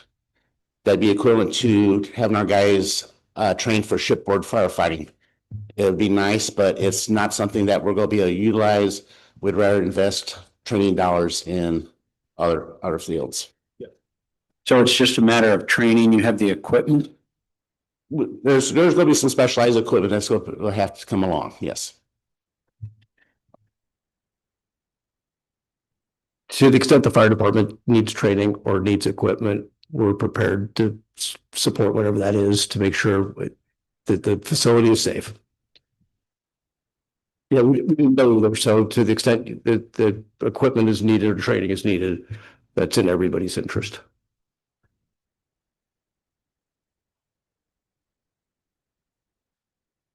Yeah, of course. So I do have a question in the process for the water that either leaks or could possibly have to be replaced or discharged. And I don't know if you guys are the ones to answer it or if anybody on your staff would be the one to answer it, but the process of what it would be if it was carted off or processed or cleaned at the facility. Can anybody speak to that, Matt? Test the water. We're going to test the water, and there's going to be a standard by which the water can be discharged or has to be taken off site. So that's testing the water. So I guess the questions would be contacting city staff and testing that water so that it's within the purview of everybody. So Discharge. Discharge permanent, right? To put it in or not. No, but we can put in testing. Yeah. Yeah, we can put in testing means, and if there is a quantity that is greater than the city can handle, it can be trucked off site to a larger jurisdiction that can handle that. And we can also provide receipts from where they have received that liquid to be processed. I think the question is to answer any questions that came up, and there were several of them that came up during during this process tonight. Is that you'll be working with city staff to make sure it hits the standard of what it needs to be before it can be discharged into a sewage system that we can handle at our water treatment plant. That is correct. Okay, that's what I'm looking for. The other thing, nothing to apply to you guys, I'd like to speak for a moment on the abatements. You know, whether anybody wants to speak on it or not, they can. It's not something that we'll hold back on. What I will say though is, I'm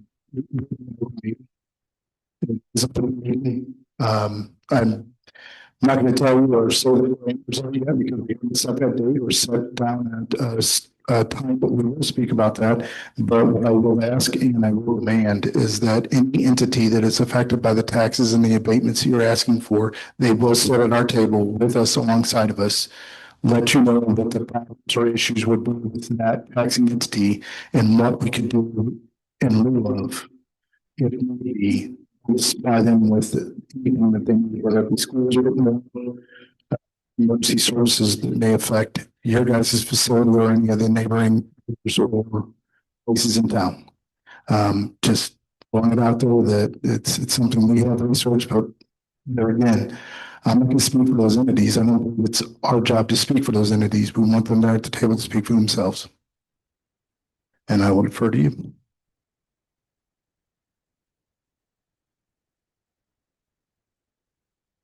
All right, a couple of questions for you. Resident had mentioned something about a 250-foot natural water drainage that runs through this. And I guess he was curious of how that was going to be rerouted, or is this going into the detention pond, one of them, or something like that?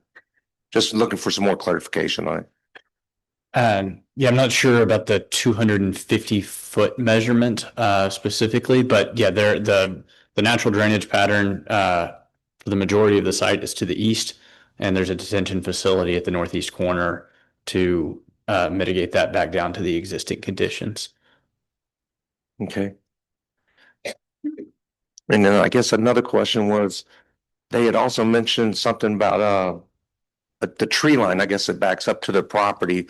And I guess there's 400 foot of tree, and they said they might be reduced down to 100 feet.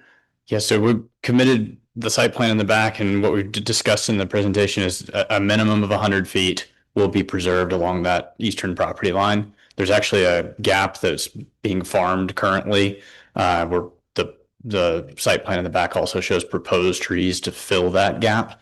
So that there will be a minimum of 100 feet at all areas, not just the portion that exists today.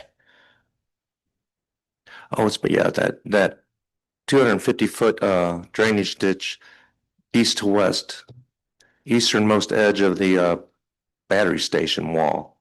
Gotcha. Okay. Is Yeah, where- there's a natural creek that is formed at that corner, and our site plan designs around it. We part of the environmental studies we mentioned earlier that we have to preserve that stream. So there's rules in place that we have to follow, and we will. So does that go by site distance? Or Yeah, I'm not sure how y'all are measuring the two. I think that is the length of the creek from the property line up to where it is no longer a creek, but I'm not sure. Okay. How are we going to ensure that we're hiring locally?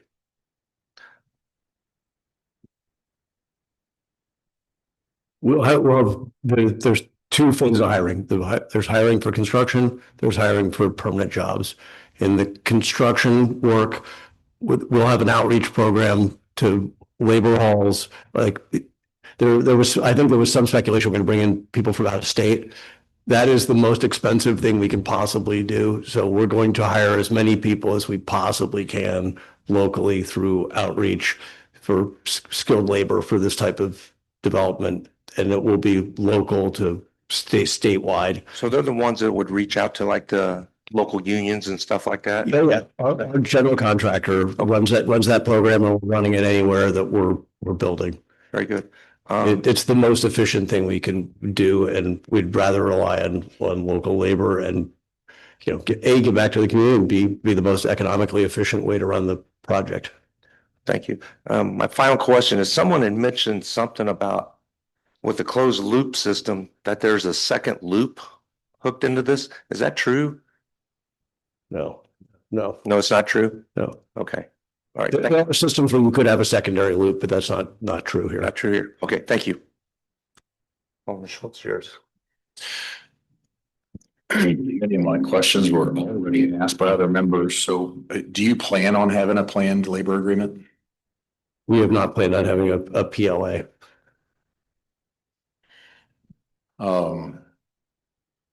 So is there a minimum percentage that you could guarantee the public that you would hire from the state of Missouri? I don't know how to do that, only because I don't know how many available people there are in each of those trades. As many as, it's truly going to be as many as possible that we can hire in the state of Missouri. Yeah, we've heard the number 2,000 different contractors. Yes. I don't know if all those could be from our regional area, but we would Those like will to see. fall, a lot of electrical contractors, mechanical contractors. I think everything else was covered by everybody in front of me. You guys are thorough. All right, so I'm gonna start with water. So if there is a leak with this chemical that's in there, what hazards are presented to people, the environment, and the facility itself? It is a non-toxic. I think there was some speculation. There are two types of glycol. There's ethylene glycol, which is not what's being used here. So just to make sure we're talking about the same chemical in the system. So it is a non-toxic.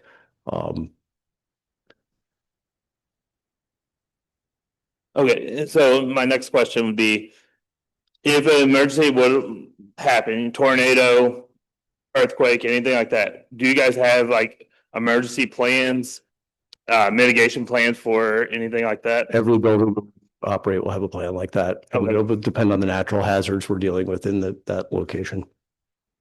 So with the end users, do you guys work with anybody outside of household names?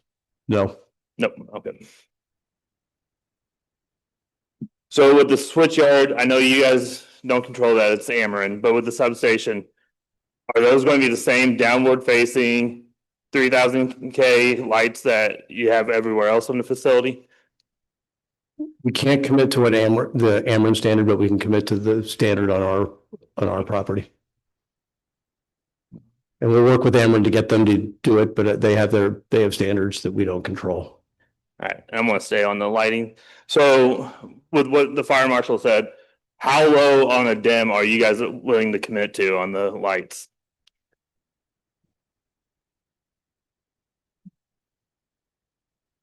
I think industry standard that we would lean to would be no lower than a 30% output. So that'd be a 70% dim from the normal operating conditions. So you guys are willing to go to 30%? Okay, yeah, I think we can commit to that, yes. All right, cool. So next topic I'm gonna go off of is the noise. So I know you guys talked about being less than 60 dBA. What were you guys' ratings actually, the highest and the lowest rating on dBA? Oh, can we maybe get the slide back up? They're in the 50, they're all in the, I think there's a couple in the 40s that are really, but that's to the west, and we have a lot of property between us and the next property line, but they're in the 50s. In the 50s. Now, have you guys measured for DBC? We actually did DBC measurements as well, DBC, which we could pop up here. There's the DVA measurements, just so you can see them. And that's in emergency operations. So we're measuring again, just to refresh. We have normal operations. We have generator maintenance, so we're not running all at the same time. In an emergency operation, everything's running. All the generators are running. What were the DBC? Can you pop the DBC slide up too? Those will run a little bit higher, I think, if you're familiar with the, it's a different measurement standard. So you don't apply, it doesn't correlate to say it's necessarily louder. Yes, and it's a different standard. So when you, we're gonna pop it up. Hang on 1 second.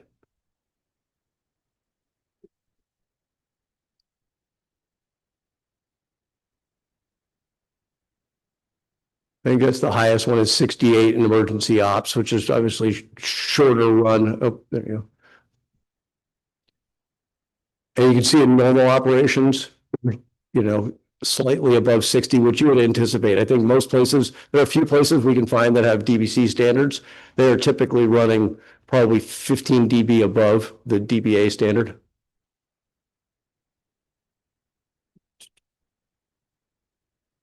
So is there anything that you guys can put in place to lower that DBC? We are planning on sound attenuation to mitigate sound for both levels. Okay. Passive filtering. Yeah. What do you think it'll reduce it to? My concern is for the residents that are living next to that with those harmonics.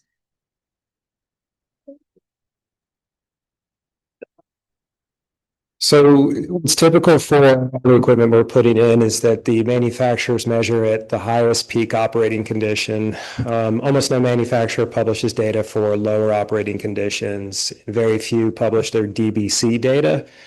So it has been a bit of a struggle to get what is some of the more realistic. What you see on the screen are the very, very peak, which are very unrealistic to get to this level. This is if everything's at 100% speed, all generators are running. We're working with the OEMs to get actual test data to show what is the more real world condition when equipment is not running at full throttle, so to speak. We're also working with the OEMs to develop new sound attenuation devices to put on these machines. There have been a lot of new technology with generators and chillers, and a lot of the models that we are proposing for this project are brand new. So it does take them time to test. I'm confident we can get the DBA and DBC down. I just can't tell you today what those numbers will be. So we are working with the OEMs to develop those new devices currently. phase shifting to cancel triplet harmonics. Yes. So active harmonic filters, we are definitely putting those in for sure. So just a quick question. Sure. If we were to place a condition of 60 dBA/C on this property at 100 feet, would you be able to meet that? So it's already 60. Yeah, I think the condition 24/7, but not. Yeah, what we're showing you is DBO is fine. DBC, we would need the condition to be higher. It's a different measurement standard and they're never the same. So would you be able to do no more than 10 dB over the dBA limit of 60? 60 and 75 is what the guys are telling me. Yeah. 60 is what's in the code and we're meeting the code.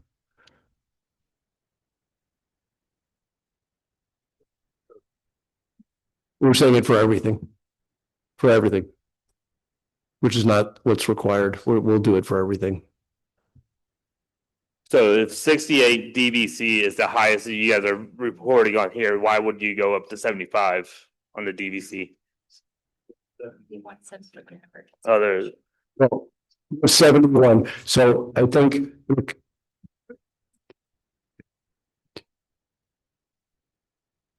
it's I guess a couple things.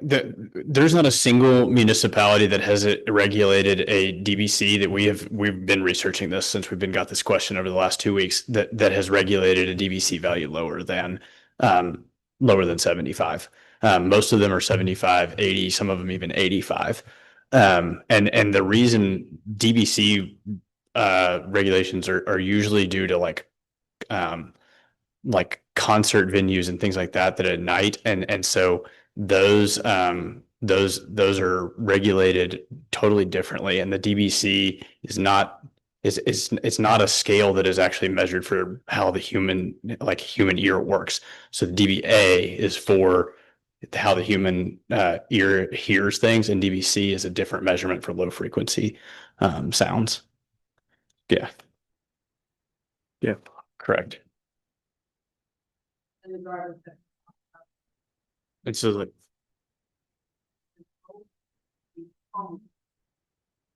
that at levels of like 80 and 85 are disruptive. And so most of the codes read 70, 75, 80, somewhere in there. So he'd like to see that. And the other decibel 60 across the board. I still think 70 dBc is reasonable. Well, we're showing you 71 up there. So, but that's with peak, like. Yeah, but we still have to read it even at peak, right? Yes, but you're also talking about adding stuff to lower that. I would tell you this: if you told me that it has to hold for normal operations, that's fine. It's the peak. Normal operations. Normal operations 70. Yeah. And there is the option to move a generator as well. So especially on that east side, I mean, 71 to get to 70, I think we can get there. If we move a generator. We'll get there. How about this? How about this? Generators off the east side, if where would you move them to? I don't know exactly where we're gonna but we're gonna move it so that we reduce the impact. Move it between. Yeah. You'd move it between the buildings? Yeah. Okay. Is that something that you guys could do with both jet sides? Is it necessary on the west side with the buffer of the county property? I mean, you guys own that. Other properties, that's the east side, does that work? I'm good with that. And that would lower you guys up below 70. We'll come back to do that. Okay. Yeah. If the regulation can be met of 70 dBc, like how we get there, it's up to us, but 70 dBc. We can just okay. We can just move them, right? Yeah. We'll just commit to moving irrespective of what that. Yeah.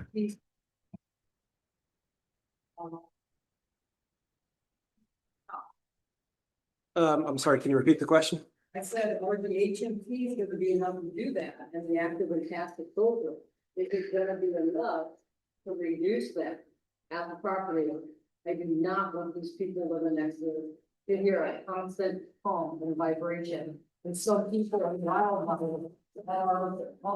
are a lot more sensitive to these things. You answer that. I'm gonna allow this to go, but then I'm gonna allow Brandon Lang to go ahead and get through his questions as we did everybody else. Go Go ahead. So I'll go ahead and answer it first. Your question was, do the active harmonic filters address the attenuation to below 70 dBc? Is that the question? So our sound study already shows that at the property line, we just have the one area of concern on the east side. All the other numbers that are around, I'd have to go around and see, but we can get below 70 dBc by relocating the generators inboard. The answer is yes. Yes, yes. So a lot of people are concerned about their creeks, the soil. Are you guys willing to commit to doing soil tests, water quality tests at the local creek that goes on your western property twice a year through DNR?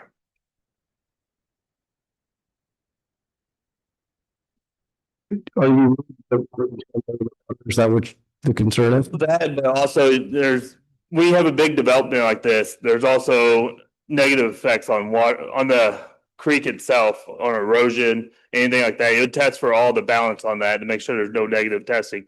It's more of making sure people feel like their water's not getting contaminated by you guys doing this and having that be a part of your process twice a year. It's more just a people's peace of mind. Sweat. Yeah, I mean, yes, we would do that, and we'll do a baseline study and look at what's in the water now. Okay. I think that's all the questions I got right now. Anybody else? I got one more question. So do I. Go ahead. So my last question. Do you guys receive this much pushback at every location you propose a data center? Are we unique? We're very thorough. Or is it just me that's thorough? We're very thorough. Thank you. They deserve thoroughness. They're our residents. I don't think you said we're not objecting and trying to be as transparent as possible. I really appreciate that, but you know what they always say, the proof's in the pudding. And for us, that's contractual. So that's where I want to see all of this, all of it. And that is the assurance that our residents deserve and that we need, for me anyway, to be able to go forward with this. As I'm going back to the propylene glycol again. Okay, so most facilities that use this chemical, they have on-site treatment processes. And the reason why is because of the advanced oxidation before it's discharged to reduce its impact on aquatic life and overloading the city's treatment facility. I know it seems silly, but it is actually very important. I came from a water industry, so I have that background, so I know it's important. And I'm going to tell you why it's a problem. So high oxygen demand, microorganisms consume large amounts of oxygen to break down PG, potentially depleting oxygen in treatment tanks and rivers, starving other aquatic life.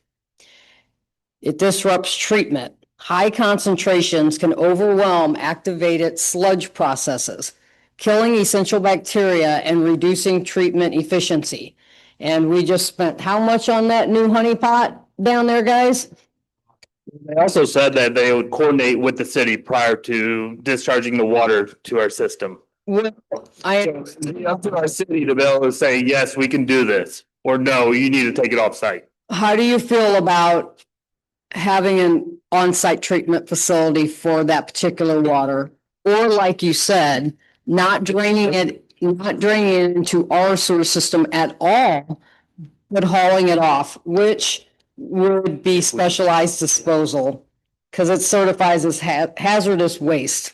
So you'd have to have special handlers to do that. I'm going to jump in and say that our city staff, as we've hired them, to be able to work with them and be able to make that choice if they can use their system or not. That's why we have them there. Is the companies to see if the discharge is able to be in there. We're not at that point that we're at Let me finish. Discharge and can make a determination whether they can be off-site or they can put in the sewer. The carbon on this and have a site plan. I know, Inside their facility right now, we're on the site plan. I understand I that. think they're far reaching further than we need to.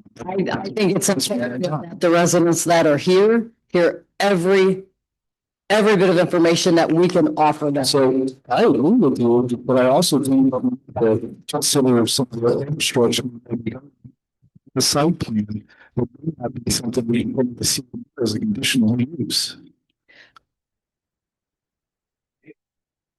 I would be happy to commit to continuing it on site and testing it. You don't know whatever standard you have to discharge, or we'll take it off site if it doesn't meet the standard. You're welcome. I do have one more question. You guys aren't planning to do any expansion or any new builds of like westward or north or anything like that? That's correct. Would you be willing to put that as a condition to do no expansion? Sure. No, I mean, sure. Yeah, the thing is, I know a lot of people are concerned about losing native land. And I know you guys are doing a lot of tall fescue grass. And I've asked this question to you guys before, but are you guys willing to do like native pollinator, native grasses for a good part of that site plan? Yeah, sure. Oh, yeah. That's all I got.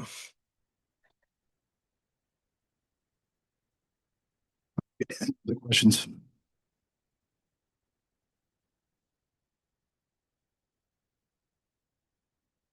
We need to make them any amendments that we're going to do to CUP we have to agree upon and then entertain a motion to adapt those amendments to the CUP. So to the CUP, we have to make those amendments and vote on the amendments before we push it through for a bill or if we're even approving the bill tonight. But the amendments have to be discussed before we move on to that. Yeah. I mean, I could try and break, are we on the same page with that? So should summarize the DBI DVC readings, correct? So we need an amendment to formalize those? Yes. For the DBA and the DVCs. Go ahead, if I may. So right now, the way that the ordinance is drafted, there are the standard conditions that are involved and included in every conditional use permit, as well as the two conditions that were added or recommended by planning and zoning. That is in section 3 of the ordinance, bill number 0426. The next step with respect to this evening's discussion and the discussed about potential conditions would be to have a motion to amend the ordinance to add whatever the condition may be, a second on that motion, discussion, and then eventually call for a vote. And if their vote was successful, then the ordinance would be amended. And then the ultimate, if the board were to vote on that ordinance this evening, would be voted on as amended, if it is in fact amended through that process. So to adapt anything that the PZ recommended plus anything we want to add to the amendment. So I entertain a motion to add an amendment to the CUP as it's as it's conditioned to the ordinance. I'm looking down at legal for approval on that. Yes, okay. So I entertain a motion for the amendments to the CUP for the ordinance. So Motion made by Alderman Quarter, seconded by Alderman Rollmaker. Roll call vote. Mr. Mayor. The motion to include the amendment to be made. To for us to discuss what we want to add to the amendments, correct? Correct. Right, so it'd be a motion, for example, a motion to amend the ordinance by adding section 4, right? And then that would be motion, second, vote, and then discussion. So okay, we will go back and So with that, since we've already had it presented on the floor and seconded, what we already said, it's on the floor, we have to acknowledge it and we have to Rescind the second. allow whoever seconded and whoever first it. If you want to rescind it, rescind it. I'll rescind the second. I'll rescind the first. All right.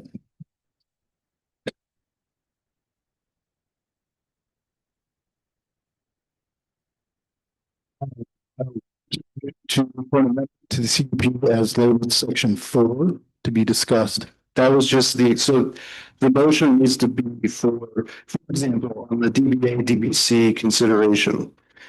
If the desire of the board were to amend the CUP to add a condition that the property as measured from the sight line be no louder than 60 dBA or 70 dBc 24 hours a day, that could be the proposed amendment with a motion for that amendment. So I understand that, but you also said to make an amendment. I'm just trying to cut this down to the biggest chance we can. No offense, the thing we have in this is not going to come down to what's understandable for the crowd, even for this board. We need to cut it down. What we said before was to make an amendment that we would discuss, or make a motion for the amendment, and then we will have a discussion on the amendment, and afterwards on the amendment on discuss to add to the CUP. Is that correct? Correct, but the Move on. I'm not moving on because we need the amendment.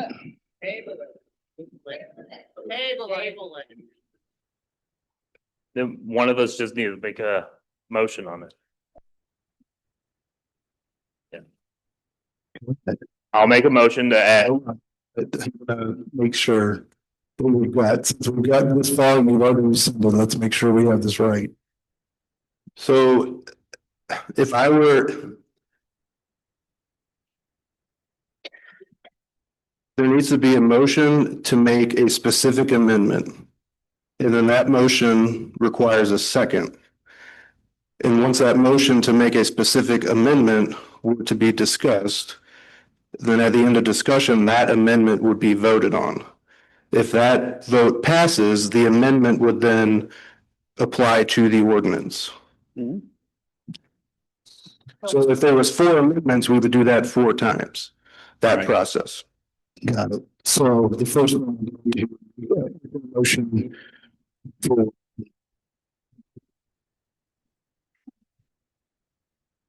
DBA. House that's 70. And DBA 60. 60. At the property line. At the property line. 24 hours a day. 24 hours a day. Okay. 24 hours a day. Anybody want to make a motion? I'll make a motion to add 70 dB limit, DBC limit at the property line and 60 dBA at the property line, 24 hours a day. I'll second that motion. Motion's about Schultz.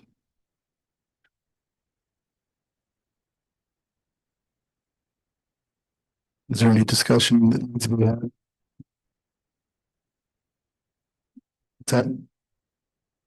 That's what I'm asking. I'm just letting them talk. Notice, nothing for me. I don't know.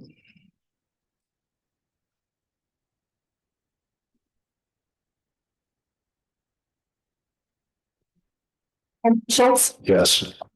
Yes. Yes. Alderman Wait? Alderman Maker? Yes. Yes. That's a 6-0.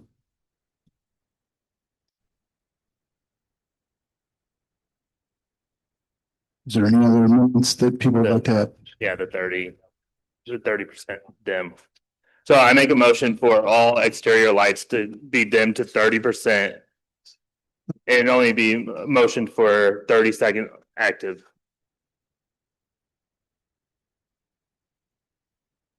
I'm just getting it down so when I repeat it. And how long active? 30 seconds. That's what. Young. Well, 30% dim, so they dim it to 30%. Nine. When it's gone, it'll be 30, I guess, back down. So 30. the amendment that has been presented to the CUP would be for the lighting to be 30% dimming, and a 30% or 30-second active. Yes. Okay. Should be dimmed by 70, right? Dimmed by 70%. Okay. Yeah. Okay. So Backwards. 7% dimming And 30 seconds. 30 seconds active. It also needs to mention That's for second the active. site lighting so that it doesn't restrict like the emergency exit doors and stuff like that. Site lighting. Right. I'm gonna repeat that. Do you want it for outside site lighting? So do you want? Yes, I make a motion for it to be dimmed by 70% on for 30 seconds for site lighting. Can I get a second? Second. Who was the other one? Second. Motion made by Alderman, second by Alderman Corbin. Any discussion? No. Roll call vote. Yes. Yeah. Yes. Schultz. Yes. Motion passes 6-0. Any other amendments that somebody would like to present?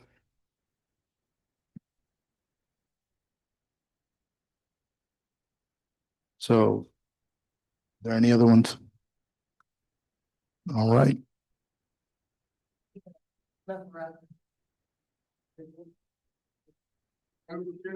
Because it comes at a later date. You understand that?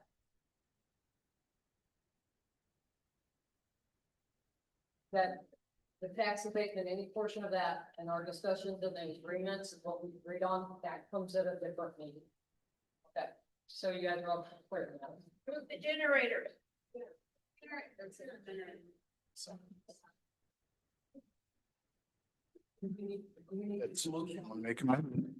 If there, if anyone, this is the time to make the amendments if we're gonna do it. Side or all? That should be the east side. Sides. Specific.